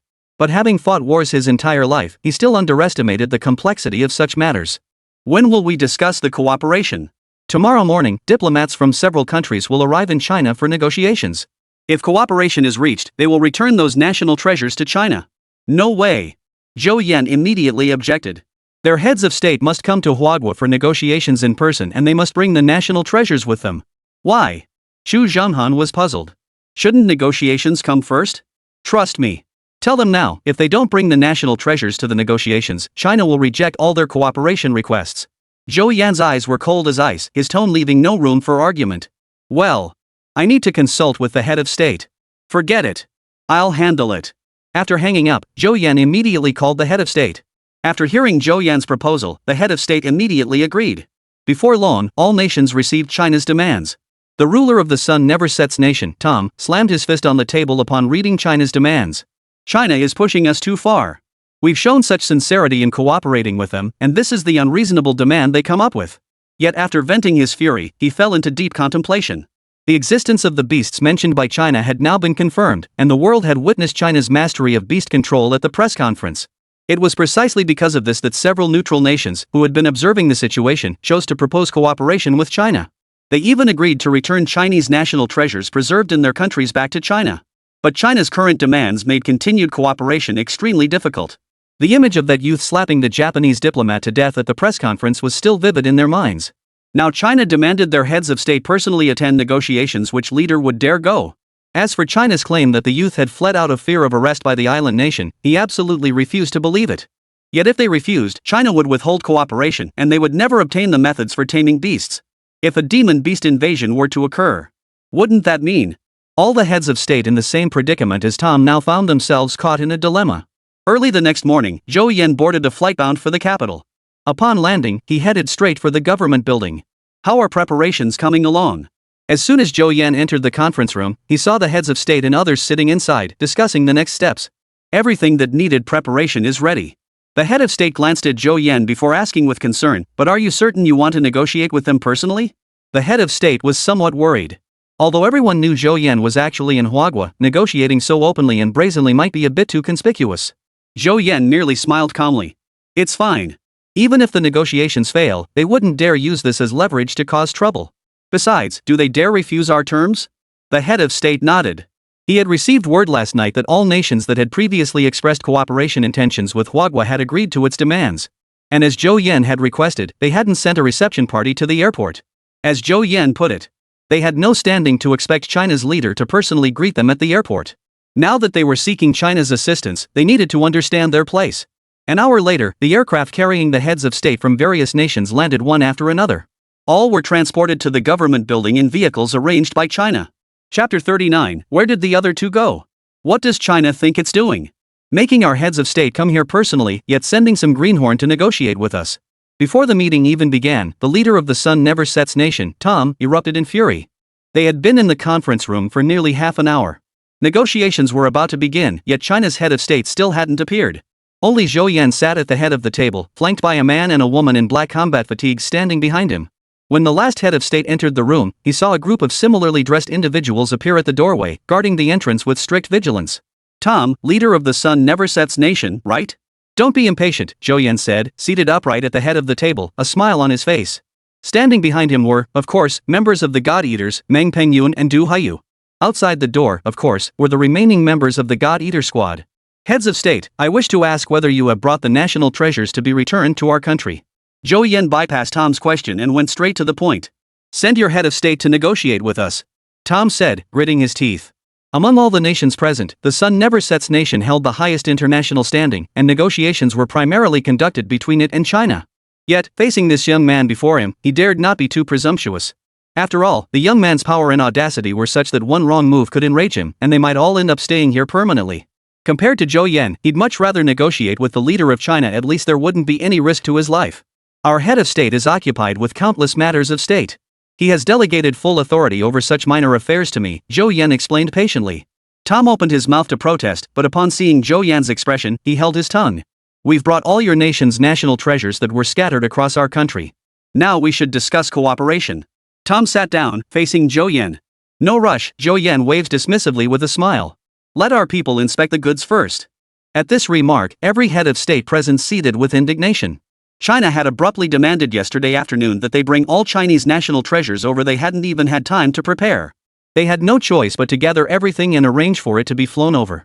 They had intended to hand them over to China only after concluding negotiations, but now China was already inspecting the goods. Though they seethed inwardly, they could only sit and wait. Regardless of Zhou Yan's reckless presence at the head of the table, they were the ones seeking Huaguo's cooperation. For now, they had no choice but to comply with Huaguo's demands. After waiting nearly an hour, Li Zhiliang opened the door and entered. He whispered a few words into Zhou Yan's ear before leaving the conference room. Zhou Yan smiled broadly at the assembled group. Everyone stared at Zhou Yan's expression, none daring to speak. We've already verified that the Chinese national treasures you brought are genuine. At these words, everyone breathed a sigh of relief, especially Tom, who felt a huge weight lift off his shoulders. In truth, it was impossible for their items to be counterfeit. China had given them only one night to prepare. Even if they had wanted to forge something, there simply wasn't enough time. In that case, let's begin discussing our cooperation, Tom said to Zhou Yan with a smile. No rush. Zhou Yan's eyes instantly turned icy as he fixed his gaze on Tom's face. Startled by Zhou Yan's gaze, Tom instinctively leaned back, trying to distance himself. Mr. Tom, the national treasures your country returned are indeed genuine. But the quantity seems a bit off, doesn't it? Before the words had even left his mouth, two words flashed through Tom's mind. Oh no! Each of China's national treasures possessed profound historical significance, some even predating the very existence of their own nation. After deliberation, they had decided to keep 2 Chinese national treasures and return the remaining 5 to China. After all, China had lost countless national treasures abroad. Losing these 2 pieces probably wouldn't even be noticed. But unexpectedly, China knew. What are you talking about? I've already brought every single Chinese national treasure back to my country. Tom stubbornly denied it, thick-skinned as ever. Oh, really? Zhou Yan's gaze grew colder, making Tom's heart sink. Let me list what you brought: the twin ram vase, the Yunla sword, the imperial phoenix crown, the dragon pattern glazed tile, the jade-faced divine figure, and the jade seal of 10,000 years of prosperity. Watching Zhou Yan list each item by name, finger by finger, Tom's unease intensified. I'd like to ask. Zhou Yan's gaze sharpened. He slammed his hand on the table and bellowed at Tom, what about the 2 dragon robes? Instantly, Tom slumped back into his chair. China actually knew about every single national treasure stored in the Sun Never Sets Kingdom. The 2 dragon robes he had hidden away. I don't know what you're talking about. Our country only has these. Though terrified, Tom had no choice but to deny everything under the circumstances. Admitting they'd hidden China's national treasures would inevitably put them at a disadvantage in these negotiations, leaving them at China's mercy. Mr. Tom, I'm giving you one last chance. Where are those 2 dragon robes? Zhou Yan's anger was nearly boiling over. He knew these foreign devils wouldn't be so honest. They certainly wouldn't willingly return all the national treasures to China. Tom forced his trembling heart to steady, adopting a resolute expression. The 2 dragon robes your country refers to are not in my country, the land of the rising sun. Very well. Zhou Yan laughed. Seeing this, Tom breathed a sigh of relief. Denial seemed to be the right move. China had no proof the 2 dragon robes were in the land of the sun never sets. Yet the next moment, Zhou Yan's words plunged her into an icy abyss. Since you refuse to acknowledge them, there is no need for further cooperation. You may all leave now. Zhou Yan gestured for the doors to open. In an instant, everyone was stunned. This young man from China had refused to even negotiate, outright rejecting the cooperation. Instantly, the gaze of every head of state turned to Tom. Mr. Tom, if your country still possesses any other Chinese national treasures, it would be best to hand them over. Exactly. You'd better think this through. Don't let this collaboration fall through because of a momentary lapse in judgment. In an instant, Tom became the target of condemnation from all the heads of state. He listened to their barrage of accusations, grinding his teeth in fury. Before arriving, this group had claimed everything would be led by the Sun Never Sets nation, with all negotiations following his lead. Yet now they had turned against him and sided with China. Mr. Zhou, since your nation refuses to cooperate with ours, I request you return the artifacts we brought with us. I must take them back. Tom steeled himself. So be it no cooperation with China. With the might of the Sun Never Sets nation, surely they could handle a few monsters? Poof. Zhou Yan responded with a cold laugh. Once a gift is given, it's not taken back, especially when it belongs to China in the first place. You may return home, but these treasures shall remain in their rightful homeland. Chapter 40, Gentlemen, let's work together. Tom froze in place. So the deal fell through, and now China intends to forcibly seize these treasures? What did you say? Zhou Yan's anger flared instantly. How dare you accuse us of seizing your treasures? Are these things even yours?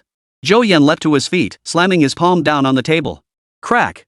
A faint cracking sound echoed as the solid wood conference table, stretching over 10 meters before them, began to split inch by inch beneath Zhou Yan's palm.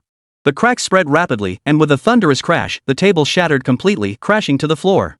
Whoa! Everyone instantly leapt to their feet, scrambling backward in disbelief as they stared at Zhou Yan standing before them. Is this even human?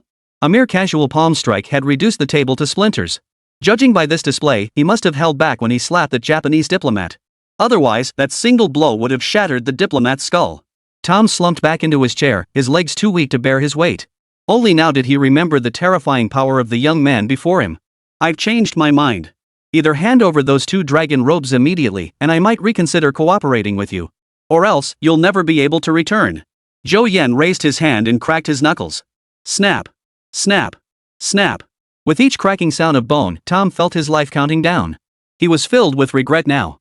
If he had simply handed over all of Huagua's national treasures, he might not have gained the upper hand in negotiations, but at least his own life wouldn't be in jeopardy. Don't tell me China wouldn't let Zhou Yan kill him. Look at what happened to Japan. China killed their diplomat in front of the whole world, and Japan threatened China with war. But what was the outcome? China's statement was merely a hollow concession to Japan. Not only did Zhou Yan walk free, he represented China in negotiations with them. It could be said China was effectively allowing Zhou Yan to kill them. China. This is how they bare their fangs to the world. Can I make a phone call? Tom stammered, his voice more wretched than a cry. Zhou Yan understood his intention immediately. Go ahead. Upon hearing Zhou Yan's permission, Tom hastily fumbled for his phone in his chest pocket.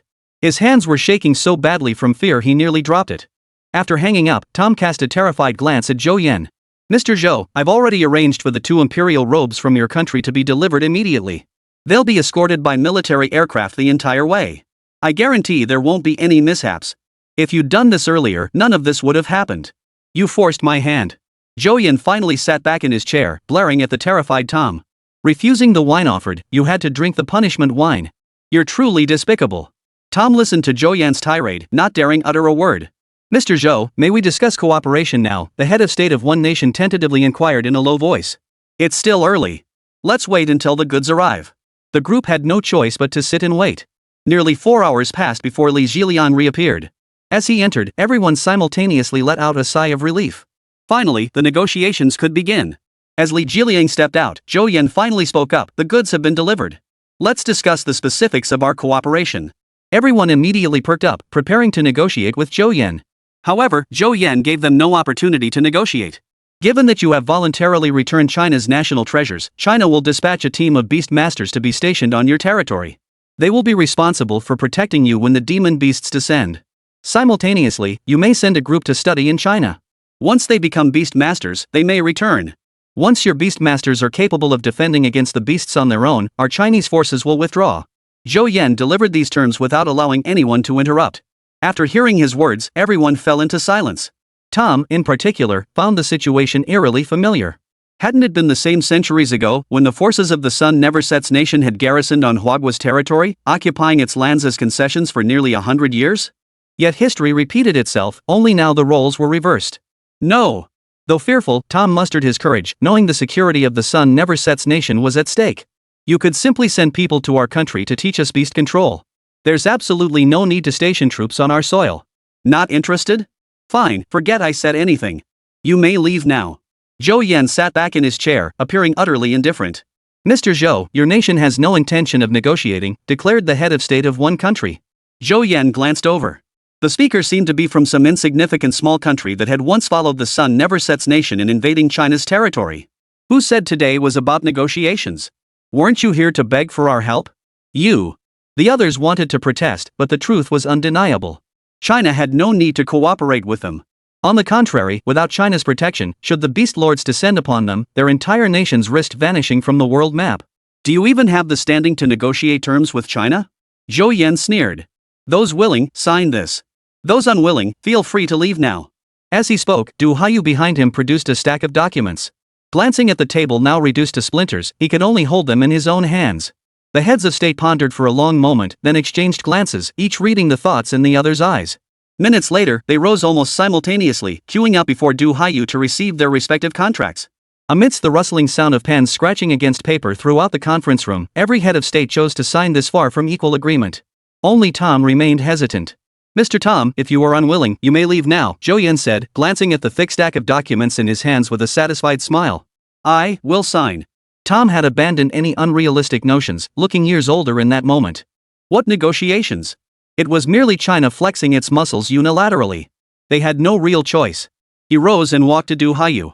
His hand trembled as he gripped the pen, but he finally signed the contract for the Sun Never Sets nation. Excellent. It seems everyone has achieved satisfactory results. Zhou Yan rose, his face breaking into a warm smile. Gentlemen, I look forward to a fruitful collaboration. The heads of state felt no joy at this cooperation. The outcome diverged drastically from their expectations. They stared at the open conference room doors and silently filed out. As they departed, the members of the God Eater squad let out a collective sigh of relief. All the team members outside burst into the conference room with excitement.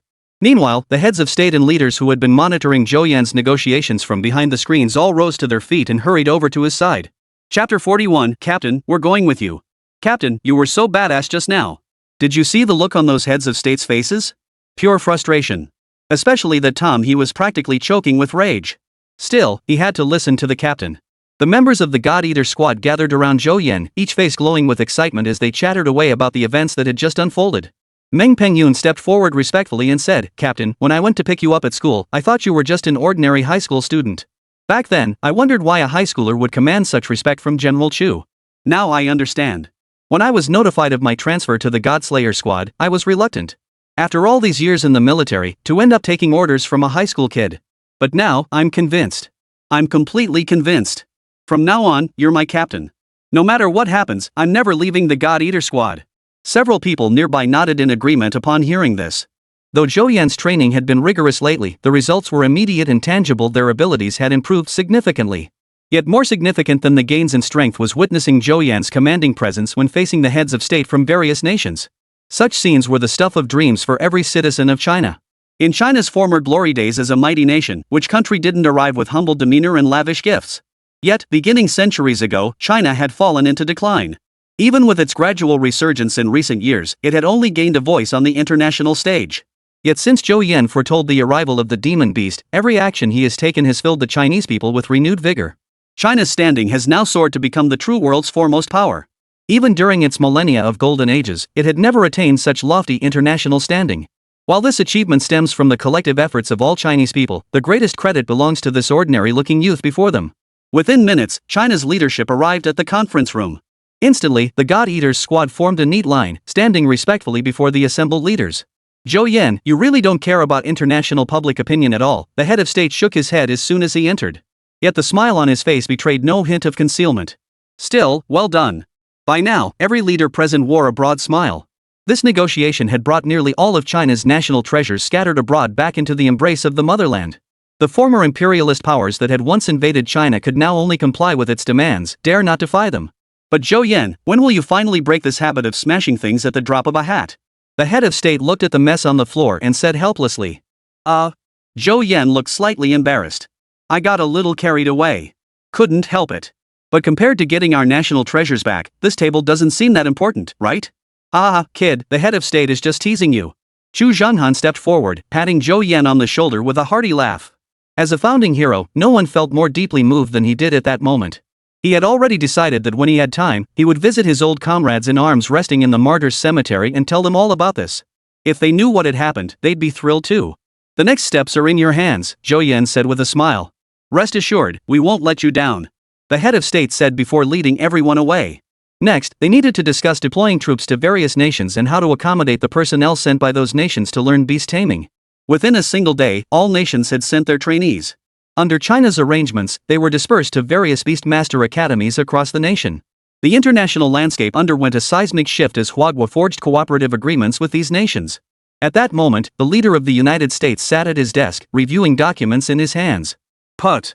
Upon seeing the stance of various nations toward China, he was so enraged he nearly choked on his own blood. These nations are utterly useless, he growled, glaring at the list on the document. In today's world, aside from the dozen or so nations led by the United States, nearly all others had switched allegiance to China. China's strength had completely crushed that of the United States and its allies.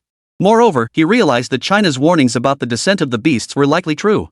He wanted to prepare in advance, but the United States had sold all its steel reserves to China, leaving him unable to make preparations. Even if steel were available, replicating China's steel domes to shield cities was simply unrealistic in the United States. The American people were unwilling to even comply with home quarantine and mask wearing, let alone endure being locked down within a city. Why are their people so obedient? The leader of the United States simply couldn't comprehend how China's citizens could be so united. The leader of India invites you to join the meeting. The phone notification sounded. After much hesitation, the leader of the United States joined the call. Meanwhile, Zhou Yan continued training the God Eater's squad. With the next demon beast poised to descend at any moment, he had no time to rest. Through his rigorous training and the full resources of China, every member of the God Eater squad had elevated their beast riding skills. At this point, every beastmaster in the God Eater squad had reached level 5 or higher. Li Zhiliang, Du Haiyu, and Meng Pingyun's beasts had even reached level 8. The team members' coordination had also been honed to near perfection. Further improvement would likely only come through actual combat. Everyone has worked hard during this training period, Zhou Yan addressed the group. Not at all. With such significant progress, who cares about the hardship? The team responded with laughter, each stroking their own beast. Just then, Zhou Yan's phone rang. Zhou Yan, it's bad news. Hearing the voice on the other end, Zhou Yan froze for a second before recognizing the familiar tone. It was Wang Wenwu.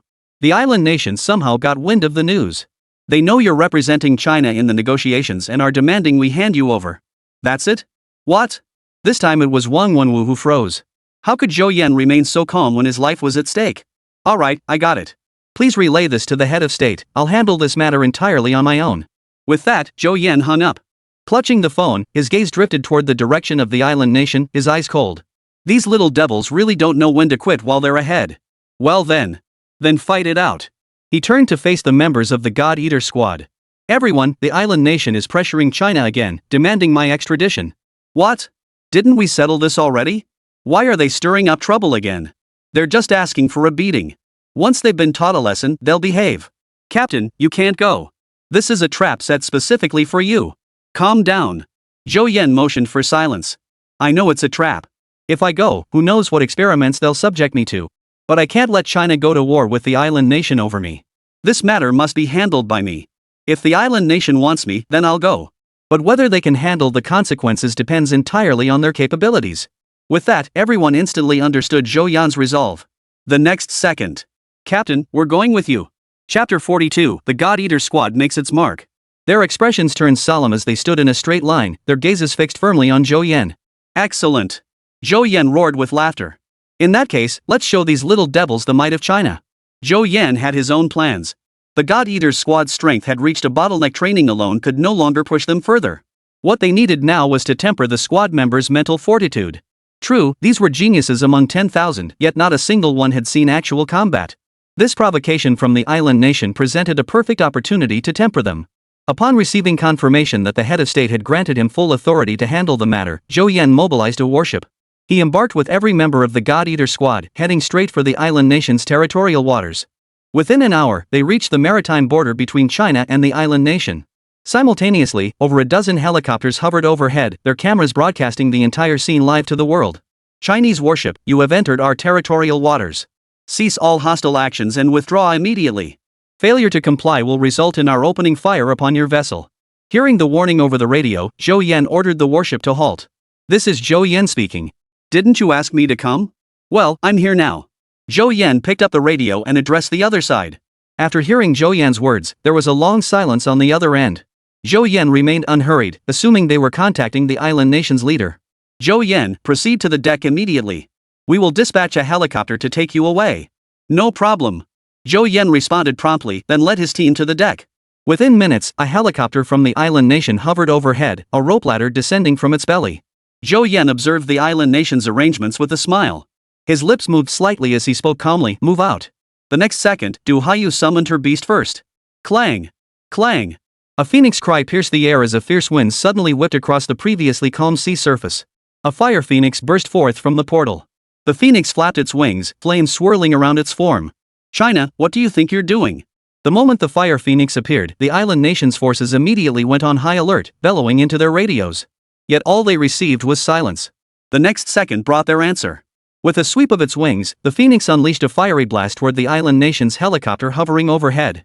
Boom! The flame struck the helicopter, instantly reducing it to ashes. And all of this was broadcast live.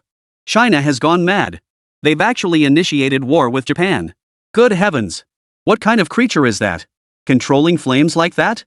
And how hot are those flames? The helicopter was reduced to ashes instantly.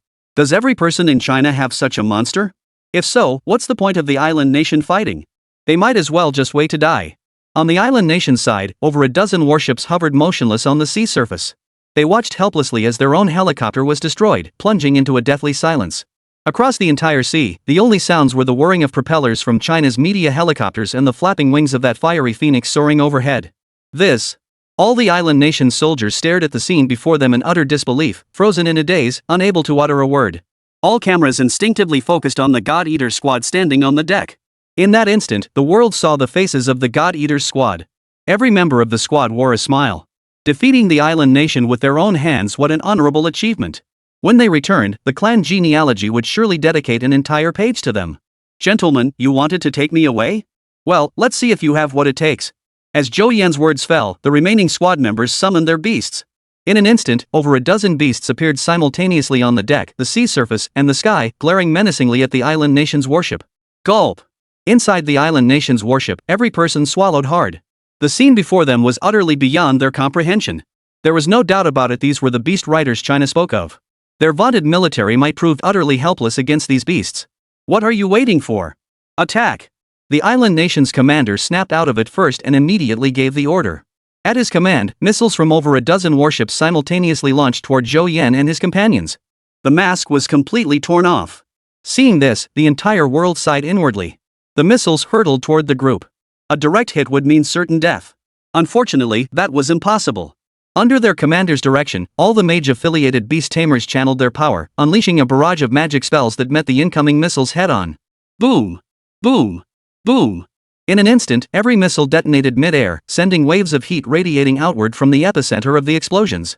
Everyone aboard the island nation's warship froze in shock. The missile barrage had been a near-total salvo, yet the enemy had deflected it with apparent ease. "Since you've made the first move, out of courtesy, we'll return the favor with a gift." Zhou Yan waved his hand, and his team members immediately understood his intent. Instantly, all the mage-type beast tamers began gathering their power once more. This time, their target. The island nation's warship. A barrage of diverse magical energies swept across the sea, surging toward the island nation's warships. "All hands, brace for impact." The island nation's commander barked the order. Everyone gripped their chairs tightly, gritting their teeth in preparation. Yet against the might of the beasts, these actions proved futile. The moment the attack struck the island nation's warships, explosions erupted in rapid succession. The island nation's warship couldn't withstand the beast's assault. After the explosions, only a pile of wreckage remained, burning fiercely on the sea surface. Whoa! Is this the might of China? It's terrifying. Those were the island nation's most advanced warships. A fleet of over a dozen vessels, and it was taken down by just a few people from China. With a team like Zhou Yan's, even if China doesn't protect him, how could he possibly fear the island nation's threats? In that moment, the entire world witnessed the might of the God Eater's squad. A complex mix of emotions stirred within each observer: admiration, dread, and exhilaration. Yet they all reached one consensus simultaneously. Zhou Yan is untouchable. Zhou Yan's team is untouchable. And the nation of China, possessing such a force, was even more untouchable. This nation, which decades ago couldn't even mass-produce rifles, now possessed a formidable strength beyond the comprehension of the entire world. Upon seeing the images on the screen, the island nation's leader, Matsue, lost all will to resist. He slumped in his chair, staring blankly at the ceiling. He knew that given the long-standing animosity between the island nation and China, compounded by this latest threat against China, China would certainly not let Japan off lightly. And the architect of this outcome was none other than himself, the nation's leader. It was his series of foolish decisions that had plunged the island nation into an irreparable abyss. He braced his trembling body, slowly rising from the chair. He walked over to the cabinet beside him and picked up the short knife resting on top. Chapter 43, The Island Nation Apologizes, the Beautiful Country Pressures China. Just as he drew the blade, preparing for his next move, the phone on the desk rang. Instantly, his thoughts were pulled back to reality. Seeing the knife in his hand, his fingers instantly relaxed, letting it fall to the floor. Ah! A piercing scream erupted from his throat as the knife bounced off the floor and drove itself into the top of his foot. The secretary outside the door heard the noise and rushed in.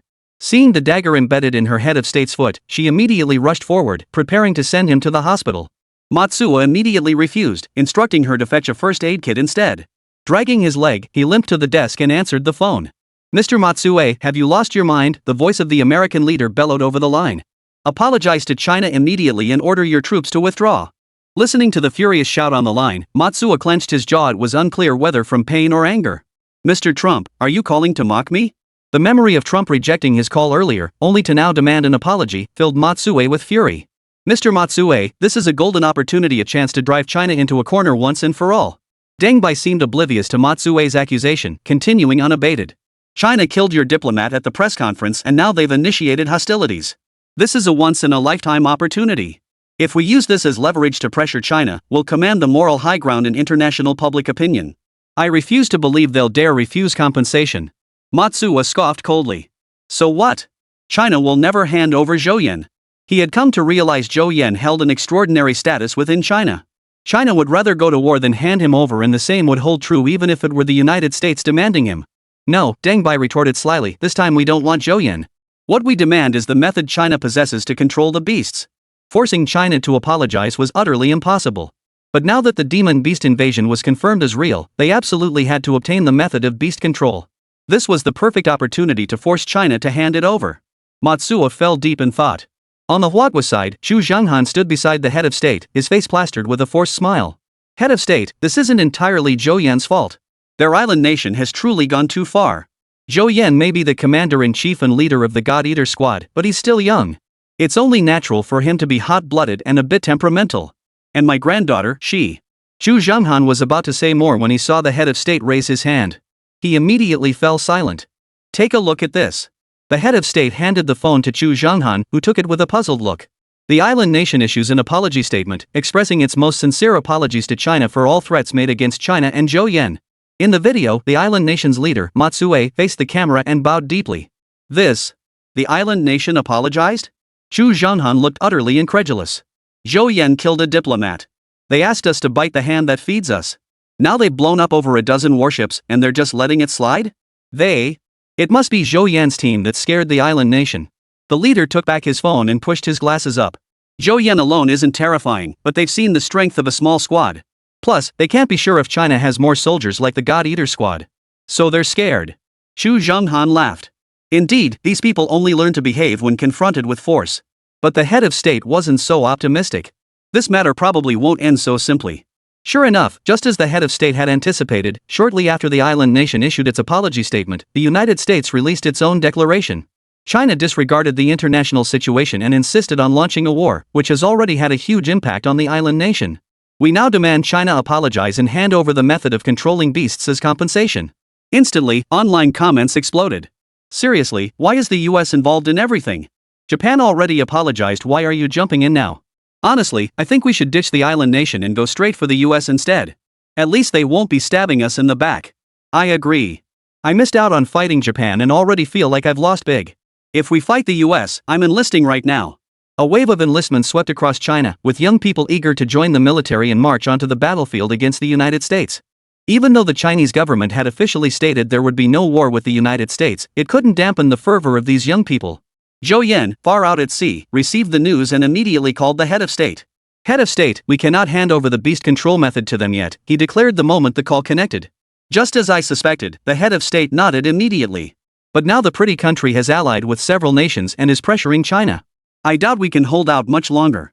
Zhou Yan felt a headache coming on. Those American devils were truly adept at exploiting any opening. Even matters clearly unrelated to them, they insisted on meddling in. He had considered traveling to the United States himself, but if they went, it would likely spark a world war. Though the leaders of these nations were all pig-brained, in this Beastmaster era, humanity still needed the strength of their citizens. As they debated, Xiaohei, who had been standing beside Zhou Yan the entire time, suddenly became highly agitated. His eyes locked onto a specific direction, repeatedly signaling Zhou Yan. Zhou Yan followed the direction Xiaohei was pointing, but the calm sea surface showed nothing. Xiaohei, what do you see? Zhou Yan crouched down and spoke to Xiaohei patiently. Seeing Zhou Yan's confusion, Xiaohei grew impatient, pacing back and forth. Its paw kept pointing in one direction, its mouth open, while another paw gestured toward its own mouth. Zhou Yan frowned in confusion for a few seconds. Then, suddenly, it dawned on him. The direction Xiaohei was pointing at was the beautiful country. Pointing at its mouth meant there was something over in the beautiful country that it wanted to eat. There was only one food that could make Xiaohei this excited. Monster beasts. Instantly, a smug grin spread across Zhou Yan's face. Mr. President, no need to worry about their statement. For the foreseeable future, the beautiful country will likely be too busy saving itself. The head of state paused, then realized, Zhou Yan, you mean the beasts? Exactly. Soon, we can wait for the beautiful country to come begging us. Zhou Yan gazed toward the direction of the beautiful country, recalling the third demon beast that had descended upon it in his previous life, a sly grin spreading across his face. This beast would give those foreign devils a taste of their own medicine. I hope you hold out a few more days. Don't come begging China for help too soon or your pretty country will lose all face. Chapter 44, The third beast descends upon the beautiful country. Deep within the mountains of the United States, a bizarre teleportation array suddenly materialized. A massive, earth-colored crystal shot out from within it. The instant the crystal emerged, a violent storm erupted across the mountains, uprooting trees as they were torn from their roots. As the winds intensified, a tornado formed at the mountain center, sucking up all the surrounding rocks. Unlike the trees that had been hurled away, these stones were all drawn toward the central crystal by the vortex's force. Half an hour later, as the whirlwind gradually dissipated, a 100-meter-tall figure composed entirely of stone emerged from the dust. Roar! A strange roar erupted from the giant's body, echoing across the entire mountain range. The giant's head turned toward the direction of the beautiful country's city, then it began advancing step by step toward the city. At that moment, the leader of the beautiful nation, Deng Bai, was basking in the satisfaction of having China at his mercy. Nearly an hour had passed since he issued the ultimatum demanding China hand over its beast-taming techniques as compensation, yet China remained silent. Judging by China's attitude toward Japan, if China intended to refuse, it should have issued a firm statement by now. Yet the prolonged silence suggested China still feared their military might and was weighing whether to surrender the beast control method. Once China hands it over, surpassing them with our soldiers will be as easy as pie. He poured himself a glass of red wine, stood before the floor-to-ceiling window, and sipped it while surveying the view outside. Prime Minister, we have a major emergency. The sudden cry echoed as a figure burst through the door. Deng Bai startled, spilling red wine all over himself. He turned to glare at his secretary, his face tense with anxiety, about to erupt in anger. Mr. Deng Bai, a demon beast has descended upon our country. What? Deng Bai immediately tensed up, ignoring the spilled wine as he rushed straight to the computer. At that moment, every media website in the United States was broadcasting the same footage. A 100-meter-tall stone giant was rampaging through their city. With each step the giant took, it left a crater several meters deep. Power lines and fiber optic cables snapped underfoot, sparks flying and igniting raging fires in the ruins. Countless people lay dead beneath its feet, their mangled remains filling the craters beyond recognition. The city echoed with terrified screams as everyone fled toward the horizon, away from the colossus. Those with vehicles sped away, while others, driven by sheer survival instinct, ran faster than world champions. Within mere minutes, the city lay devastated, its streets stained crimson with blood. What are we waiting for? Launch the attack. Deng Bai immediately gave the order. Instantly, dozens of the United States' newest fighter jets took off, heading straight for the giant. Soon they reached the giant's location. All fighters launched their attacks simultaneously, firing missile after missile at the colossus. Missile after missile struck the giant's body. In the next instant, one of its legs shattered under the explosion. The giant lost its balance and crashed to the ground, its massive body slamming into the earth and kicking up a huge cloud of dust. So this is all a magical beast can do. Deng Bai sneered coldly at the fallen giant on the screen. China really does exaggerate. What threat could such a creature possibly pose? And they say technological weapons are useless against beasts? In my opinion, it's just that their military power is too weak. With our nation's technological prowess and military might, we could slaughter these beasts even without any beast tamers. Deng Bai now felt no fear toward the giant on the screen. Seated in his chair, he watched with amusement as his own forces finished it off. Initiate global broadcast. Let them witness how our beautiful country slays beasts with our own strength. His secretary, no longer tense, even felt he'd overreacted earlier. Upon hearing Deng Bai's words, he immediately began arranging the broadcast. 1 minute later, the United States official live broadcast went global. The screen showed nothing but a hazy expanse of dust. As the smoke and dust gradually dispersed, the figure of the giant, now missing one leg, slowly came into view. Only then did the world realize that the United States had also encountered a demon beast invasion. Yet this scene seemed quite different from what China had described. The host of the beautiful country's livestream declared with a tone of contempt, "As you can all see, this is the demon beast that has descended upon our beautiful country. Under our military strikes, this beast can no longer stand. Just a few more rounds, and we'll finish it off." Watching the fallen beast on screen and hearing the host's words, many people around the world wore expressions of complex emotion. Didn't China claim their technological weapons were useless against these beasts? But now it seems that's not the case. Could it be that China's technological weapons aren't advanced enough? They're incompetent yet assume the whole world is as incompetent as they are? I told you our beautiful country is the strongest. What monsters? They're nothing but a joke. Hold up, our bear country faced a monster invasion too. Tech weapons definitely don't work. Then that proves your grizzly nation is weak too. Zhou Yan had already returned to Huagua. Seated in the government building's conference room alongside the head of state and other high-ranking officials, he watched the live broadcast from the United States. "Zhou Yan, why is this demon beast so weak?" Chu Zhanghan was puzzled. Having personally fought demon beasts, he felt this one from the United States was far too weak. Others in the meeting shared the same perplexity. "No, this beast isn't weak at all, it's far stronger than the previous two." Zhou Yan's comments in the bullet chat made him want to laugh. "But Zhou Yan, it can't even withstand fighter jet missiles, let alone other more powerful weapons." Exactly. If the US really uses technological weapons to kill the beasts, all the cooperation we've painstakingly built with other nations could fall apart. Not only that, but many nations might side with the United States. After all, they understand the manufacturing of technological weapons far better than they do beast taming. "Everyone, please calm down." Zhou Yan listened to the leader's discussion, sitting in his chair as steady as a rock. "I told you, this demon beast is stronger than the previous two. Just as the pretty country is laughing now, they'll be crying bitterly soon enough." Though none understood Zhou Yan's reasoning, they unanimously chose to trust him. After all, this youth's prophecies had never once failed.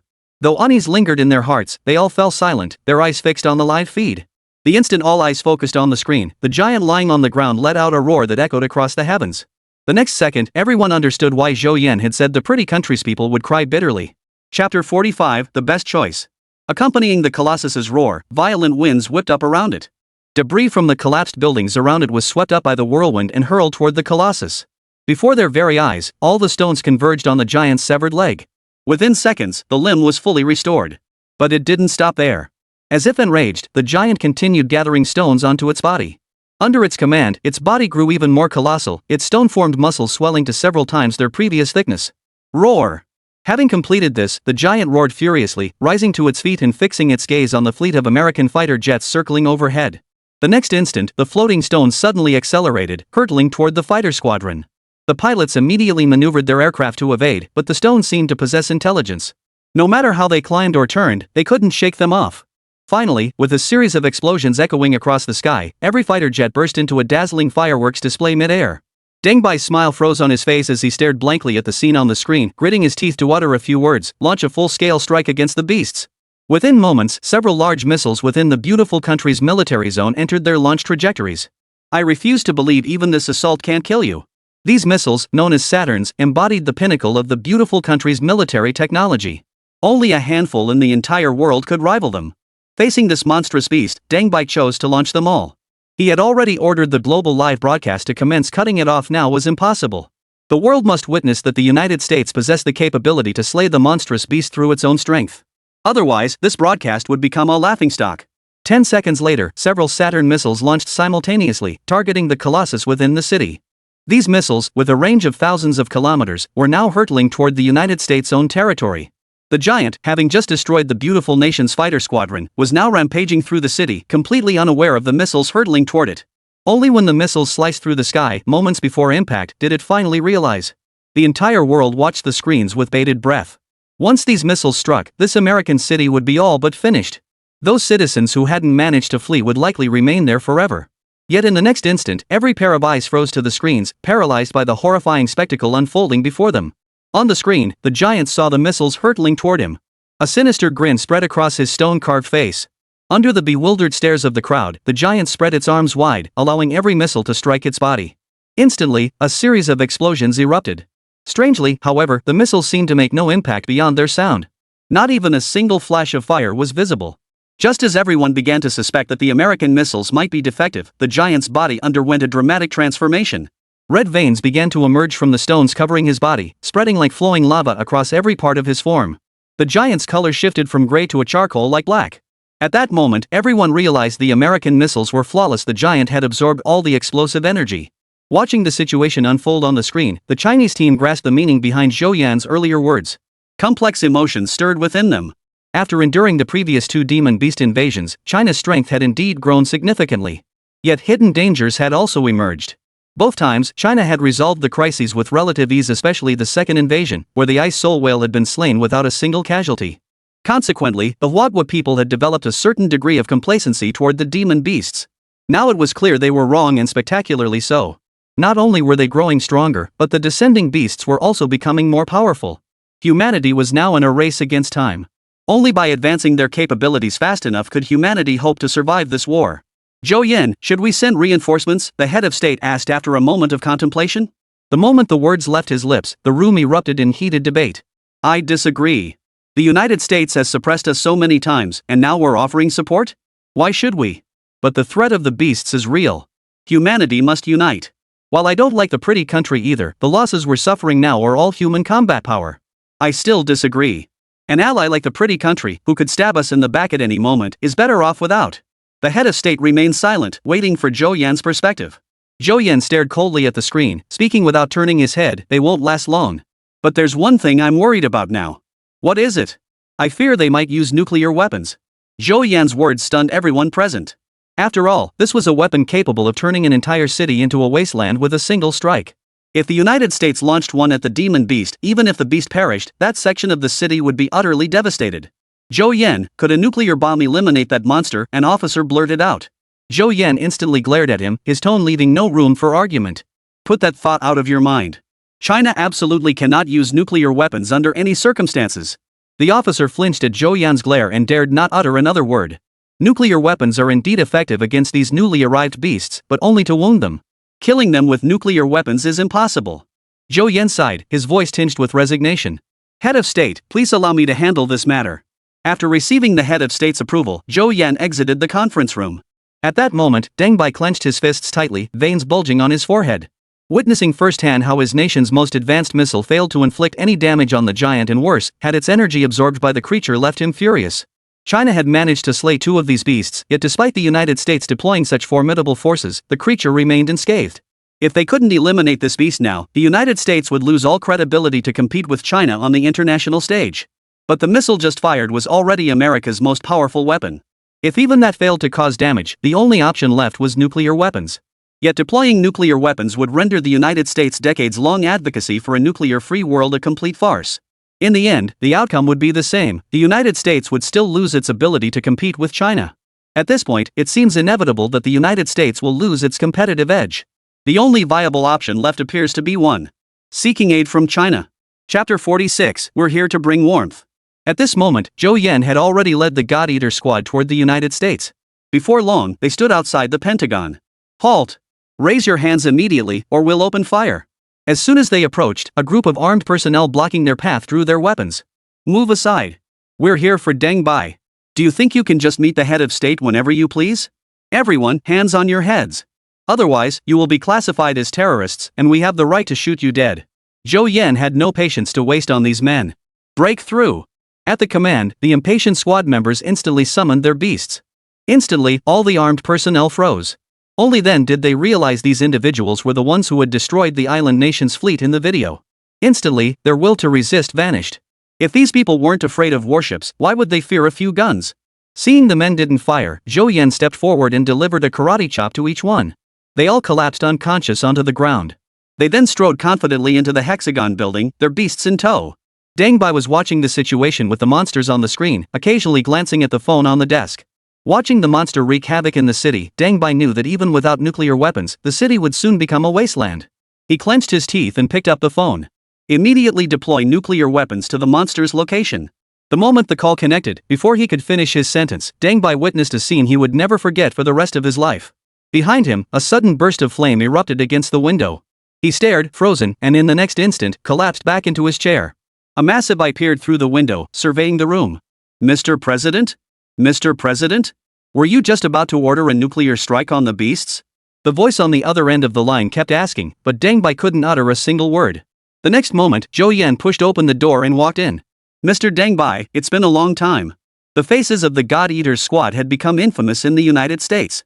Along the way, everyone who saw them scrambled to avoid them, not daring to step forward to block their path. They had even captured someone to guide them, finally reaching Deng Bai's office. The moment Zhou Yan entered and saw Deng Bai holding the phone, he immediately lunged forward and snatched it away. Upon hearing the voice on the other end, Zhou Yan's gaze toward Deng Bai instantly turned icy. Tell them immediately no nuclear weapons. Zhou Yan gripped Deng Bai's shoulder with one hand while pressing the phone to Deng Bai's ear with the other. Slumped in his chair, Deng Bai grimaced in pain, feeling as if his shoulder might shatter. With no choice, he complied with Zhou Yan's demand: prohibit the use of all nuclear weapons and ensure the safety of the citizens to the greatest extent possible. The person on the other end of the line was stunned. Could such words truly be coming from their head of state? Only after confirming the call originated from the Pentagon and the voice showed no signs of alteration did he respond to Deng Bai's order. Seeing this, Zhou Yan hung up the phone, making no effort to conceal his murderous intent. I really want to kill you right now. Deng Bai broke out in a cold sweat. As the leader of the United States, he had never faced such a situation before. Even if someone wanted to kill him, they'd only dare to shoot from afar. When had anyone ever threatened him like this to his face? His body trembled violently as he shouted hoarsely, "Security! Security! Mr. Deng Bai, isn't this a bit redundant?" Zhou Yan chuckled. You might as well stop calling. Your security won't respond to you. Otherwise, how do you think a group of us Chinese managed to enter the Pentagon and appear in your office? After all, he was the head of state. He mustered some courage, swallowed hard in the face of Zhou Yan's threat, and asked, "What do you want?" "We're here to lend a helping hand," Zhou Yan replied without beating around the bush, smiling as he said, "China always prioritizes urgent matters. Seeing how hard you're struggling, we came specifically to support you." "You're serious?" A flicker of joy crossed Deng Bai's face, though his excitement remained largely unspoken. If they sought aid from China, it would mean the United States was admitting China was stronger equivalent to conceding defeat in this competition. But if China offered assistance on its own initiative, that was different. It would be China meddling in matters that weren't even requested by the United States. "It seems Mr. Deng Bai was quite eager for our assistance," Zhou Yan remarked, noticing the fleeting delight on Deng Bai's face. "We can help, but we have certain conditions." "Cunning Chinese. I won't negotiate any terms with you." Deng Bai turned his head away, refusing to acknowledge Zhou Yan. "Think you're all that, huh?" Li Zhiliang, who had been standing nearby, stepped forward and delivered a sharp slap across Deng Bai's face. The blow stunned Deng Bai. The leader of the United States, of all people, had been slapped? Yet the blow also jolted him back to reality. Before Zhou Yan and his group, he had no right to refuse. "What terms do you want?" he mumbled, clutching his already swollen cheek. "Look at yourself. Why didn't you just agree earlier? Why did you have to take that slap?" Zhou Yan shook his head and sighed. "And you too, Mr. Deng Bai is the head of a nation. How could you be so disrespectful? Apologize immediately." "Sorry, I'll do it again next time," Li Zhiliang said casually before walking back into the group. "You moved way too fast. I was just a second late and you snatched the chance right out from under me. Nice move, kid. How'd it feel? Did it hit the spot?" "Awesome. Absolutely awesome. Though it felt a bit greasy, like my hands got dirty." The members of the God Eater squad whispered among themselves, crowding around Li Zhiliang, each regretting they hadn't seized the chance themselves. Every word reached Deng Bai's ears. He was furious, but dared not show it in front of these men. "Mr. Deng Bai, just sign this, and we'll handle this demon beast for you," Zhou Yan said, pulling a document from his breast pocket. This document was identical to those signed by the Sun Never Sets Nation, a contract stipulating that the Chinese military would protect the citizens of other countries. However, unlike the British Empire's version, this document bore a conspicuous clause. Whether to grant beast taming methods to the United States shall be determined by China based on the United States' future conduct. This is an unequal treaty." Deng Bai erupted in fury after reading it. "This is nothing but China's attempt at colonization. I refuse to sign such a thing." Hearing Deng Bai's words, Zhou Yan showed no anger. Instead, he silently approached and spoke calmly. "Mr. Deng Bai, do you believe you possess the authority to refuse?" Chapter 47, The Earth Spirit with Two Skills. Deng Bai was rendered speechless. Setting aside the fact that the United States was currently facing magical beasts beyond their control, his own predicament alone left him with no room to refuse. Any one of the dozen or so people in his office could kill him with ease, let alone the beast tamers lurking outside, ready to take his life at any moment. I will sign. Deng Bai dared not hesitate. In the end, he silently picked up the pen and signed the treaty as Zhou Yan demanded. Good. Very good. Now that's a good comrade. Zhou Yan smiled and patted Deng Bai on the shoulder. Now, can we finally take care of that demon beast? Deng Bai dodged Zhou Yan's hand, fearing the man might accidentally slap him to death. Of course. With this treaty signed, your beautiful country will be under our protection from now on. Zhou Yan tucked the treaty into his robe as he spoke, then turned to address the squad members. Guys, let's get to work. The squad immediately fell into formation, lining up in 2 rows behind Zhou Yan as they marched out. Deng Bai watched their retreating figures and exhaled in relief. But the next instant, his face twisted with resentment. You Chinese are celebrating too soon. When the God Eater squad arrived at the city where the beasts were located, the entire place had been reduced to ruins. Whether they had all fled or perished, the city was eerily silent, devoid of any sound of life. Captain, should we have come sooner? One team member gazed at the scene before them, a hint of sorrow in his eyes, unable to hold back his words. You think this is because we arrived too late?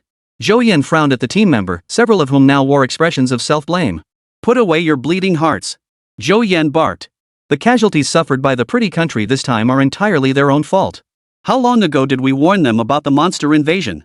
Yet what did they do? Not only did they refuse to believe our warnings, they actively sabotaged us at every turn.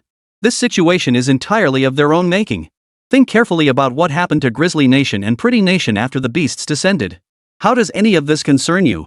Hearing this, the team members finally snapped out of their daze. They had been blinded by the horrific scene before them, even forgetting that this was the beautiful country's territory and had nothing to do with them. Coupled with Zhou Yan's earlier revelation of the beautiful nation's actions, they now felt their earlier self-reproach was nothing short of shameful. Captain, we understand. Zhou Yan nodded and led the group forward. He understood their mindset after all, none of them had experienced the brutality of war. But he had to extinguish their saintly compassion. In the beast-taming era or any apocalypse, for that matter those with such idealistic hearts only ended up killing those around them and themselves. They all deserved to die.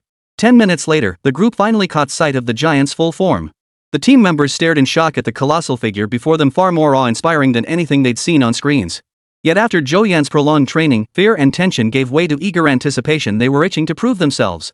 During the destruction of the island nation's fleet, Zhou Yan and Du Haiyu had stolen all the glory, and they were itching for their turn. Zhou Yan, observing this beast that had been destroyed by the American Beastmaster in his previous life, a creature he'd never faced himself, activated his fire eye. Name, Earth Spirit. Level, 15. Bloodline grade, B. Skills, energy absorption, infinite regeneration. Weakness, its core lies within its chest. Destroying it prevents regeneration. 15th level beasts have already begun appearing. Zhou Yan murmured as he studied the interface. Monsters gain a new skill every 10 levels. The Ice Soul Whale in Grizzly Nation had likely just reached level 10, so it hadn't evolved any new abilities yet. But this Earth Spirit before him was different. Especially its 2 skills utterly unfair. Its energy absorption alone rendered the mage-type beastmasters in the party completely useless. Unless they exceeded its absorption limit, they were essentially serving as power banks for the Earth Spirit. You lot, stay out of this operation for now. With no other choice, Zhou Yan ordered all the mage-type beast tamers to retreat from the battlefield.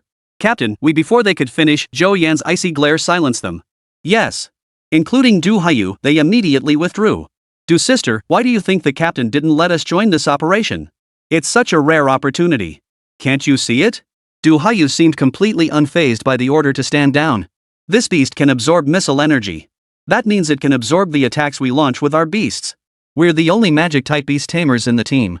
Being sent away means we can't contribute to this mission. Oh. The others instantly understood. But why didn't the captain explain this to us? Hearing this, Du Haiyu's tone turned stern. Every second counts on the battlefield. The captain didn't explain, and you shouldn't question it. Remember this, we are soldiers now. Obeying orders is our foremost duty. Du Haiyu, born into a military family, had these principles ingrained in her from childhood. The others fell silent. Truthfully, they'd only been venting their frustration after all. They'd finally gotten a chance to fight the beasts, only to be sidelined. Ding! As the group moved away from the battlefield, Du Haiyu's phone emitted a single alert. She pulled it out, glanced at the screen, then turned to look back at Zhou Yan and the others. A knowing smile spread across her face. She then addressed the group, let's go. Even if we can't join the battle, we have our own mission to fulfill. Meanwhile, Zhou Yan was busy assigning tactics to the remaining members. After finalizing all arrangements, he addressed the team earnestly. This is the God Eater Squad's first mission. I expect you to perform at 100% capacity, just as you do in training. Remember, no matter what happens, stay calm and coordinate closely with your teammates. Yes, sir. The team responded in unison. God Eater Squad's first operation commence. At Zhou Yan's command, each member summoned their own beast. Instantly, the Earth Spirit's gaze was drawn to them. Roar! Hearing the Earth Spirit's furious roar, smiles spread across everyone's faces. This time, they would show the entire world the might of this elite squad from China. The moment the Earth Spirit's roar faded, several tank-type beasts from the team charged forward instantly. Simultaneously, every viewer watching the live broadcast worldwide noticed several new figures appearing on the screen. Director! Director! What are you doing? Get the shot! Seriously, do you even know how to film? Why are you still focusing on that beast? Get the action on camera. Director, watch the timing.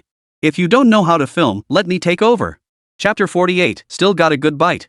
The director finally noticed the squad members on the ground amid the barrage of comments and immediately ordered the cameraman to shift the camera over. Within mere seconds, the tank-type beast master had reached the Earth Spirit's feet.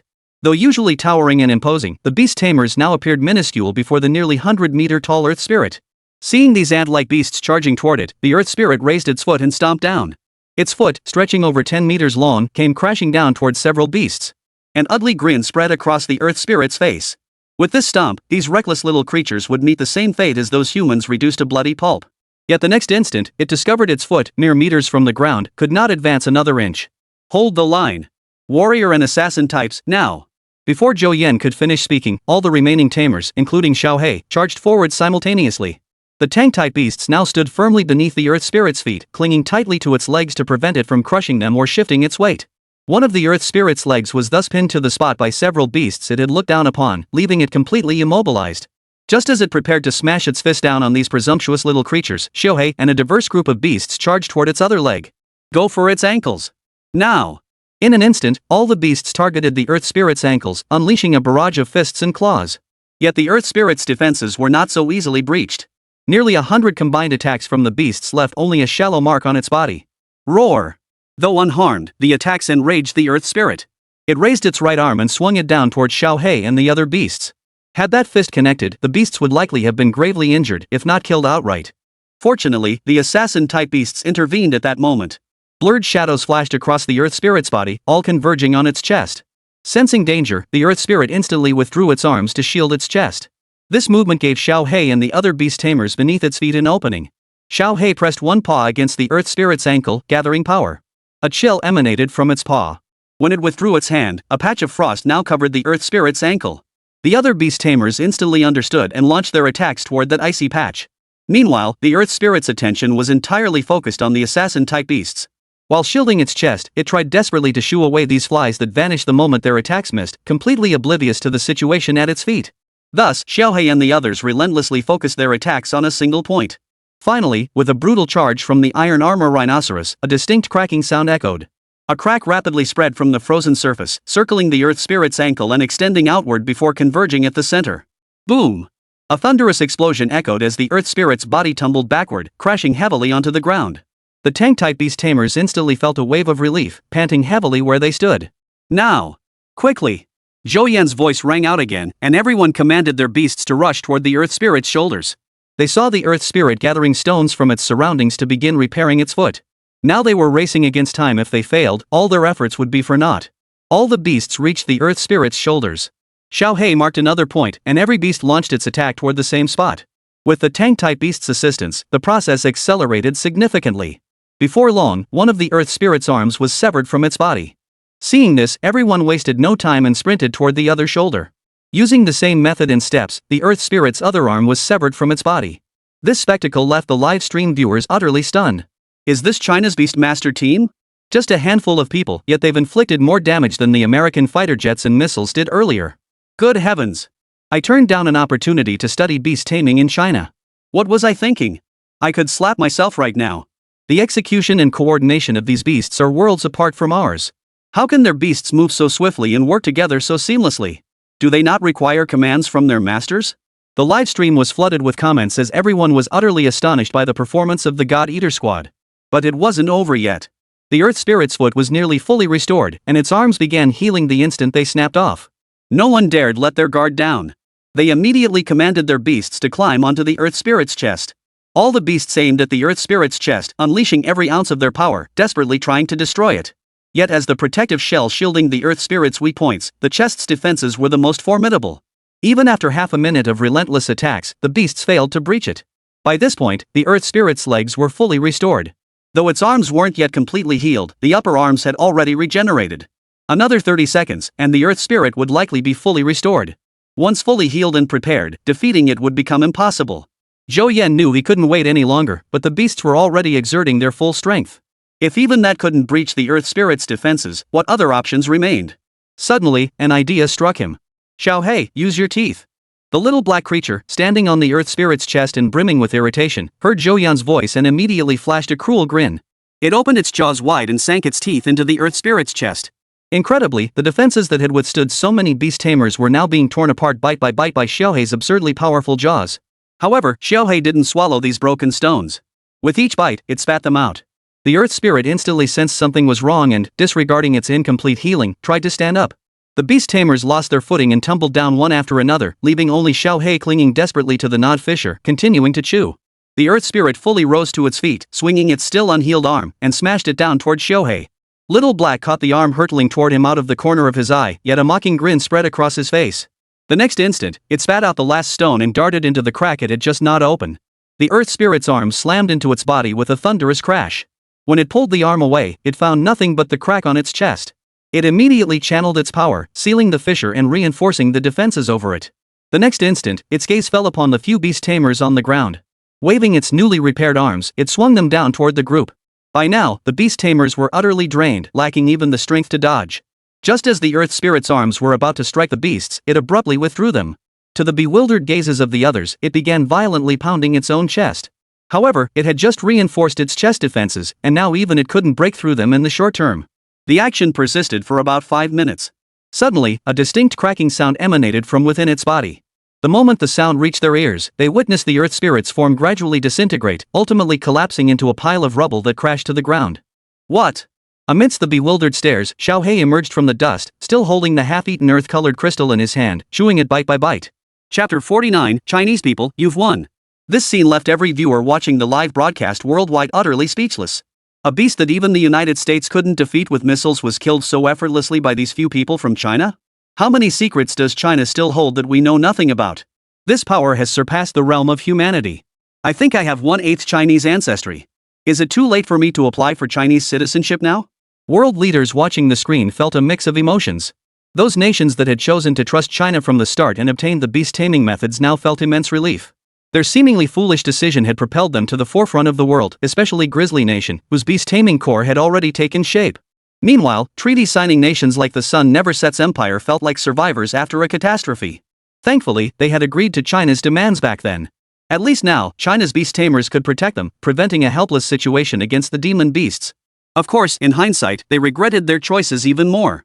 Had they trusted China sooner, they might now possess strength comparable to China's. As for the lackeys of the beautiful country, they were now utterly panicked. Everything was screaming at them how utterly foolish they had been.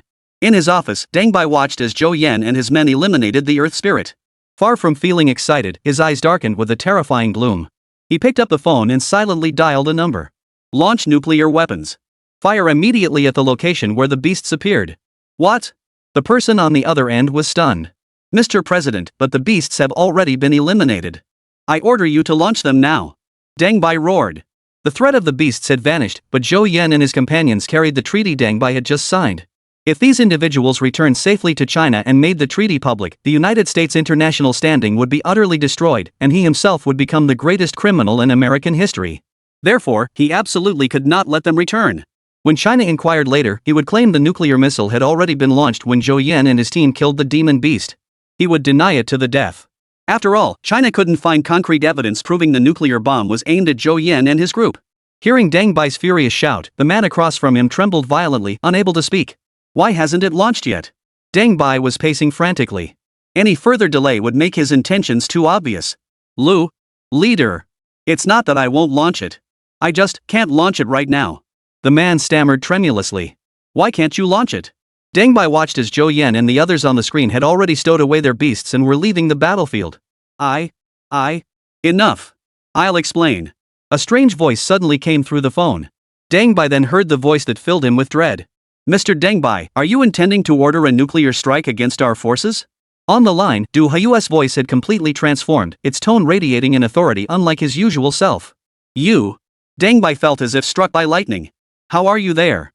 Mr. Deng Bai, I advise you to watch China's live broadcast right now. The moment those words left his lips, Deng Bai was overcome by an extremely ominous premonition. His trembling hands gripped the mouse as he switched the screen to China's live broadcast feed. Instantly, his mind exploded. On the screen, Du Haiyu stood inside their command center alongside several members of the God Eater squad. The nuclear launch button was tightly cordoned off by them, completely inaccessible to anyone. Worst of all, every word he had spoken on the phone moments ago had been broadcast live. The comment stream was now flooded with condemnation of his actions. The United States is nothing but an ingrate. China forgave past grievances to help you, and now you want to kill them. Who would have thought our head of state was this kind of person? And I even dragged my whole family to vote for him. I demand the United States hold new elections. Biden is unfit to be our leader. It's over. Trump felt like the sky had fallen. He slumped into his chair, staring blankly at the screen, utterly devoid of will to live. He couldn't fathom why Chinese operatives had infiltrated the U.S. War Command Center, nor could he comprehend how China had foreknowledge of his impending decision. But he knew this much: his political career had come to an end. Not only that, but from now on, he would likely become a pariah in the United States and indeed, across the entire world. As the live streams in both China and the United States simultaneously shut down, Zhou Yan and his team completed their post-battle debriefing. Overall, Zhou Yan was highly satisfied with the performance of the God Eater squad. For their first actual combat against the beasts, achieving such coordination had exceeded his expectations. Everyone sat amidst the ruins. Phew! How'd it feel? Zhou Yan exhaled smoke and grinned at the group. Awesome! Absolutely awesome! So intense! If we'd been even a second slower, we'd probably be dead. But Captain, your little black is seriously badass. He can even bite through stone. Bathed in the setting sun, everyone wore relaxed smiles. This battle made them realize they now possessed the strength to protect Huagua. Though they still struggled at times, and the beasts would only grow stronger in the future. But weren't they growing too? Zhou Yan glanced at his phone. Let's go. A certain friend wants to give us a gift. We should return the favor. His gaze instantly turned cold. A friend? A gift? Though puzzled, the others followed Zhou Yan. Before long, Zhou Yan led them back to the Hexagon building. Just as they reached the entrance, they encountered Du Haiyu and the others rushing over from the operations center. This time, the first to awaken instinctively shielded his neck the moment he saw them, then boldly ushered the group inside. They made their way to Deng Bai's office. The moment they entered, they saw Deng Bai slumped in his chair, looking as deflated as a punctured balloon. Mr. Deng Bai, isn't the gift you sent me a bit too generous? Deng Bai lifted his heavy eyelids and glanced at Zhou Yan. The Chinese have won. After all these years of fighting, I never imagined I'd end up losing to a greenhorn. Zhou Yan shook his head. You didn't lose to me. Deng Bai looked up at Zhou Yan. Zhou Yan glanced at his team members behind him, then turned his gaze toward the distant east, his face radiating pride. What you lost was the united heart of 1.5 billion Chinese people, their indomitable will and their spirit that never admits defeat. Chapter 50, Is the online joke true? Deng Bai remained silent for a long time before finally sighing. Before I step down, could you please tell me why your nation, with such a vast population, can unite to accomplish something? Deng Bai had never understood it. Not just him, most people around the world couldn't comprehend how China managed it. Zhou Yan smiled faintly. 8,000 years of Chinese history, this is the legacy passed down by our ancestors. Deng Bai was speechless. What the Chinese people feared most was not their rapid technological progress, nor their ever-expanding economy. It was China's ability to unite its vast population toward a common purpose. They had tried every means possible to use cultural invasion to change the Chinese people. Yet they had ultimately failed. On their networks, the Chinese people pay no attention to anything beyond the color of things. Occasionally, a few brainwashed individuals appear, but they are nothing more than useless fools. Deng Bai let out a relieved smile as he looked at the Chinese people before him. I hope your nation can lead humanity to survive in this mad world. As he spoke, a pistol materialized in his hand, its barrel pressed against his temple. Bang! Zhou Yan led the group out of the hexagonal building. He pulled out his phone and dialed the head of state. Hello, Zhou Yan. I saw your performance on the live stream. Complete the mission and return immediately. Mr. President, Deng Bai is dead, Zhou Yan stated bluntly. What? The head of state paused for a second, then couldn't hide his delight. Good riddance. Good riddance. That old bastard was nothing but trouble. He spent his days stirring up wars around the world and using every trick in the book to suppress China. You went to support them in slaying the demon beast, yet he actually ordered your execution. The head of state listed Deng Bai's crimes in detail. You return immediately. If the pretty country dares cause trouble for you, China will be the first to refuse. He committed suicide, Zhou Yan stated again. Suicide? The head of state froze, having assumed Zhou Yan had killed Deng Bai in a fit of rage. After a long silence, the head of state spoke again. Are you certain Deng Bai committed suicide? Absolutely certain. He killed himself right in front of all our team members. The surveillance in his office should have captured everything. Very well. In that case, I'll arrange for someone to meet with you shortly. He'll send people to pick you up. Zhou Yan was puzzled. How could the head of state arrange a meeting with him here in the United States? Understood. After hanging up, Zhou Yan stood quietly across from the Pentagon, waiting. Before long, several stretch Lincolns pulled up in front of them. Mr. Zhou Yan, please. A blonde-haired, blue-eyed man in a tailored suit stepped out and invited Zhou Yan to get in. Zhou Yan nodded and climbed inside. The rest of the God Eater squad accepted the invitation and boarded the vehicles behind. Mr. Zhou, it really is you. I finally get to meet you. As soon as he got in, the blonde-haired, blue-eyed man looked at Zhou Yan's reflection in the rearview mirror and exclaimed excitedly. And you are. Who I am doesn't matter. My boss has been waiting for you for ages. If you hadn't shown up, he'd have been on the verge of depression. Excuse me, who exactly is your boss? Zhou Yan looked puzzled. Could it be that someone in the United States was actually hoping for his arrival? Shouldn't they all be eager to kill him instead? You'll meet him shortly. After that, the driver remained visibly excited but said nothing more. Zhou Yan and his companions were led to the entrance of a villa. Mr. Zhou, please. The driver opened the car door and led them inside the villa. The moment they stepped inside. You're finally here. I've been waiting for you so impatiently. A figure darted forward, grabbing Zhou Yan's hand and clutching it tightly. Zhou Yan glanced at the other person's face and froze in place, unsure what to say. Blonde hair, a suit, a red tie, and that smile. Puchuan? He was dumbfounded. He never imagined the person the head of state had arranged to meet would be Puchuan, the very man who had lost the election to Deng Bai. 10 minutes later. Zhou Yan followed Puchuan into the backyard. Only now did he reluctantly accept that the man before him was indeed Puchuan. Want a puff? Sitting in a chair, Puchuan pulled a cigarette pipe from his coat pocket and offered it to Zhou Yan. Zhou Yan's pupils dilated in shock. This was a stark contrast to the Puchuan he remembered. A pretty country guy smoking old-school Chinese tobacco? To him, this was more unbelievable than a demonic beast descending from the heavens. Puchuan took a deep drag, his entire body relaxing. Ha, young man, you just don't know what a treasure is. This puff is the only way I can get close to China. You long for China? Zhou Yan frowned deeply. Puchuan took another drag. China, the Red Nation. That's my dream. Puchuan continued speaking to himself. You have no idea how much I envy you. How many times have I dreamed of standing on Chinese soil, of becoming a part of China? Then why did you run in the pretty country election? Zhou Yan asked. I had to. Puchuan's expression turned serious. If I left, who else would liberate the United States? This. Zhou Yan felt his worldview crumbling. Though people online had always joked that Trump was body in Chao's camp, part in Han's, everyone treated it as lighthearted banter. Who could have imagined it was actually true? Give me one of yours. Puchuan set down his pipe and reached out, eyeing Zhou Yan. Zhou Yan pulled a pack of cigarettes from his pocket and placed the entire pack into Puchuan's hand. As expected, Huagua's cigarettes taste better, Puchuan remarked as he stuffed the entire pack into his pocket. Zhou Yan, do you know why I always wear a suit? Puchuan continued. Because only this way can I keep wearing a tie, it's the only way I can express my stance. He lowered his head and adjusted the red tie around his neck. Thanks again for this time. If not for you guys, who knows what that old bastard Deng Bai would have done to wreck the United States? A look of hatred flashed across Puchuan's face. Rest assured, I've had the office surveillance footage copied. Soon, everyone will know Deng Bai killed himself. You won't be implicated. Thank you. Zhou Yan's words came out awkwardly.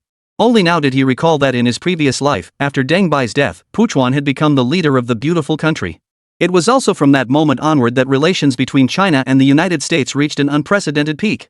Back then, he'd been solely focused on eradicating the beasts, never giving this matter a second thought. He never imagined there were so many secrets behind it all. His gaze toward Puchuan now held a hint of sympathy and respect. Speak. Why did you summon us here today? The moment those words left his lips, Puchuan's gaze sharpened. Deng Bai is dead. A new election will begin soon. I hope you will help me become the leader of the United States. Chapter 51, Go ahead, China has your back. Zhou Yan froze. How can I help you? Teach me beast control, and I'll gain an edge in the election. Puchuan took a deep drag on his cigarette. I've got a following too. Teach them beast control, and it'll prove I'm the only one who can lead the United States to survive in this world. Zhou Yan fell silent. He didn't know whether to trust Puchuan. Though the man appeared quite red, he was still a pretty country citizen after all. Agreed. After much deliberation, Zhou Yan finally decided. Given how widespread beast taming was in China now, even if the beautiful country started training beasts today, they'd never catch up to China's capabilities. Thank you. Pu Chuan rose and bowed deeply to Zhou Yan in solemn gratitude. Zhou Yan smiled. I hope that after your election victory, you will lead the United States to stand alongside China in jointly defending against the descent of the demonic beasts. Of course, Pu Chuan replied, his gaze fixed resolutely on the direction of the Earth Spirit's descent. I will never let the people of the United States endure the same fate again. At 2 a.m., after teaching Pu Chuan the methods of beast taming, Zhou Yan departed the villa. As the teen walked through the streets of the United States, an unfamiliar odor filled their nostrils. Leaving the affluent neighborhoods behind, the scenery around them underwent a complete transformation. Filthy streets, homeless people sprawled on the pavement, drug addicts slumped unconscious against walls, drooling with a look of intoxication on their faces. Is this the beautiful country those people dream of? Meng Pengyun surveyed his surroundings with disgust. Didn't they say the air was sweet? I feel like I'm about to choke to death. This place is worse than my hometown village. Sure, there are more mosquitoes at night back home, but the air is so refreshing. Our country's crackdown on junkies is absolutely right. Look at them, they're not even human anymore. You actually believe those movie scenes are real? Zhou Yan frowned, raising his sleeve to cover his nose. Those few streets in the movies are the cleanest parts of the beautiful country. The rest? It's all like this. As for these junkies? They're everywhere. Just think of them as a specialty of the United States. Meng Pengyun looked utterly disgusted. And just a few years ago, people were giving up their Chinese citizenship to move to the States? I have no idea what those folks were thinking, leaving a good life behind to come to this dump. The other squad members shared his disgust. They'd all traveled far before, but this was their first time abroad. Subjectively, they held little affection for the United States, some even despised it. After all, they were visiting the United States, once the world's dominant power, though now arguably a faded superpower. They were still curious to see the sights of this foreign land. It wasn't that they were blindly infatuated with foreign cultures, it was simply a matter of being here and taking a look. But now they felt this scenery wasn't worth seeing after all. With their enthusiasm gone, they headed straight back to China. Early the next morning, in the head of state's office, Zhou Yan sat across from the head of state, with Xiao He by his side. After consuming the Earth Spirit's core, Xiao He had leveled up again. Simultaneously, it seemed he had gained the ability to freely enter and exit the beast taming space. When Zhou Yan woke up this morning, he found Xiao He lying beside him, puzzled as it fiddled with his phone. Though he couldn't grasp the reason, Zhou Yan was satisfied to see Xiao He had reached level 16. It was a pity, however, that Xiao He had only gained the ability to absorb Earth Spirit energy. For some reason, the regenerative ability had not been acquired. Zhou Yan, you've really made a big splash this time, the head of state murmured from his chair. This morning, the beautiful country announced Deng Bai's suicide and will hold new elections immediately. I only did what I had to do, Zhou Yan shook his head. It's you guys, the state leader, who've been hiding too deeply. One must have some tricks up one's sleeve, the head of state chuckled, slowly raising his head. Did you teach the method of taming beasts to Pu Chuan? Yes. Well done. The head of state nodded with satisfaction. Now the election outcome is practically a done deal. We finally won't have to worry about the beautiful country pulling strings behind the scenes anymore. Head of state, do you trust Pu Chuan that much? Zhou Yan asked doubtfully. Pu Chuan. The head of state's gaze drifted, as if lost in recollection. He might be the one person in the entire beautiful country who most desires an end to humanity's internal strife. Zhou Yan didn't press further. If the head of state trusted him, there was nothing for him to worry about. By the way, several more nations reached out this morning, eager to collaborate with us. Same as before, stick to the original agreements. Ignore anyone who won't sign. Understood. The head of state agreed without hesitation. However, two of these nations require special attention. The island nation and the Kimchi nation. Zhou Yan's eyes instantly turned cold. Kimchi nation steals our stuff daily, claiming Confucius is theirs, Dragon Boat Festival is theirs, and even Spring Festival is theirs. First, make them acknowledge that we are their ancestors. Otherwise, no cooperation. The head of state hesitated for a moment before finally nodding in agreement. As for the island nation, Zhou Yan's eyes burned with intense hatred. If they don't apologize for their historical wrongs, forget cooperation, I'll personally annihilate them. Zhou Yan, that seems rather extreme. The head of state frowned in warning. Right now, our priority is defending against the demonic beast's invasion. It won't matter, Zhou Yan shook his head. The island nation has such a small population. Even without them, it won't affect humanity's combat strength. Besides, repaying hatred with kindness? That's something I, Zhou Yan, simply cannot do. I have no right to make such a decision on behalf of our fallen ancestors. If they refuse to apologize, this is purely a personal matter, it has nothing to do with China. Even if they seek trouble, it won't affect our nation. What nonsense are you spouting? The head of state slammed his fist on the table before sighing. Perhaps it's from sitting in this position too long, or maybe I'm just getting old always worrying about unnecessary things. But thankfully, China still has young people like you. Your fiery spirit is no less than ours back in the day. Zhou Yan, proceed according to your plan. Our nation's legacy is never to abandon or give up. If you go to war with the island nation, China will be your strongest backing. Shortly after Zhou Yan left the head of state's office, China's declaration spread across the globe. Most nations opted to sign the treaty after all, foreign troops had already been stationed on their soil. Ever since the United States announced Deng Bai's suicide, those foreign forces had already withdrawn from their territories. Now it was merely a matter of replacing one contingent with another, a change that made little difference to them. Moreover, the nature of China's deployment was entirely different. Its forces were stationed to safeguard their security. In an instant, the entire world welcomed China's support forces. Only the island nation and the Kimchi nation found themselves in a quandary. Chapter 52, Grasshoppers on the Same String. Why should China demand our apology? Who says Chinese characters must belong to China? Confucius clearly belongs to our nation. I've studied the Analects since childhood. China stole our heritage. Xu Yuan drowned himself in the Han River. How could he not be Korean? The Dragon Boat Festival is our holiday. Across foreign internet forums, countless comments from Kimchi Nation netizens poured out, all blaming China. To other nations, however, their behavior was nothing more than clownish antics. The leader of Korea, reading these online comments, felt 1,000 horses galloping through his mind. Damn it, the leader trembled with rage. Are these people idiots? How dare they post such nonsense online at a time like this? But upon calming down, he knew full well that he had brought this upon himself. For years, in an attempt to boost Korea's international standing, he had relentlessly promoted the notion that Korea possessed a history even more ancient than China's.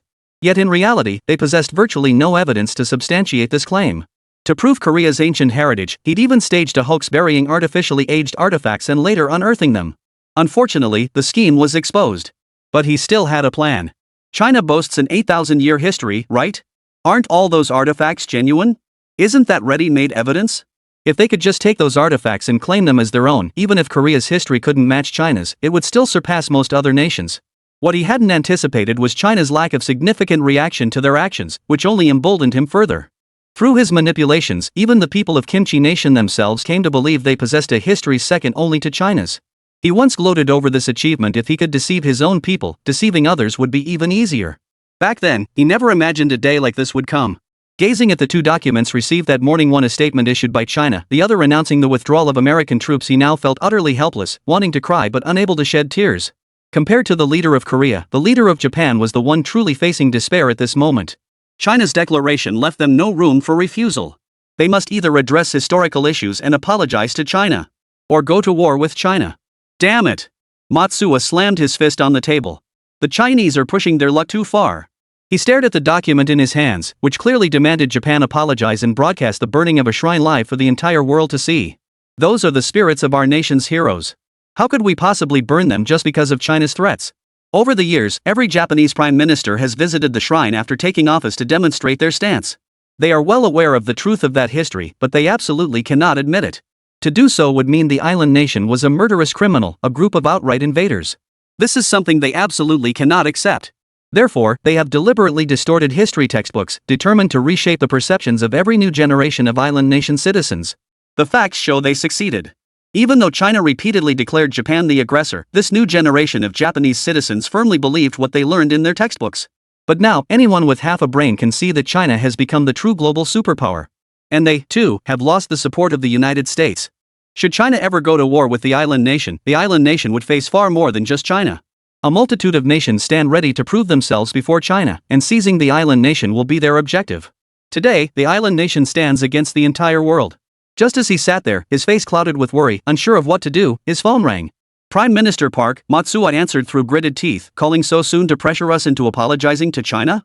Aren't you being a bit too hasty? Mr. Matsuo, you misunderstand, Park Dae-sik hurriedly explained. We too have received threats from China.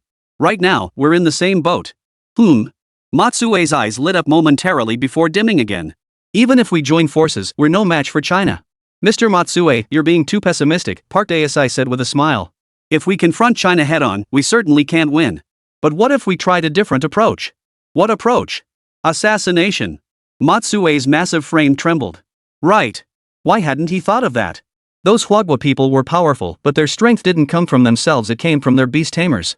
Without their beasts, they were no different from ordinary people. Assassination would be as easy as pie. What's your plan? Matsuo flashed a sinister grin. There's an old saying in Korea, to catch the thief, first catch the king. Park Dae-si stole the line habitually. The strongest among the Huagua forces is that young man, Zhou Yan. And from what I understand, Zhou Yan is now China's supreme commander. Kill him, and China will be crippled. They won't have time to worry about us. And once we learn the method of beast taming from him, once we have our own beast tamers, why would we need to fear Huagua anymore? After Park Dae-si finished speaking, both sides fell silent. Agreed. After weighing the pros and cons, Matsuo chose to consent. This plan required neither acknowledging the identity of the island nation's murderer nor engaging in direct warfare with Huagua. It was arguably the best option available. Excellent. Mr. Matsuo, you are indeed wise to make this correct decision. Park Dae-ji laughed heartily. You should be more familiar with such matters than I. I will dispatch our nation's finest agents to the island nation immediately. They will be entirely at your command. Remember, we're grasshoppers tied to the same string now. We rise and fall together. With that, Park Dae-ji hung up the phone. After hanging up, Matsuo's eyes darkened with a sly gleam. He found the most inconspicuous number in his contacts and sent a message. Late at night in the island nation, within an inconspicuous courtyard. Within a single day, agents from the Kimchi nation had arrived on the island nation. Matsuo's men had also gathered here. Matsuo surveyed the dozens of people below him, his expression stern. The Shadow Warrior Society was a ninja organization he had assembled across the island nation since taking office. Every member was among the most elite in the land. Many were descendants of the IGA and Koba clans. Gathering them had required immense effort. Over the years, much of the opposition against him had faded, largely due to the presence of these individuals. Everyone, Matsuo addressed the assembly, you now face your most arduous mission yet. This undertaking concerns the very survival of our nation and the Kimchi nation. I expect you to work together seamlessly, united for the future of our two nations even if it costs you your lives. Hi! The members of the Shadow Warriors Society responded in unison. The Korean agents, upon hearing the translation through their earpieces, nodded in agreement. Remember, under no circumstances may your identities be exposed. If discovered, commit suicide immediately. With that, Matsuo pulled 2 photographs from his breast pocket. These 2 men are your targets for this mission. Kill them at any cost. Chapter 53, Mission Objective, Kill. And so, a group of Kimchi Nation agents and Island Nation ninjas believed they had slipped into China undetected. Meanwhile, at the Chinese government building, the recently returned Godslayer squad sat in the conference room, meticulously reviewing the combat footage displayed on the large screen. Sitting nearby, Zhu Zhanghan studied the documents in his hands, his expression complex.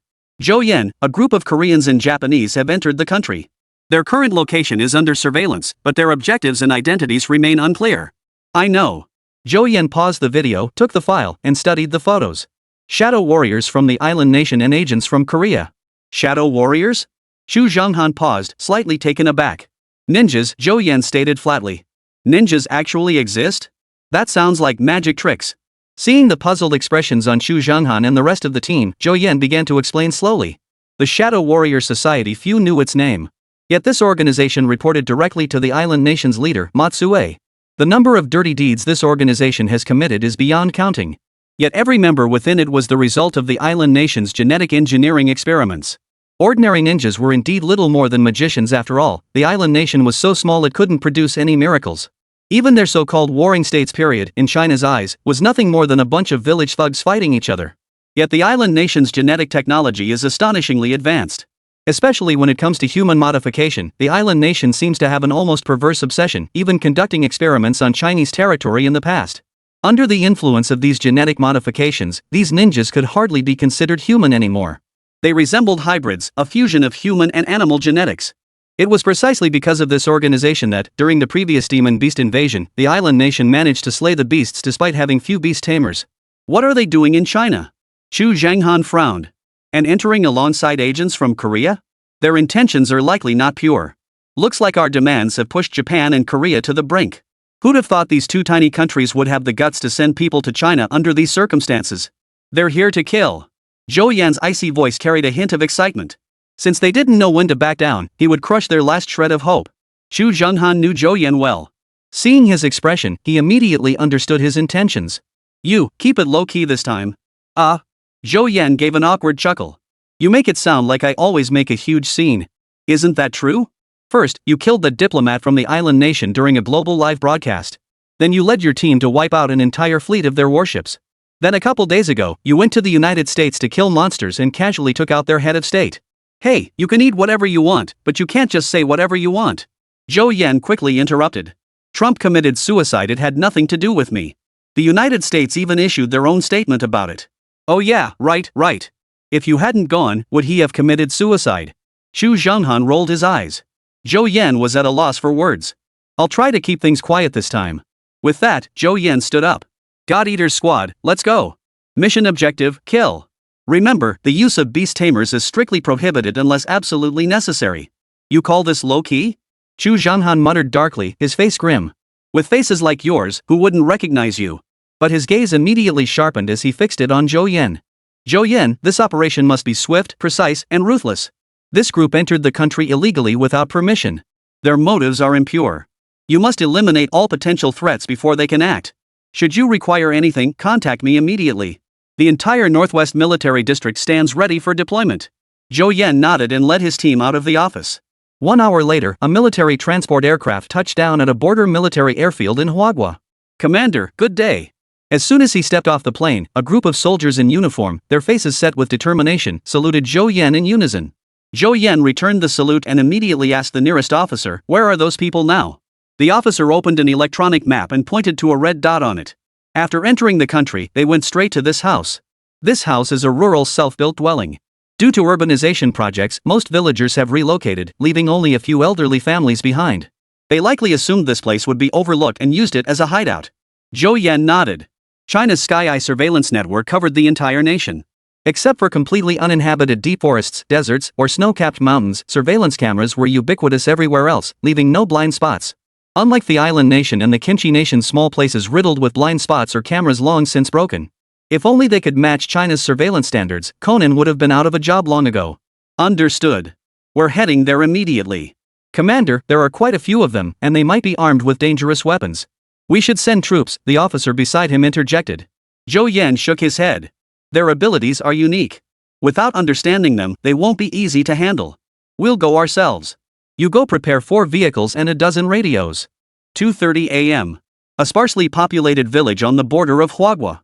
Under cover of darkness and overgrown weeds, every member of the God Eater squad sat inside vehicles, each wearing a headset. Across from them stood a dilapidated, moss-covered building, its walls crumbling with age. Deep into the night, lights blazed inside, and figures flickered about. It appeared numerous people were active within. First vehicle members, cover the left door.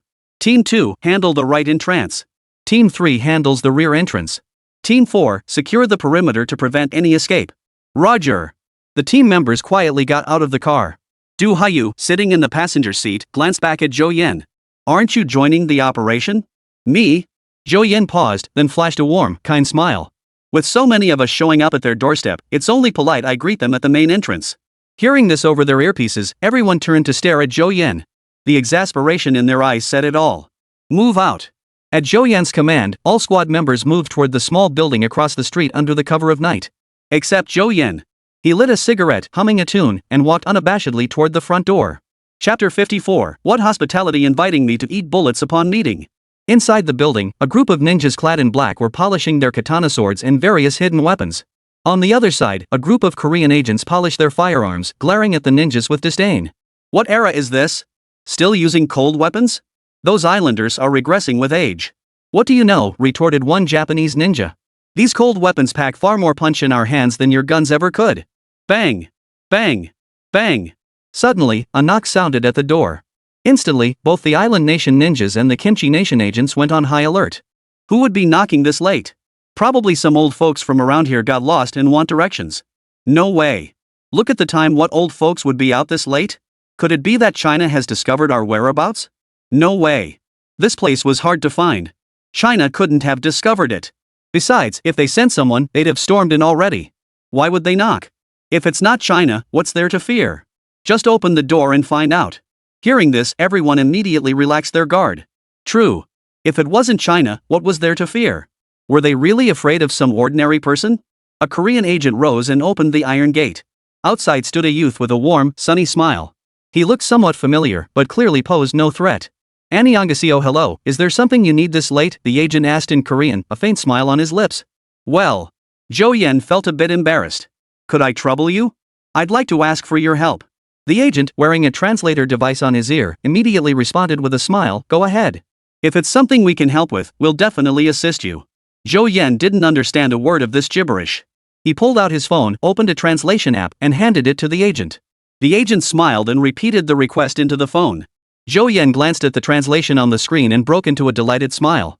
Who knew these kimchi eaters were so helpful? It's nothing major, he said with a smile. Could you just die for me?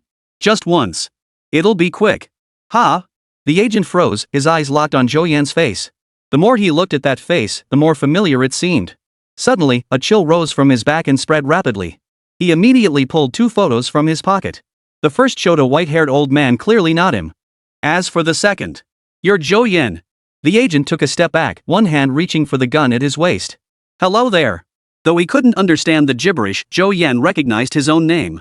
Staring at Zhou Yan before him, the agent sensed a deadly threat. He withdrew his hand from his waist and quickly resumed his earlier smile. Mr. Zhou, I saw you on TV. Hold on. Zhou Yan held the phone up to the agent's ear. The agent complied without hesitation, speaking into the phone, Mr. Zhou, I've seen you on TV. You must have the wrong person. I'm just a foreign student living here. After speaking, he gestured for Zhou Yan to look at the translation. Zhou Yan frowned as he studied the phone. Seeing this, the agent felt a slight sense of relief. Thankfully, his acting was convincing enough to fool Zhou Yan. But the next second, the translation relayed through his earpiece made him instantly draw the gun from his waist and aim it at Zhou Yan. No mistake, Korean agents and Japanese shadow warriors, I've been looking for you. Bang!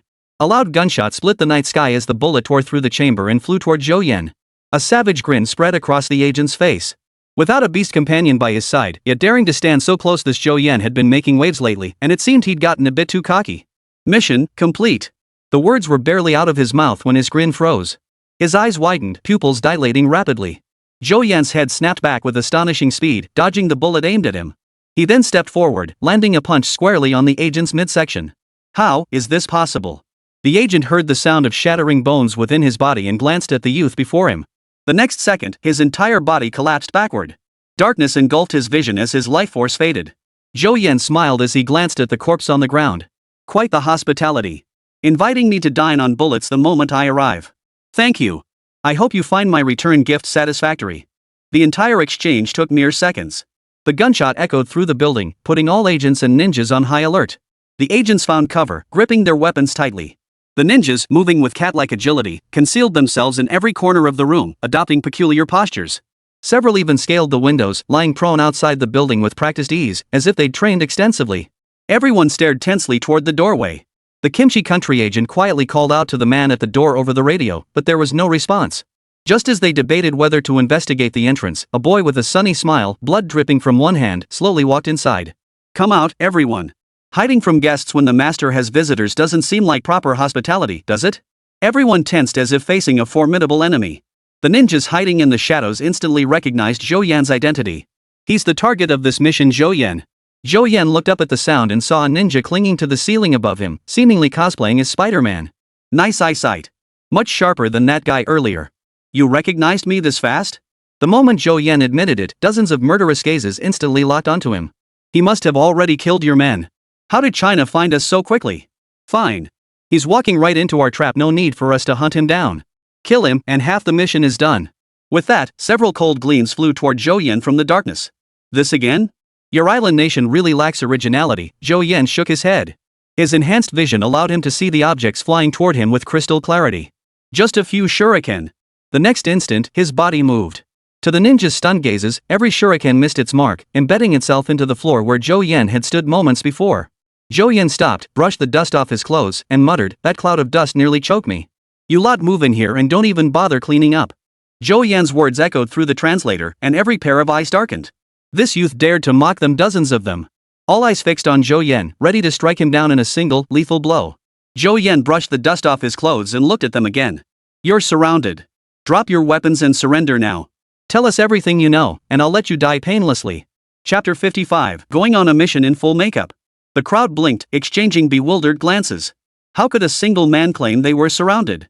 Chinese bastard, you'll pay for your arrogance, a grim-faced ninja from the island nation growled. Zhou Yan merely smiled faintly. Watch your back. At his words, everyone reflexively glanced behind them. Yet behind them lay nothing but the empty room. Cunning bastard. Before he could finish, a cold gleam flashed behind one ninja. Then, figures darted out of the darkness. Ghost-headed swords sliced silently through the air, severing the necks of several ninjas. Then, they vanished back into the darkness. I warned you all. Why didn't you dodge? Zhou Yan shook his head helplessly. Thud. Several heads hit the ground, rolling a few times before coming to rest at the feet of the crowd. In that instant, everyone understood the meaning behind Zhou Yan's words. They were truly surrounded. The building fell into an eerie silence. Every agent and ninja gripped their weapons tightly, scanning their surroundings with heightened vigilance. They hadn't even seen their attackers, yet several comrades had already fallen. Zhou Yan slowly stepped forward, the creaking of the old floorboards echoing beneath his feet. Don't waste time. Aren't I your target? Come at me all at once. The group exchanged glances, each seeing the resolve in their comrades' eyes. Even if they all died here today, they would at least take down their target.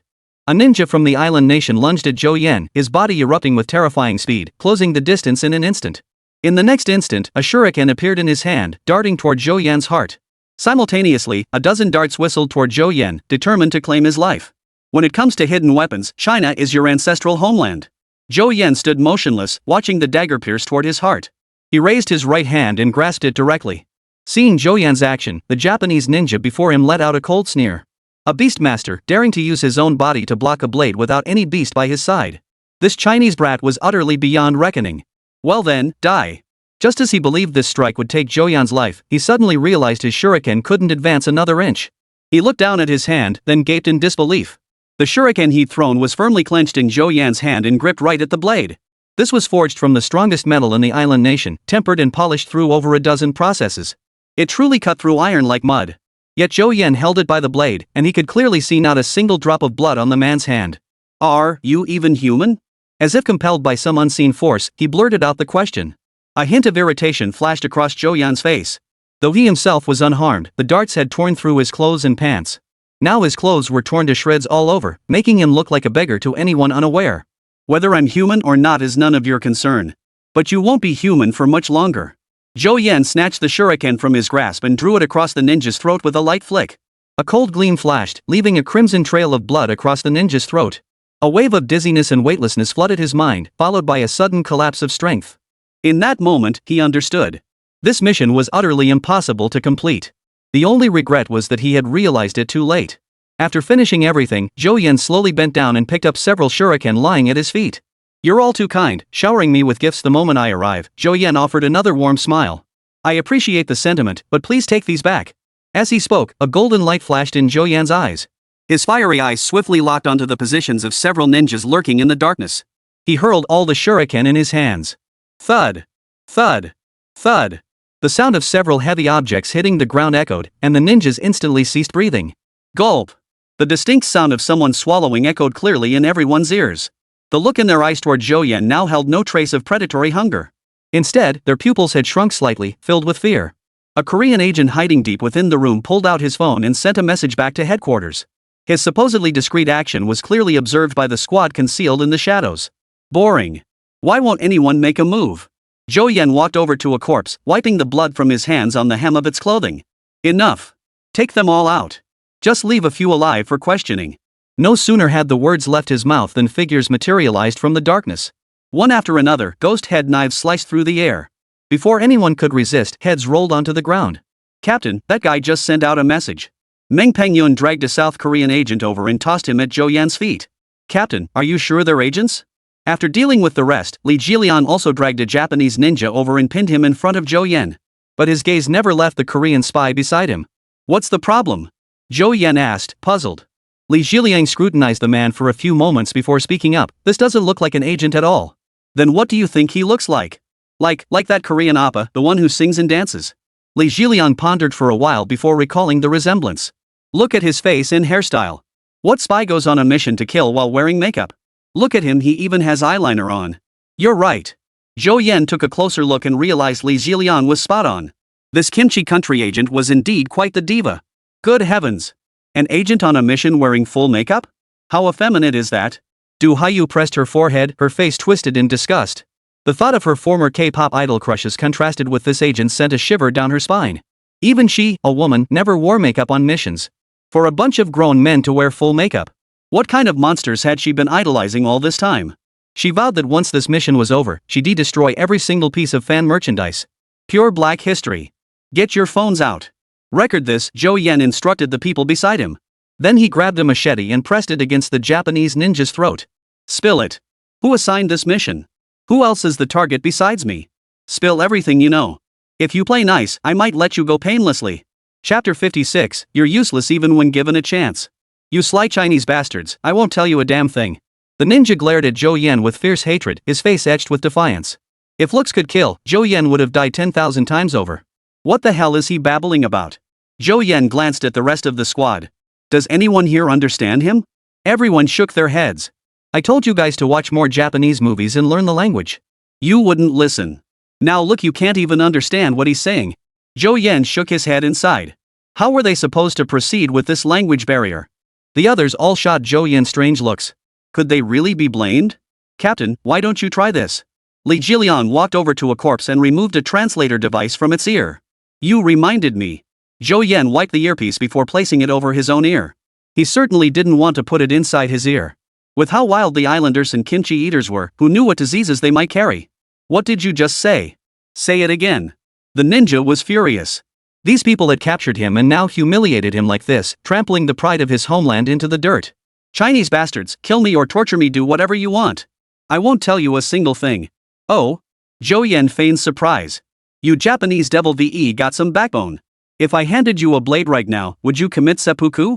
Hearing this, the ninja glanced at the demon-headed sword in Zhou Yan's hand. Go ahead and give me that blade. I'll show you what the pride of the island nation truly means. Put. Zhou Yan spat. The glory of the island nation? You don't even dare to face China head-on. All you do is pull these petty tricks. What glory? Ridiculous. You. The ninja turned his head away, refusing to speak further. And you? Just as Zhou Yan pressed the blade against the Korean agent's throat, he noticed the agent staring at him with eager anticipation. Wait, you're the prisoner.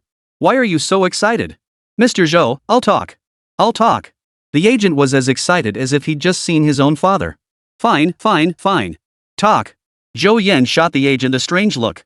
This kimchi country agent wasn't just a wimp, he was a total spineless coward, practically begging to confess. Mr. Zhou, all of this was orchestrated by Matsuo from the island nation. Bastard. The ninja, who hadn't planned to speak, suddenly erupted in rage. His body, kneeling on the ground, tensed with force, ready to kill the agent. But the next second, Meng Pengyun pressed him back down. You Korean spineless coward. You're lying through your teeth. It was clearly Park Dae-ji who contacted our leader and proposed this assassination plan. Oh? Interesting. Zhou Yan watched the two bicker with amusement. Noticing the phone recording nearby, he let them continue their argument. What lies? I'm telling the truth. We only came because Matsuo requested our leader send reinforcements. Bull. What? Didn't we assemble on the island? Wasn't the mission target assigned by Matsuo? Wasn't this hideout found by you guys? You, damn it. The ninja was speechless, for the agent had stated nothing but facts. Only then did he realize they'd been double-crossed by Korea. If the mission succeeded, with Zhou Yan's threat neutralized, Korea would have no reason to fear China's influence. If it failed, they could pin everything on Japan. At worst, they'd face secondary liability. Apologizing to China as demanded wouldn't cost them much. Now it was clear, those kimchi nation bastards were the real cunning scoundrels. Mr. Zhou, I've already relayed the message to our leader, the agent continued. Our leader has ordered us to provide support specifically to monitor these Japanese devils. The moment they make any move, we're ready to notify China to guard against them. I never imagined China's response would be so swift, detecting them this quickly. Truly befitting a nation with 8,000 years of history. As he spoke, the agent's eyes brimmed with genuine admiration, not feigned, but a heartfelt sentiment. Enough, you can shut up now. Zhou Yan signaled to the person beside him to silence the agent, then turned his gaze to the ninja. He's already said his piece. Don't you have anything to add? Oomph. Nothing but a bunch of treacherous scoundrels. The ninja glared at Zhou Yan and the agent. Think whatever you want. Our island nation acts with integrity. If we did it, we'll admit it. If we didn't, you could beat me to death and I still wouldn't confess. At these words, Zhou Yan's gaze instantly turned icy. So you won't shirk responsibility, is that it? A noble ninja of the island nation never shirks responsibility. Good. Zhou Yan roared. In that case, I'll ask you a question. Answer me honestly. If you get it right, I'll let you go today. Captain. The team members nearby rushed forward to intervene. Zhou Yan waved them away and continued, tell me this, were those atrocities committed in China back then the work of your island nation? Is your nation the invader? Ha? The ninja froze, stunned. He'd expected questions about the assassination attempt, never anticipating this line of inquiry. The rest of the squad grasped Zhou Yan's intent. All eyes fixed on the ninja, awaiting his answer. The room fell silent. The ninja's eyes flickered with conflict. He knew the truth about the island nations past his own ancestors had participated in the invasion. But acknowledging that invasion was absolutely forbidden. Yet he had just vowed not to shirk responsibility. To lie now would betray the noble creed of the ninja. After wrestling with this dilemma for a long while, he finally reached a conclusion. For the honor of the island nation, refusing to acknowledge the invasion was itself an act of upholding the noble creed of a ninja. I know nothing of the events of that time, he declared, but I trust my ancestors would never have committed such atrocities. After speaking, he attempted to lift his head to gauge Zhou Yan's reaction. But in the next instant, a chill flashed across his neck and the scene before him spun. You're useless even when given a chance. Zhou Yan gripped his demon-headed blade, his gaze cold as he stared at the island nation ninja's head rolling on the ground. The rest of the squad glared with hatred, showing no regret over losing a potential interrogation captive. The hatred toward the island nation ran deep throughout the entire nation. Had this ninja acknowledged history and Japan's wrongdoings, they might have released him after interrogation. After all, Japanese who could face their history head-on. Few indeed. Unfortunately, he was not one of them. Zhou Yan had lost patience with the ninja's words and turned his gaze back to the agent. Now, deliver this message to your country's leadership immediately. Inform him he has 2 hours to meet me in China. If he fails to appear. Zhou Yan's katana sliced through the air, plunging into the ninja's corpse. I'll personally pay him a visit in Korea. Hope he can handle it. Chapter 57, The Three-Sword Style Warrior, Tokunegawa. The Kimchi country agent, far from being intimidated by Zhou Yan's words, pulled out his phone with eager anticipation. Rest assured, Mr. Zhou. I'll contact the Prime Minister immediately. He'll definitely be willing to meet you. When departing from Korea, Prime Minister Park had instructed them. Once in the island nation, they were to avoid unnecessary trouble and temporarily follow whatever arrangements Matsuo made for them.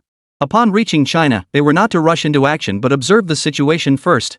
If the Japanese posed a lethal threat to the mission target, they would lend a hand. If the island nation's people were useless, even if adding them increased the chances of completing the mission, they shouldn't intervene. They were to pin all blame squarely on the island nation and pretend they were there to monitor China. This way, regardless of mission success, Korea won't completely alienate China. One must admit, Prime Minister Park truly foresaw everything. The agent thought to himself as he prepared to call his own leader. Just as he was about to press the dial button. Suddenly, a cold gleam flashed, and the phone in his hand was knocked away, landing on the floor with a sizzling sound. Zhou Yan frowned as he looked over. The fallen phone had been pierced by a shuriken, now firmly embedded in the floor. Ninjas?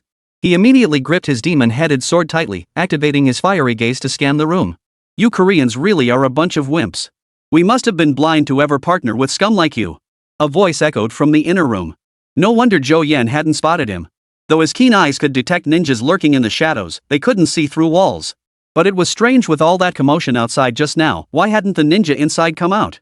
And now that everyone was dead, why didn't he flee when he hadn't been discovered? Why attack? Come out. Zhou Yan commanded coldly. Is hiding in the shadows like rats truly your island nation's way? You're nothing but a loudmouth, boy. You'll pay for your disrespect.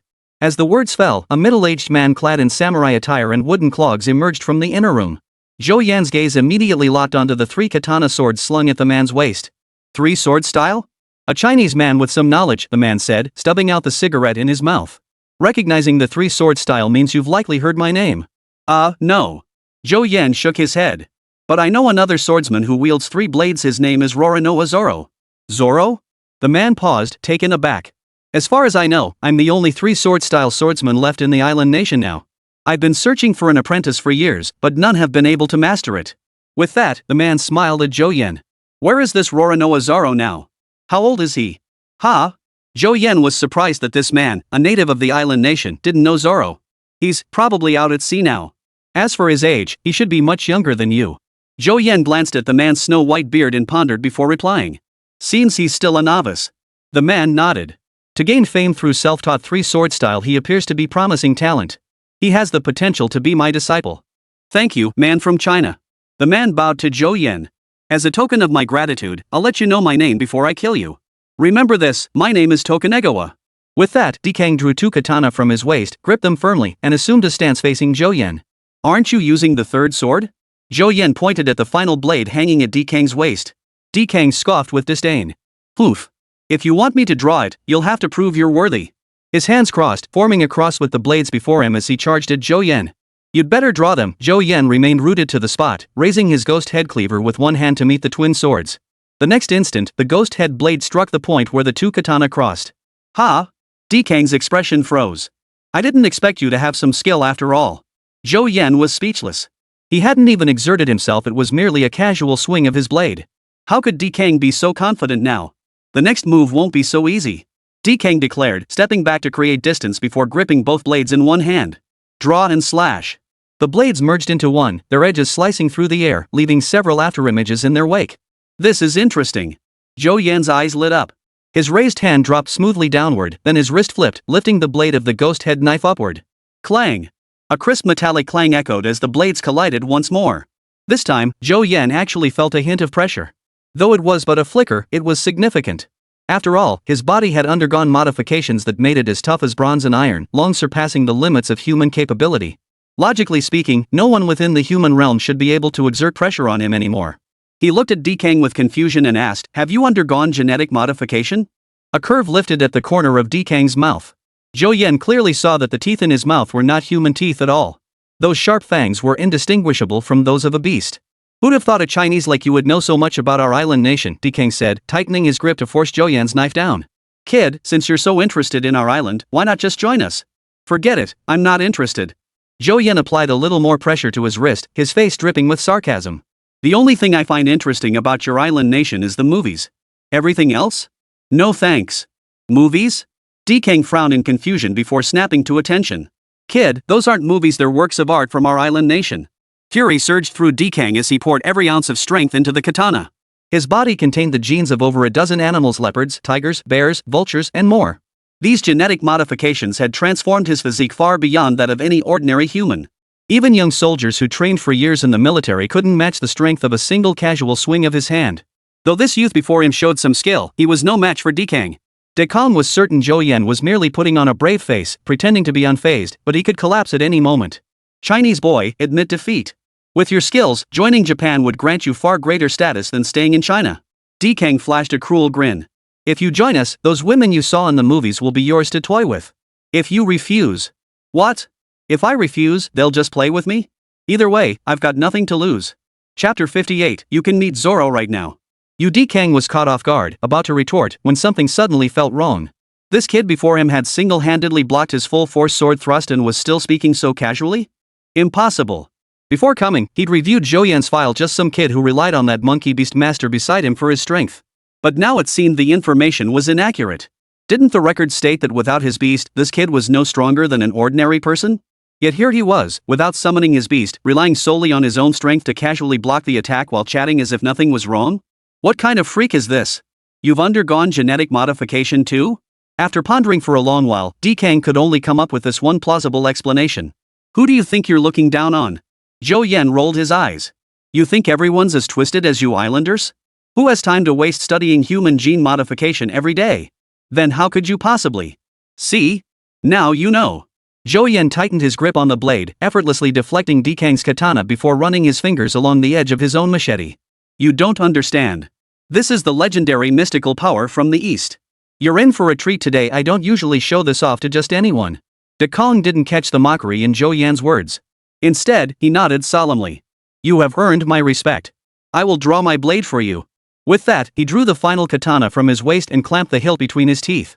In an instant, his entire demeanor transformed. "Maybe you really do have what it takes to be Roronoa Zoro's master." Dekang remained silent, arms crossed over his chest, the two swords at his sides. His entire body rose into the air. Not bad. Starting to look the part. Zhou Yan finally showed a hint of interest. After taking flight, Dekang's foot seemed to tap the air briefly before he began spinning rapidly. As his body spun, the two knives in his hands and the one clenched between his teeth whirled along with him. The blades of all three knives whirled like a meat grinder, closing in on Zhou Yan with blinding speed. This move left any member of the squad helpless, barring the summoning of a beast with no way to counter it. Unfortunately for them, this was Zhou Yan. Smack! A crisp, resounding slap echoed through the air. The next instant, everyone watched as Dekang spun and slammed into the wall, his entire body embedded within it, only his legs dangling out. All three of his katana swords clattered to the ground. Impossible. One side of Dekang's face was already swollen beyond recognition. Coughing up blood, he struggled to lift his eyelids in disbelief, staring at Zhou Yan standing where he was. He couldn't comprehend it. With his enhanced body, his rotational speed could reach over 10 revolutions per second. At that speed, even a glancing blow from any of his 3 blades would have severed limbs at best, or shredded him to pulp at worst. So how the hell did Zhou Yan manage to slap him? Little did he know that under Zhou Yan's piercing gaze, his movements were as slow as if played at 0.5x speed. Missing his face was practically impossible. Honestly, if you weren't from that island nation, I genuinely consider keeping you around, Zhou Yan murmured as he approached, sighing helplessly. He genuinely admired talent. With Tokugawa's strength, if he were to face lower-tier beasts, his modified body alone would give him a chance to slay them. If he could contract a decent beastmaster, he'd become an exceptionally formidable force in human-beast battles.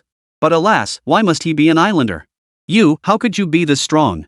Dekang gasped, coughing up another mouthful of blood. Well then, dying by the hand of someone like you makes my lifetime of sword training worthwhile. With his last ounce of strength, he raised his head and looked at Zhou Yan with pleading eyes. Could you do me a favor? Ask, and I'll decide based on my mood. I have a book in my possession that contains all my insights on sword techniques throughout my life. If you ever encounter that young man named Roronoa Zaro, I'd be grateful if you could deliver it to him for me. Zhou Yan didn't know how to explain. Actually, you could meet him right now. What? Whether it was a final burst of energy or not, Dekang's voice suddenly grew loud and clear, his eyes regaining their sparkle. Could he be among your people? Dekang, whose sole focus was passing on his lifetime of knowledge, no longer cared why this islander named Zoro had joined the Chinese team. He is here. Hold on. Zhou Yan pulled out his phone, searched for a video online, and then held the screen up to Dekang's face. Dekang assumed Zhou Yan was about to make a video call, preparing to meet this self-taught youth who had mastered the triple sword style. Instead, he saw nothing but ocean on the screen and a ship. What's this? Dekang asked in confusion. Hang on, keep watching. No sooner had he spoken than Dekang saw a bare-chested man with green hair and a knife scar across his face staring at him with one eye. This is... Dekang's eyes shifted from the screen to Zhou Yan behind the phone. Yep, that's the Zoro you've been looking for. Put. A mouthful of blood spurted from his mouth. His eyes widened in disbelief as he stared at Zhou Yan, his breath gone in an instant. Captain, you scared him to death. Du Haiyu stepped forward, teasingly remarking. Zhou Yan hadn't expected the old man's nerves to be so fragile. This was anime from their island nation, ranked among the best in the world. How could showing it to him have killed him? He walked back to the agent, about to speak, when he suddenly remembered the agent's phone had been destroyed by Dekang earlier. Suddenly, he felt that Dekang had died far too comfortably. Captain, maybe we should take him back first and hand him over to the military district for interrogation. After all, they're more professional than us, Meng Pengyun suggested. Makes sense. Zhou Yan nodded in agreement, signaling 2 men to carry the Kimchi country agent out of the villa. The Kimchi nation agent didn't even need to be restrained. He cooperated so thoroughly throughout the entire process that anyone watching might have mistaken him for a member of the squad. Sitting in the car, Zhou Yan heard the 3 team members in the back seat whispering to each other. They kept glancing at Du Haiyu, who was driving. It couldn't be helped, several members were barely adults, some not even legally grown yet. Only a handful held driver's licenses. After a while, the 3 couldn't hold back any longer. They reached forward from the back seat and tapped Zhou Yan's shoulder lightly. Zhou Yan turned his head in confusion, only to see the trio acting furtively. They pulled out their phones, typed a few words on them, and handed them to him. Captain, where did you watch those movies you mentioned earlier? Chapter 59, Cornered Dogs Will Bite. Before Zhou Yan and the others could return to Beijing, Kimchi Nation issued a statement. Due to Korea's recent missteps in attempting to appropriate China's cultural heritage, Korea hereby apologizes to China and is willing to discuss compensation measures. All compensation terms shall be proposed by China, and Korea will fulfill China's demands to the greatest extent possible. In an instant, the entire nation erupted in joyous celebration. Ha ha ha, am I seeing things? These Koreans actually know how to admit their mistakes? After all these years, the Koreans finally realize who's boss. No worries, wayward children happen. As parents, we must always forgive. The child has grown up and knows to admit his mistakes. As a father, I am deeply gratified. Over the years, Kimchi Nation has stolen so much from China, they might as well claim to be the origin of the world. They've been cursing for so long, yet Korea remains stubbornly unrepentant. Finally, the day has come when Korea admits its mistakes. This moment made it clear to all of China that the nation had now completely surpassed the United States, becoming the world's most powerful country. Otherwise, with the United States backing them, how could Korea ever admit fault? One day later, an official announcement from China swept across the globe. In the video, a Korean agent indignantly denounced the island nation's conspiracy, absolving Korea of all blame. Now, leaders worldwide could see clearly that Korea and Japan must have colluded to cause trouble for China. Now it was clear they had failed. No wonder Korea apologized. The island nation. Matsue's face turned green as he watched the video released by China. Park Day sick, you bastard. Matsuo slammed his fist on the table, his mustache quivering with rage. Mr. Prime Minister, what should we do? His secretary stood opposite him, head bowed, asking timidly. What should we do? How the hell should I know what to do? Matsuo grabbed the folder on the desk and flung it straight into the secretary's face. He had been completely outmaneuvered by Park Dae-sik. The island nation now stood utterly isolated and helpless, a true island. The United States was preoccupied with its presidential election and wouldn't lift a finger for Japan until the results were in. As for other nations, they had largely aligned themselves with China. Scanning the news on his country's online platforms, citizens who had supported him in his fight to the bitter end against China just days ago were now demanding to know why he hadn't reconciled with China. Some have even taken to the streets, demanding he confront history and apologize to China. A bunch of fools. Matsuo felt betrayed. As he read these comments, his gaze grew increasingly dark. Minutes later, a fierce glint flashed in his eyes.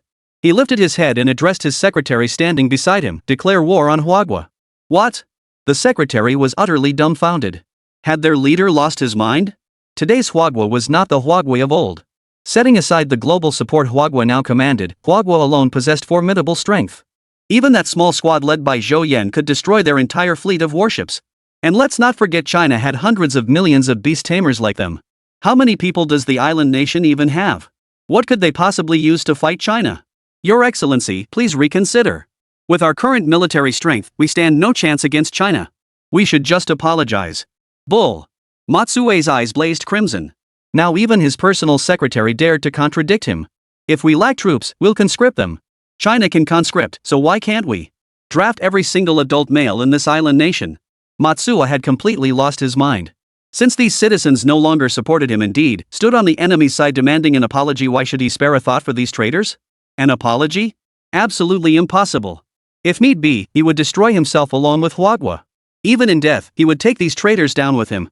The secretary stood frozen in place. His gaze fixed on the head of state, he no longer bowed obsequiously, and all trace of deference vanished from his eyes. Head of state, I can no longer stand by and let you make this mistake. You! Matsuo gritted his teeth, staring at his secretary. In the secretary's eyes, he saw disappointment. You refuse to obey my orders now? The secretary stood motionless. Head of state, apologize. These words struck a deep chord within Matsuo. Even his own secretary had sided with Hwagwa. Apologize? I refuse to apologize. Since you won't follow orders, I'll issue them myself. With that, Matsuo grabbed the phone on his desk, ready to make the call. Seeing this, the secretary lunged forward in a single stride, attempting to block him. But in the next instant, Matsuo suddenly drew a pistol from beneath the desk. Bang!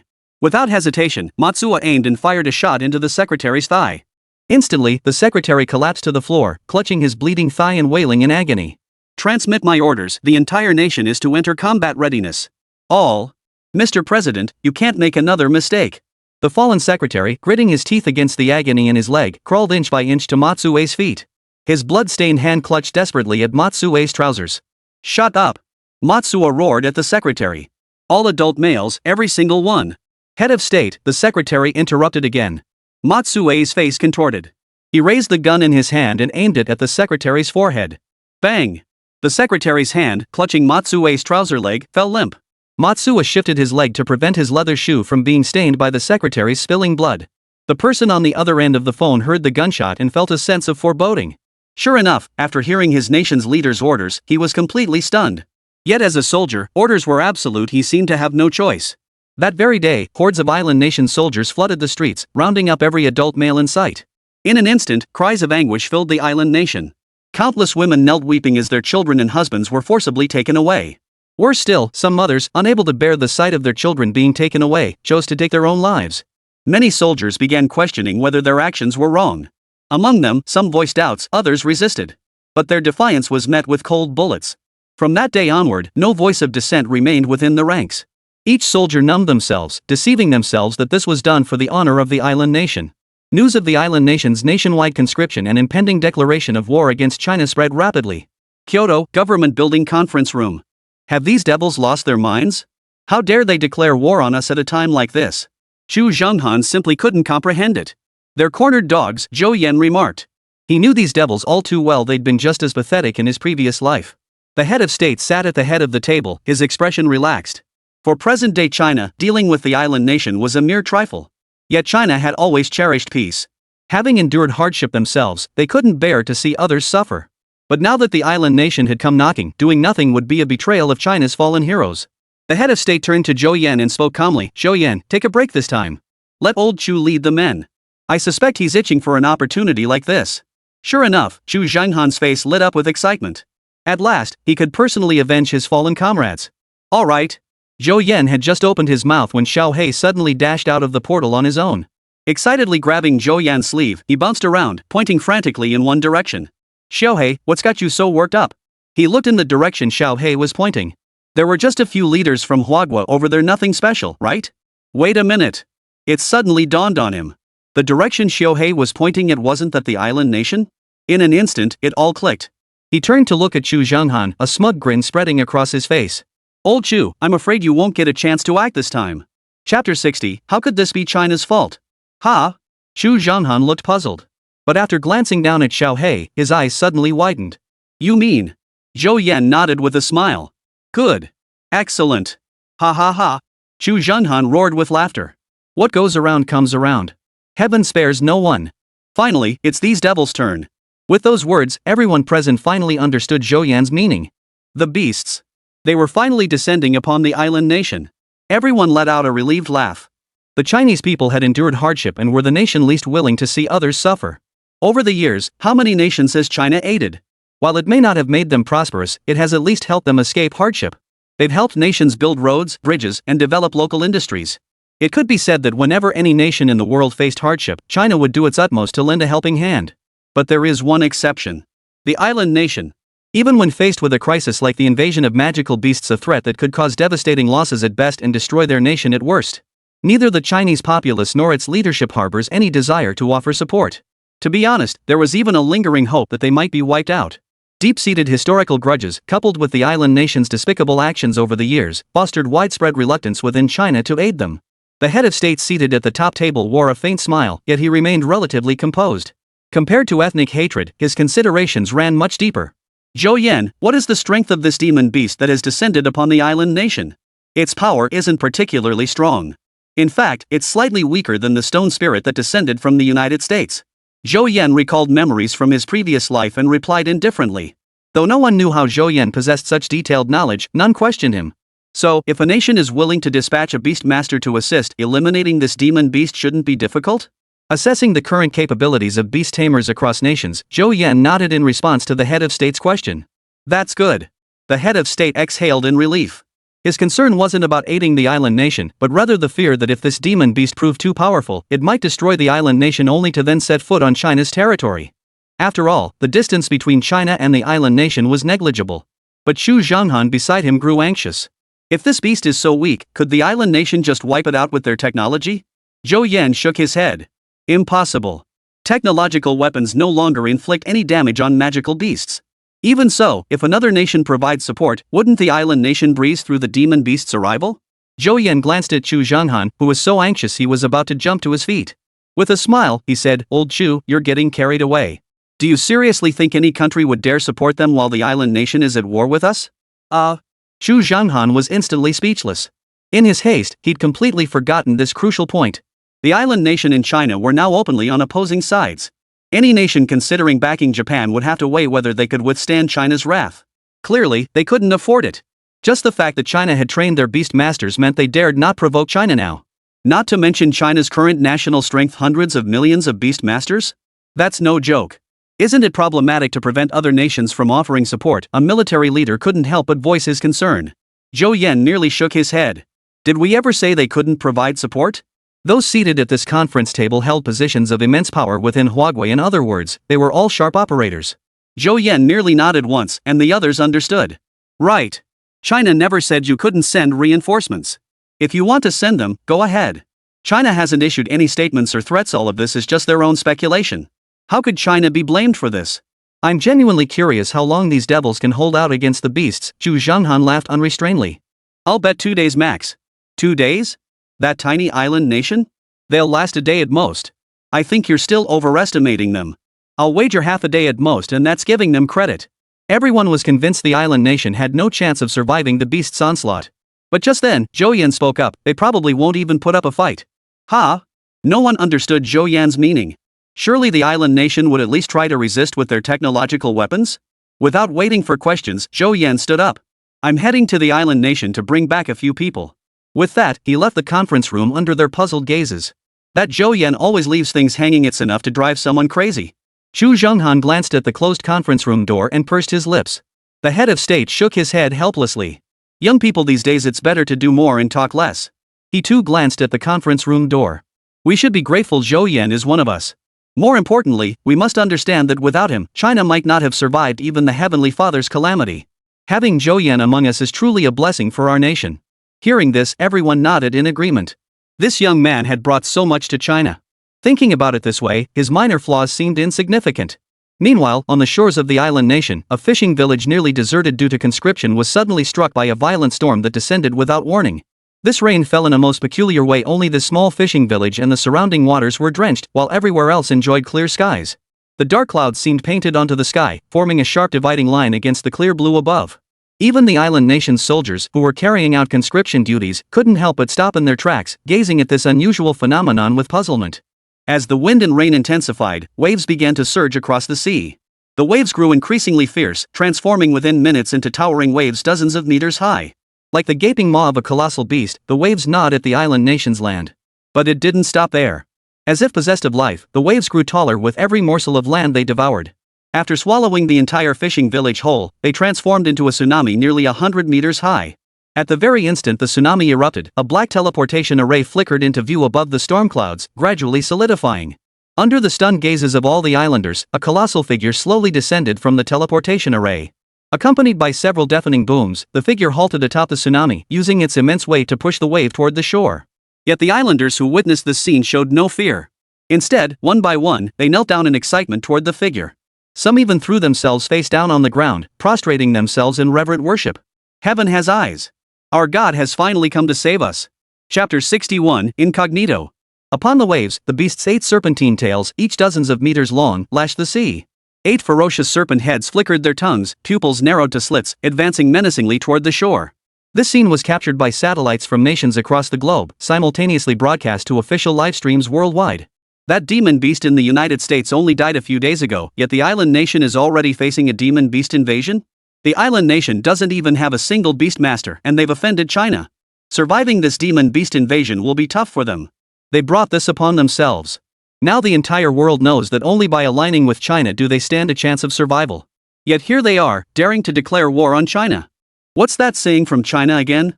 You reap what you sow. That's exactly what they deserve. People around the world watch the live feeds from their own countries, utterly indifferent. Even the heads of state from nations traditionally friendly with the island nation tacitly instructed their staff to reject any calls originating from there. But their worries proved unnecessary. The island nation's people weren't tense at all, they were downright ecstatic. The beast's appearance was identical to the legendary Yamata no Orochi from their myths. Even Matsuo couldn't contain his excitement upon seeing its form.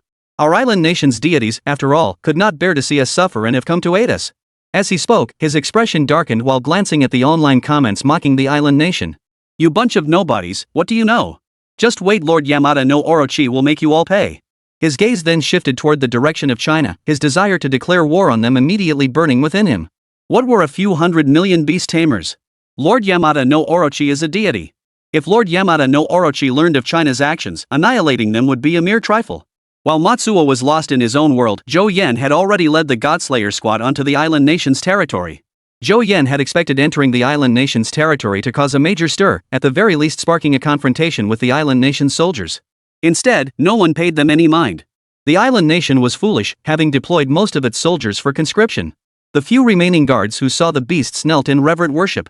They paid no attention whatsoever to Zhou Yan and his group crossing the border. Captain, have they lost their minds? Why are they kneeling before beasts? Walking along the island nation's roads, they saw people kneeling on the ground, curled up in fear, everywhere. The group simply couldn't comprehend the behavior of these islanders. Look at that beast. Doesn't it resemble the Yamata no Orochi from their myths and legends?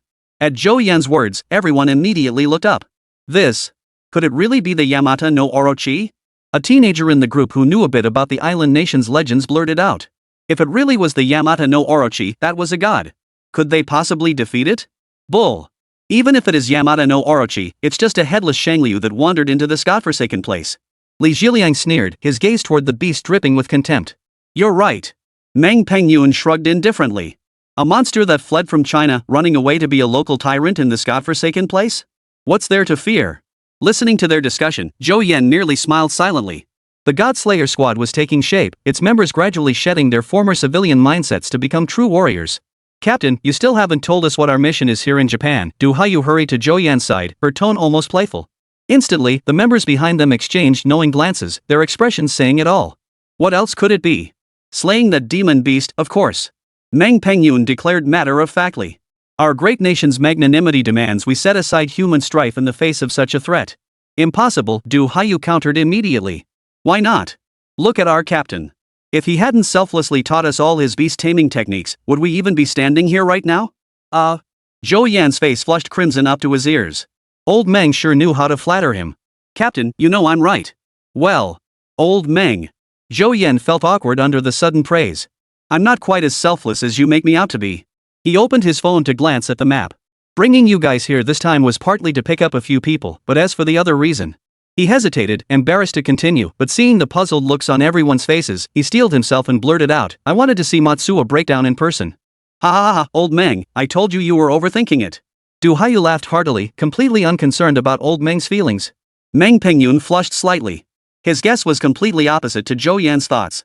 But honestly, who among them wasn't thinking the same thing? Are you kidding me? Matsuo was the leader of the island nation, a leader who'd been causing trouble for China all along and had just declared war on the country. What Chinese citizen wouldn't want to see him lose his cool in person? If they could witness it, their entire lives would be worthwhile.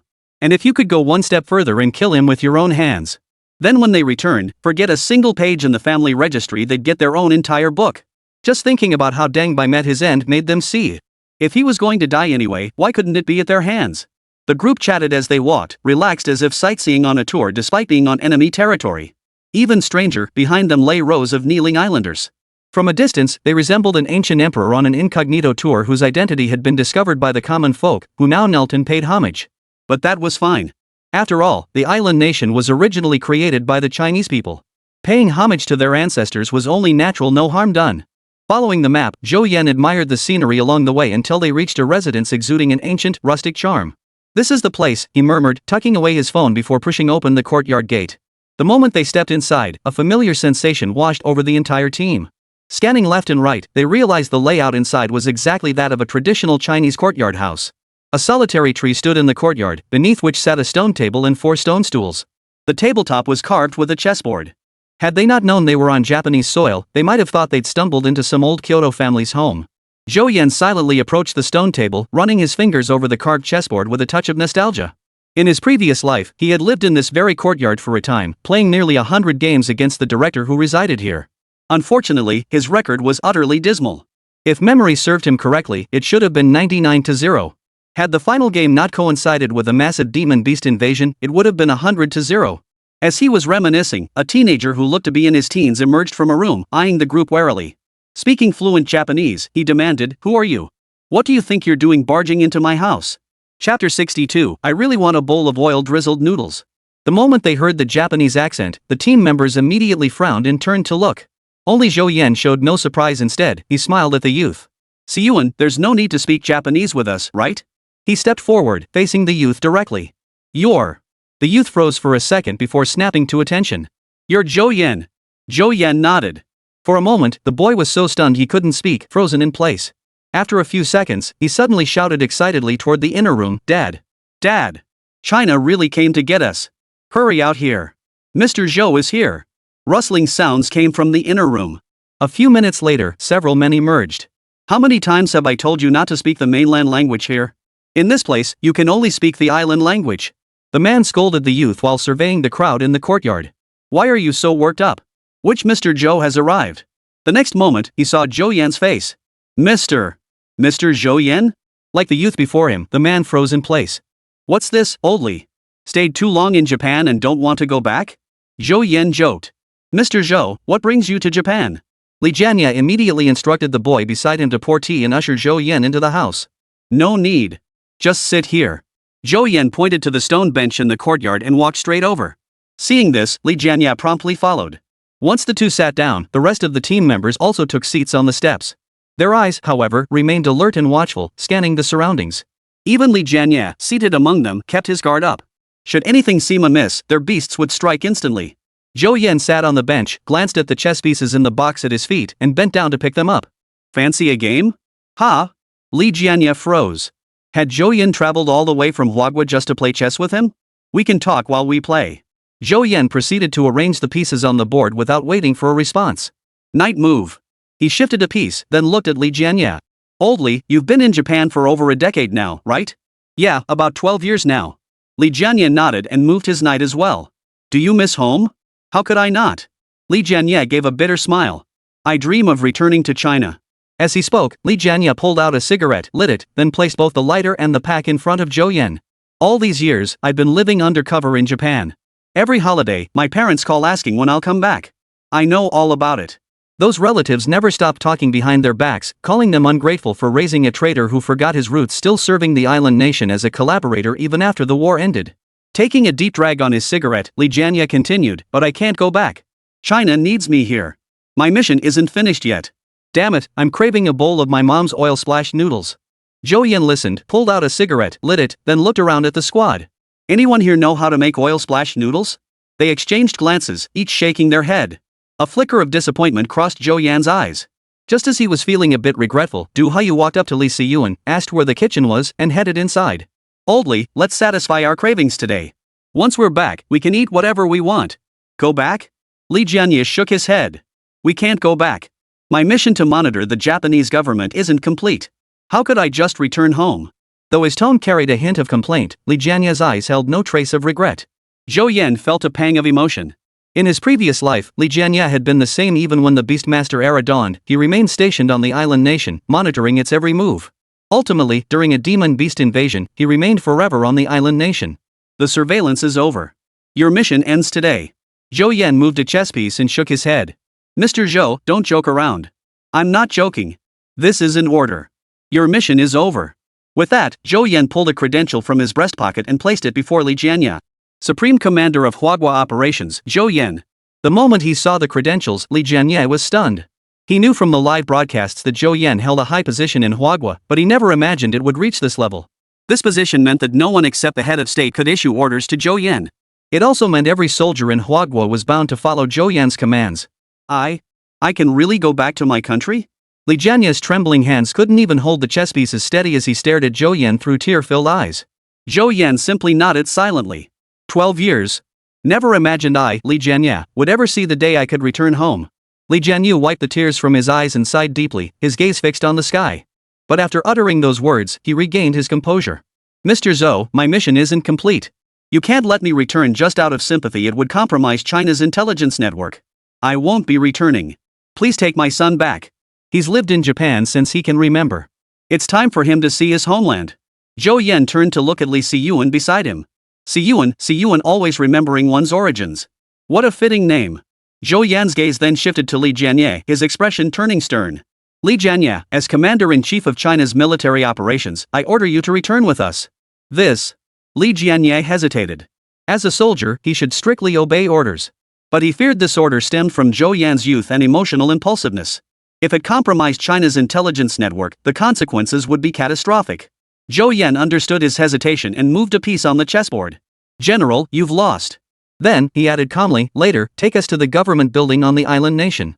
I have something to discuss with Matsue. You can decide then whether to return to the homeland. Is it about declaring war? Li Jianye had also seen the island nation's message. Seeing Zhou Yan nod, he pressed further, what does Huagua plan to do? Nothing at all, Zhou Yan offered his signature, harmless smile. See that beast over there? He'll handle everything for us. Wait, isn't that the island nation's deity? A god my ass, Zhou Yan sneered. Only those island nation devils would believe such an ugly thing could be a god. Li Jianye gazed at the demon beast on the horizon, suddenly understanding something. Perhaps this time, he could truly return home. Old Li, you lost. Zhou Yan stared at the chessboard. After 101 games, he had finally won. Not necessarily. Li Jianye shook his head, then moved his bishop. Damn it! Seeing Li Jianye resolve the crisis on the board so effortlessly, Zhou Yan cursed inwardly. The two continued their game, their pace slowing with each move. 10 minutes later, Li Jianye looked at Zhou Yan with a gentle smile. Mr. Zhou, you've lost. Damn it, lost again. This time I've truly lost 100 games. Zhou Yan stood up, glancing at the board. This island nation's heir is messing with my game. Let's play again when I get back home. Li Jianye shrugged it off. Fine, we'll play again when we get back. I'll buy you drinks then. Just then, the aroma of chili peppers wafted into everyone's nostrils. Du Hayu emerged carrying a steaming bowl of oil-drizzled noodles. Chapter 63, Beg us for mercy, will give you a way out. Instantly, Li Jianye's gaze was drawn to the bowl of noodles, his eyes fixed on it. He rose unsteadily, took the bowl from Du Hayu's hands, and gazed at the chili peppers drenched in scalding hot oil. He inhaled deeply. This is the taste. With that, he eagerly picked up his chopsticks, stirred the noodles a few times, then scooped up a mouthful and popped it into his mouth. So fragrant. Tears welled up in his eyes. This single bite was what he had craved for over a decade. He wanted to make it himself, but living in a foreign land, who knew if someone was watching him? He dared not try. Old Li, eat up. We've got important business to attend to after this. Zhou Yan's eyes also grew moist.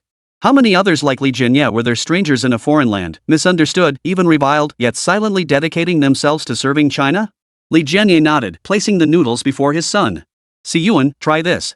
This is the taste of our China. It's far better than that sushi and sashimi nonsense. Li Siyuan nodded, took the chopsticks, and placed a strand in his mouth. The first bite made him stick out his tongue from the heat, yet he couldn't resist taking another. Dad, it's delicious. Just a little spicy. Zhou Yan watched the father and son, both thrilled by a bowl of oil-drizzled noodles. He smiled, but a pang of sadness touched his heart. Fortunately, this trip was to bring them back home. It's just a bowl of noodles. Our country is vast and rich in resources, with countless delicacies.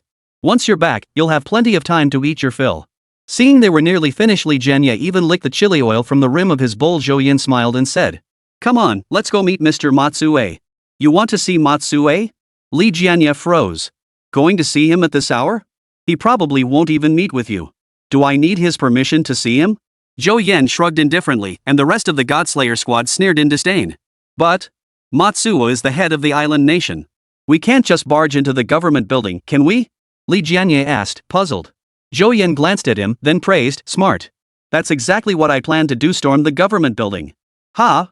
Li Jianye was about to say something else when he saw Zhou Yan leading everyone toward the exit. He hurriedly followed them out. Along the way, Li Jianye kept urging Zhou Yan to consider the international implications and not let his emotions get the better of him. Zhou Yan had heard it so many times his ears were practically calloused. Finally, unable to take it anymore, he spoke up, "Old Li, have you heard the news about Deng Bai's suicide?" "Of course I know. Why bring that up now?" "He committed suicide right in front of us." "What?" Li Jianye froze. He had heard about the American leader's suicide, but being in Japan, his information was incomplete. He always assumed Deng Bai had taken his own life because he couldn't bear the responsibility and pressure from the devastating losses caused by the American monster invasion. But now it seemed Zhou Yan and his group might also be involved. Before long, the group arrived at the entrance of the island nation's government building. They walked right through the doors as if entering their own backyard, encountering no resistance along the way. Walking through the building, they observed the island nation's government officials through the glass windows and finally understood why. Even the island nation's high-ranking officials were now kneeling devoutly in their offices, bowing toward the figure outside their windows. They had even abandoned their work, devoting themselves entirely to beseeching their Lord Yamada no Orochi to rescue them from their dire predicament. Occasionally, one or two individuals noticed Zhou Yan and his group, glaring at them accusingly, as if demanding to know why they weren't kneeling. Then they closed their eyes again, sinking back into their own fantasies. If memory serves, this should be the room. Zhou Yan led the group to an office door and pushed it open. He had visited the island nation's leader's office once before in his past life, back when he sought cooperation to jointly resist the demonic beasts. Back then, he'd adopted an extremely friendly demeanor, even hinting at a desperate plea for cooperation. There was no other way. China possessed the largest territory, faced the greatest number of demonic beasts descending upon it, and consequently bore the heaviest burden. Fortunately, his purpose for coming here this time was entirely different. He placed his hand on the doorknob and pressed down. With a creak, he pushed the door open. The island nation was already a tiny speck of land, with pitifully scarce territory. Even their head of state's office was less than 30 square meters in size. The moment he entered, everyone present could see everything at a glance. Ha! Someone burst out laughing, and soon everyone else couldn't help but join in. It was impossible not to laugh. The scene before them was simply too comical. There was Matsue, usually so full of himself, now kneeling devoutly by the window, his forehead pressed to the floor, murmuring prayers. He hadn't even noticed the others entering until he heard the laughter. Frowning, he lifted his head with a displeased expression.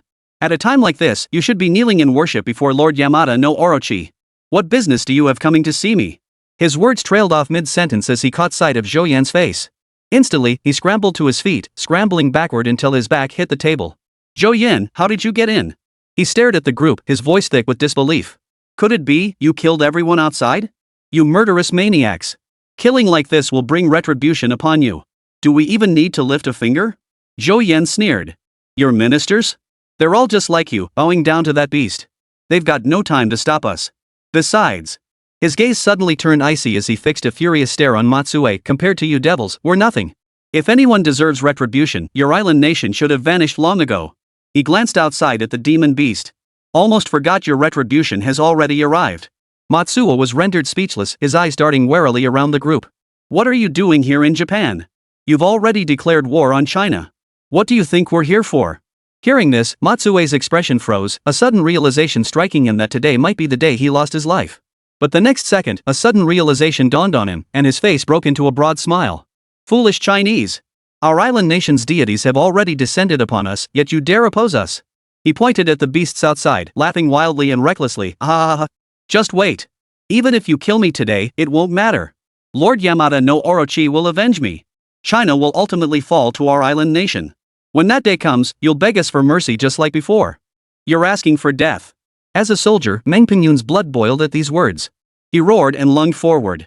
But Zhou Yan instantly restrained him. Meng looked at Zhou Yan in confusion. At that moment, Zhou Yan's eyes were dark and brooding. He wanted nothing more than to kill Matsuo immediately, but doing so would be too easy for him. I'm actually quite curious, what exactly can this Lord Yamada do to me? Chapter 64, The Islanders exploded literally. Zhou Yan walked over to the chair, slowly sat down, leaned back, and placed his feet on the table. Damn Chinese! Take your feet off the table. Matsuo roared, lunging forward to grab Zhou Yan's legs. Meng Pingyun, standing nearby, lunged forward in a single stride, grabbed Matsuo by the collar, and flung him aside. As a military man trained by Zhou Yan, Meng Pingyun's strength was no match for Matsue's. Losing his balance, he crashed to the floor. He tried to get up, but Zhou Yan spoke. You islanders love kneeling, don't you? Kneeling for everything. Well, then, kneel and watch. After Zhou Yan finished speaking, Meng Pingyun stepped forward again and kicked Matsuo hard in the calf. Instantly, Matsuo felt the strength drain from his legs, forcing him to kneel toward Zhou Yan. Kneeling before Zhou Yan, he felt profoundly humiliated. His face contorted with rage as he glared viciously at Zhou Yan, seething with the urge to charge forward and fight to the death. Oh, already angry? Zhou Yan watched Matsue's expression with utter indifference, even lighting a cigarette for himself. I love it when you can't stand the sight of me but can't take me down. He watched Matsue's expression, twisted like he'd eaten, and felt a surge of pleasure. It was at that very moment that the so-called Yamada no Orochi made landfall. The moment it touched shore, the waves behind it receded. Were it not for the Yamada no Orochi standing there, it would have seemed as though nothing had ever happened. The next instant, a blood-red radiance erupted from its body. Even dozens of kilometers away, its malevolent aura was palpable. Yet to the islanders, this light was a divine blessing, a reward from the gods for their devout worship. The islanders, still kneeling on the ground, raised their hands, faces immersed in the glow. They believed that by accepting this baptism of light, they would be completely transformed. Even Matsuo opened his arms wide, ready to embrace the divine grace. But the next moment, Zhou Yan ordered the curtains drawn shut. You Chinese! How dare you obstruct the divine blessing meant for me? Compared to the earlier insult, Matsue's fury now boiled over. If the island nation's people were all reborn with divine help, yet he alone remained a mere mortal, how could he possibly continue as their leader? Zhou Yan merely shot him a disdainful glance and murmured, idiot. Seeing Zhou Yan ignore him, Matsuo grew even more brazen. Chinese! See this? Our god has descended. Your defeat is sealed. Adopting an air of superiority, he continued, now, kneel before me and beg for forgiveness. Considering your abilities, I might show mercy and allow you to serve our island nation. Matsuo was certain Zhou Yan would accept this offer. After all, hadn't many Chinese back then become their lackeys, groveling like dogs to serve the officers day in and day out? So, I should thank you for your kindness? Zhou Yan lowered his foot, studying Matsuo with keen interest. Of course. I, Matsuo, keep my word. Serve my island nation, and I guarantee your life will be 10 times better than it is now. Matsuo sneered inwardly. These Chinese were just as they had always been. Zhou Yan smiled as he slowly rose, then walked over and crouched before Matsuo. Mr. Matsuo, I must admit your offer is tempting. I'm genuinely considering it. But I have one condition, if you agree, I'll serve your island nation immediately. The squad members remained utterly silent at Zhou Yan's words. Though Zhou Yan harbored many secrets, one thing they knew for certain. Zhou Yan would never betray China. And indeed, reality matched their expectations. Feel free to state your terms. A talent like yours, our island nation will spare no effort to accommodate. Matsuo felt he had Zhou Yan in his grasp, his body relaxing as he sat back on his heels. If you agree, I'd not only serve your island nation, I'd fight to the death for it. Zhou Yan's signature warm smile reappeared. All I ask is that the island nation on the world map becomes part of China's territory. Upon hearing the first part, Matsue's mouth stretched nearly to his ears. He hadn't expected Zhou Yan to harbor such deep longing for the island nation. But upon hearing the latter part, his smile froze instantly. You're mocking me. Matsuo glared at Zhou Yan. This was essentially demanding the annexation of the island nation. Wouldn't Zhou Yan still be serving China in the end? Oh, clever. I thought you wouldn't catch on. Zhou Yan chuckled, then his expression turned cold as he rose and delivered a kick to Matsue's chest. He'd used barely any force, yet one of Matsue's ribs snapped. He lay on the floor gasping for air, struggling to breathe. Open your dog eyes wide and see clearly, is that thing a god or not? As soon as Zhou Yan finished speaking, the blood-red glow outside intensified, enveloping half the island nation in its eerie, seductive crimson. All the islanders bathed in this light felt a wave of warmth wash over them, as if nestled in their mother's embrace. They couldn't help but close their eyes and savor the moment. Yet this comfort lasted but moments. Suddenly, piercing pains erupted within their bodies. Bear it! This is the divine transformation of our bodies. This was the first reaction of most islanders. They collapsed to the ground, curling into balls of agony, their mouths filled with anguished moans. Even so, not a single one chose to give up. They believed that if they endured, they would transcend human limits and become incarnations of the gods. This agony lasted nearly 10 minutes, filling the entire island nation with cries of anguish. Until a sudden explosion echoed through the air.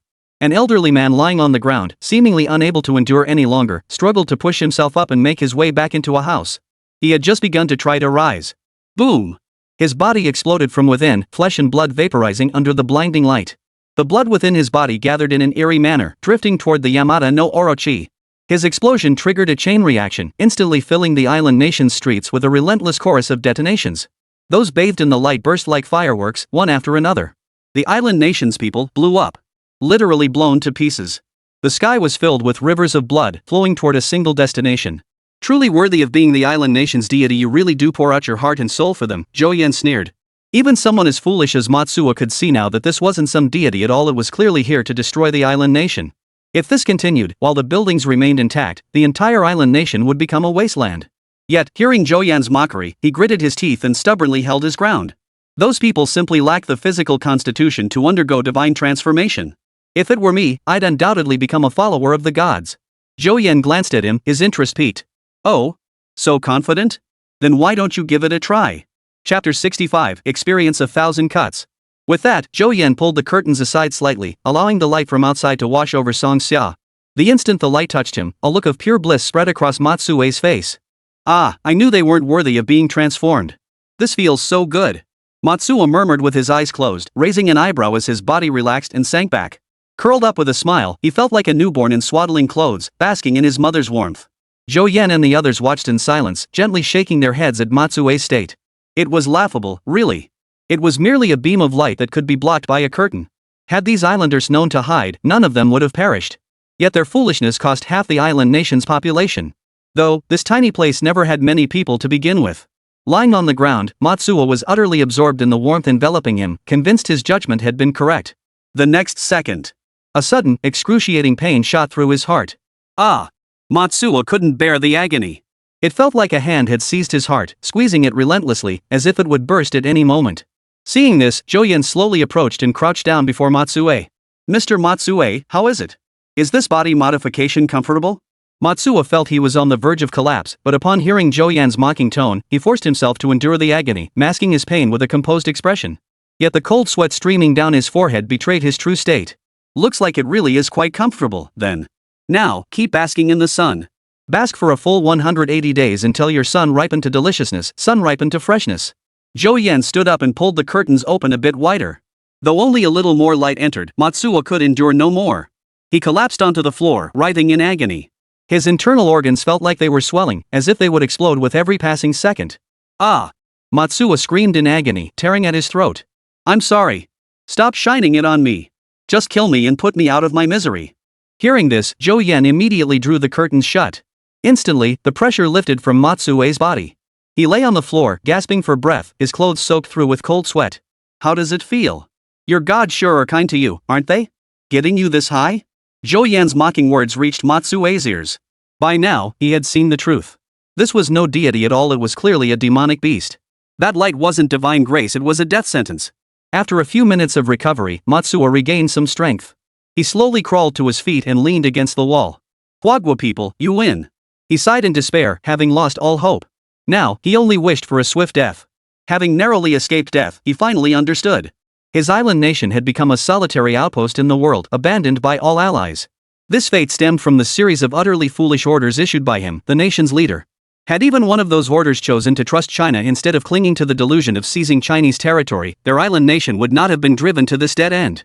Put me out of my misery, he said, glancing at the short sword that had always sat on the cabinet. Zhou Yan glanced at it, stepped forward, and took the blade in his hand. So this is the knife used for seppuku in the island nation. It's quite exquisite. Captain, you're not going to make him kill himself again, are you? No way, Captain. Dang, by killing himself is one thing, but if you make him do it too, we'd be so frustrated we'd die. Exactly. He's the leader of the island nation. Making him kill himself would be such a waste. Seeing Zhou Yan holding the dagger, the team members assumed he intended to hand it to Matsuo and instantly grew anxious. Put. Matsuo coughed up a mouthful of blood. These Chinese actually considered killing him a trophy, and now they were scrambling over it. Zhou Yan shot a disgusted glance at the blood-soaked floor and motioned for everyone to calm down. He ordered two nearby team members to lift Matsuo and place him in a chair. Answer one question. Get it right, and I'll hand over the knife. Use it however you want. Matsuo struggled to lift his gaze toward Zhou Yan, silently awaiting the question. I ask you this, who do the shrines on your island nation worship? Zhou Yan's eyes were cold as he drew the short sword from its sheath. Matsuo froze for a second. He'd expected Zhou Yan to ask about national secrets or something similar, not this question. By reflex, he answered in his weak voice, of course, the fallen heroes of our island nation. Ah! The words barely left his mouth before a piercing scream erupted from Matsuo's throat. A deep, crimson gash now marred his arm. Zhou Yan's blow was light, merely enough to cause pain and draw blood, not to kill. As the island nation's leader, Matsuo had never endured such an injury before. He immediately grimaced in agony. You people love studying Chinese culture, right? Ever heard of 1,000 cuts? Zhou Yan tapped the short knife in his hand against Matsuo's cheek. Think carefully before you answer. Otherwise, I'll let you experience the sensation of 1,000 cuts yourself. Looking into Zhou Yan's icy eyes, Matsuo realized that this boy with his sunny looks and gentle smile was, in truth, a demon. I told you, it was our island nation's martyrs. With a sharp swish, the blade sliced through air, leaving another gash on Matsuo's body. Think carefully before you speak. Zhou Yan's patience snapped. It was my island nation's. Before he could finish, he saw Zhou Yan raise the dagger again. Feeling the pain in his arm, he chose to change his words. It was a war criminal. At this, Zhou Yan nodded in satisfaction and glanced at the other squad members. What are you standing around for? Record it. No video, don't ruin my wholesome image. Under their disdainful stares, he pressed on with his interrogation of Matsuo. So, do you admit to the massacre back then? Bull. That's all made up by China. Our island nation never did anything like that.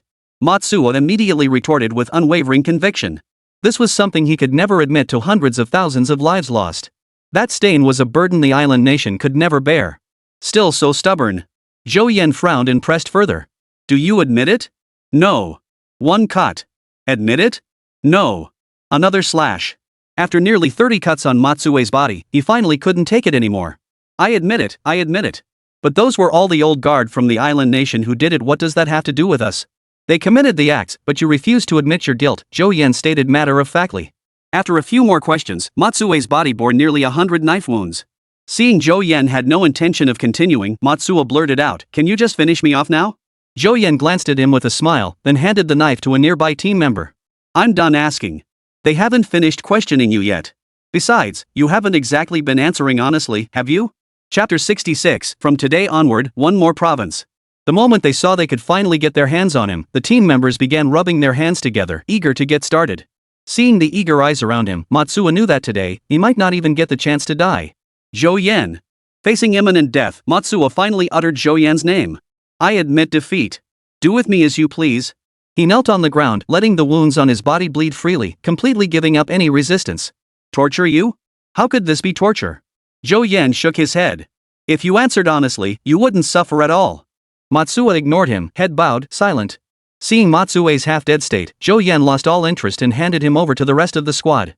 The others rushed forward excitedly, jostling each other in their eagerness to be the one to finish him off.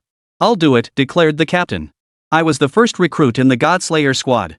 That makes me your senior, after all. You're no senior. We all awoke together. What gives you the right to claim seniority? I'll do it. My beast taming rank is the highest. It should be me, no matter how you look at it. Bull. My beast master rank is the same as yours. Why should it be you? The argument dragged on, with no one willing to back down. They were practically ready to summon their beasts to settle it. Zhou Yan was speechless. Glancing at the demon beasts outside, he said impatiently, "Stop fighting over it. You have 10 minutes. There are plenty of high-level experts in this building. Go ask them yourselves based on the questions we just discussed." Right. The crowd snapped to attention and rushed out one after another. In an instant, the government building echoed with the wails of the nation's high-ranking officials. "Zhou Yan, you're a devil." Matsue, sprawled on the floor, glared at Zhou Yan with eyes brimming with hatred and terror. Yet Zhou Yan merely lit a cigarette in silence, gazing at the horrific scene outside the window. His mind, however, was filled with images of the mountains of corpses and seas of blood left behind by China's predecessors. "Yes, I am indeed a devil," he said, taking a deep drag on his cigarette. "But compared to what you've done, my methods are child's play. How many of my countrymen did you slaughter in China back then? How many Chinese women did you persecute? When you conducted biochemical experiments on my countrymen, why didn't you islanders find that cruel?" Zhou Yan's hand trembled as he held the cigarette. Because of these islanders, every city, every corner of China shares a common structure. Martyrs' cemeteries. Within them lie the heroes of China. They too should have had happy families and lived fulfilling lives. But with their nation shattered and homes destroyed, they had no choice but to stand in the midst of the gunfire. Was Zhou Yan cruel? A little, yes, but only toward his enemies. He neither desired nor possessed the right to show mercy to the island nation. As a native-born Chinese, he was unworthy to forgive on behalf of those ancestors. The only thing he could do was deliver these men into the hands of his ancestors, forcing them to confess their crimes before them. As for the infamy? He didn't care. 10 minutes later, the squad assembled punctually at the room's entrance. Zhou Yan shot a glance at Matsue, picked up the knife from the table, and casually slit his throat. Hopefully, once he reached the underworld, he wouldn't be so stubborn anymore. After all, compared to him, the hatred those predecessors harbored toward the island nation only grew stronger. Lin Mu stood behind the curtains, pulling out his phone to make a call. "Hello, Zhou Yan." On the other end, the head of state was in a meeting but answered Zhou Yan's call without hesitation. "You said you went to the island nation to retrieve someone. Haven't you gotten them yet?" Zhou Yan glanced at Li Jianye, who was nearly frozen in shock, and replied with a smile, "I've already picked them up." "Then hurry back with them. The island nation is far too dangerous right now," the head of state said with concern. Through satellite feeds, he too had witnessed the monstrous beast's actions. Compared to the previous beasts, this one was far more malevolent. "I'm afraid that won't be possible," Zhou Yan sighed helplessly. "Head of state, could you send someone to the Central Research Institute? The research I entrusted them with earlier should have yielded results by now. Have them forge the materials into protective gear as quickly as possible and send it to the island nation. An elder once said, magic must be defeated with magic. If humans wish to operate under the glow emitted by this demon beast, they naturally needed protection forged from its own essence. And materials fused with the beast's bones were the optimal choice. I'll arrange it immediately." The head of state didn't ask further questions and directly instructed his staff to handle it. "Oh, one more thing, could you send a team to my location?" "All right. How many do you need?" "I'll have Chu Zhanghan assemble a group and send them to your location as soon as possible." The head of state still asked no further questions. "No, I don't need troops. I need cadres." "Ha?" The head of state was taken aback. "Starting today, Wagwa will have one more province," Zhou Yan stated calmly. "What do you mean?" The head of state couldn't process it immediately. But the next second, he sprang to his feet, looking decades younger. Amidst the puzzled stares of those around him, he shouted into the phone with full vigor, "Zhou Yan, are you saying that starting today, the island nation ceases to exist?" "Yes." Zhou Yan confirmed. "This is no laughing matter," the head of state said calmly, trying to soothe the excitement of those around him. "Rest assured, head of state. I'm telling the truth. The island nation declared war first. We retaliated. International public opinion won't be able to pin this on China." Upon hearing Zhou Yan's words, the head of state nodded to the others. Instantly, Zhou Yan heard the phone fill with cheers. After a long moment, once the crowd had quieted somewhat, the head of state spoke, "I'll send someone to take charge as soon as possible. But regarding the magical beast issue, no need to worry about that. Once the protective gear from the Research Institute arrives, the Godslayer squad will handle the beast. Daring to appear on Chinese soil means its days are numbered." After hanging up, those beside the head of state kept asking what exactly had happened. The head of state didn't know the specifics either, only stating that Zhou Yan and his team were handling it. "Head of state, won't this create negative international repercussions?" Someone voiced the same concern. Yet the head of state's response differed from Zhou Yan's. An imperial aura suddenly emanated from his body, and a faint, contemptuous smile touched his lips. "I'd like to see who in this world dares to cause trouble for our nation now." As the aircraft loaded with equipment took off, an official document released by China swiftly spread across the globe. Simultaneously, the front pages of major platforms all turned a vivid red. The words within caused the entire Chinese populace to erupt in cheers. Island nation declares war. China strikes back with thunderous force. Island nation now surrenders. Following negotiations, the island nation has decided to surrender its entire territory to China as an act of atonement. Chapter 67, A Gift for the New Territory. In an instant, the nation that had been preparing for war was filled with a joyous atmosphere. Decades had passed since repelling the island nation. Throughout those decades, the people of China had never ceased to dream of this very moment. Finally, they had waited for it. Who would have thought that one day, in my lifetime, I would witness history? What do you think we should rename that island territory as a province? Who cares? First, make them line up to get their ID cards, then have them all learn the Chinese language. Do you think the language spoken on the island will be considered a dialect in the future? To celebrate, fireworks lit up the skies across Huagua, creating an atmosphere reminiscent of the new year. Internationally, upon hearing the news, every nation chose silence by mutual understanding. Who dares defy Huagua now? Haven't they seen what happened to the island nation? Do they all want to line up for ID cards? After more than half an hour, the equipment Zhou Yan had requested finally arrived. He watched as the aircraft landed in front of the building. Several individuals, already clad in battle armor, disembarked and delivered the suits to Zhou Yan and his companions. Once everyone had donned their battle armor, Zhou Yan was the first to step out of the building. The blood-red glow still enveloped the island nation's sky. In just this short time, the island nation's population had been decimated by half.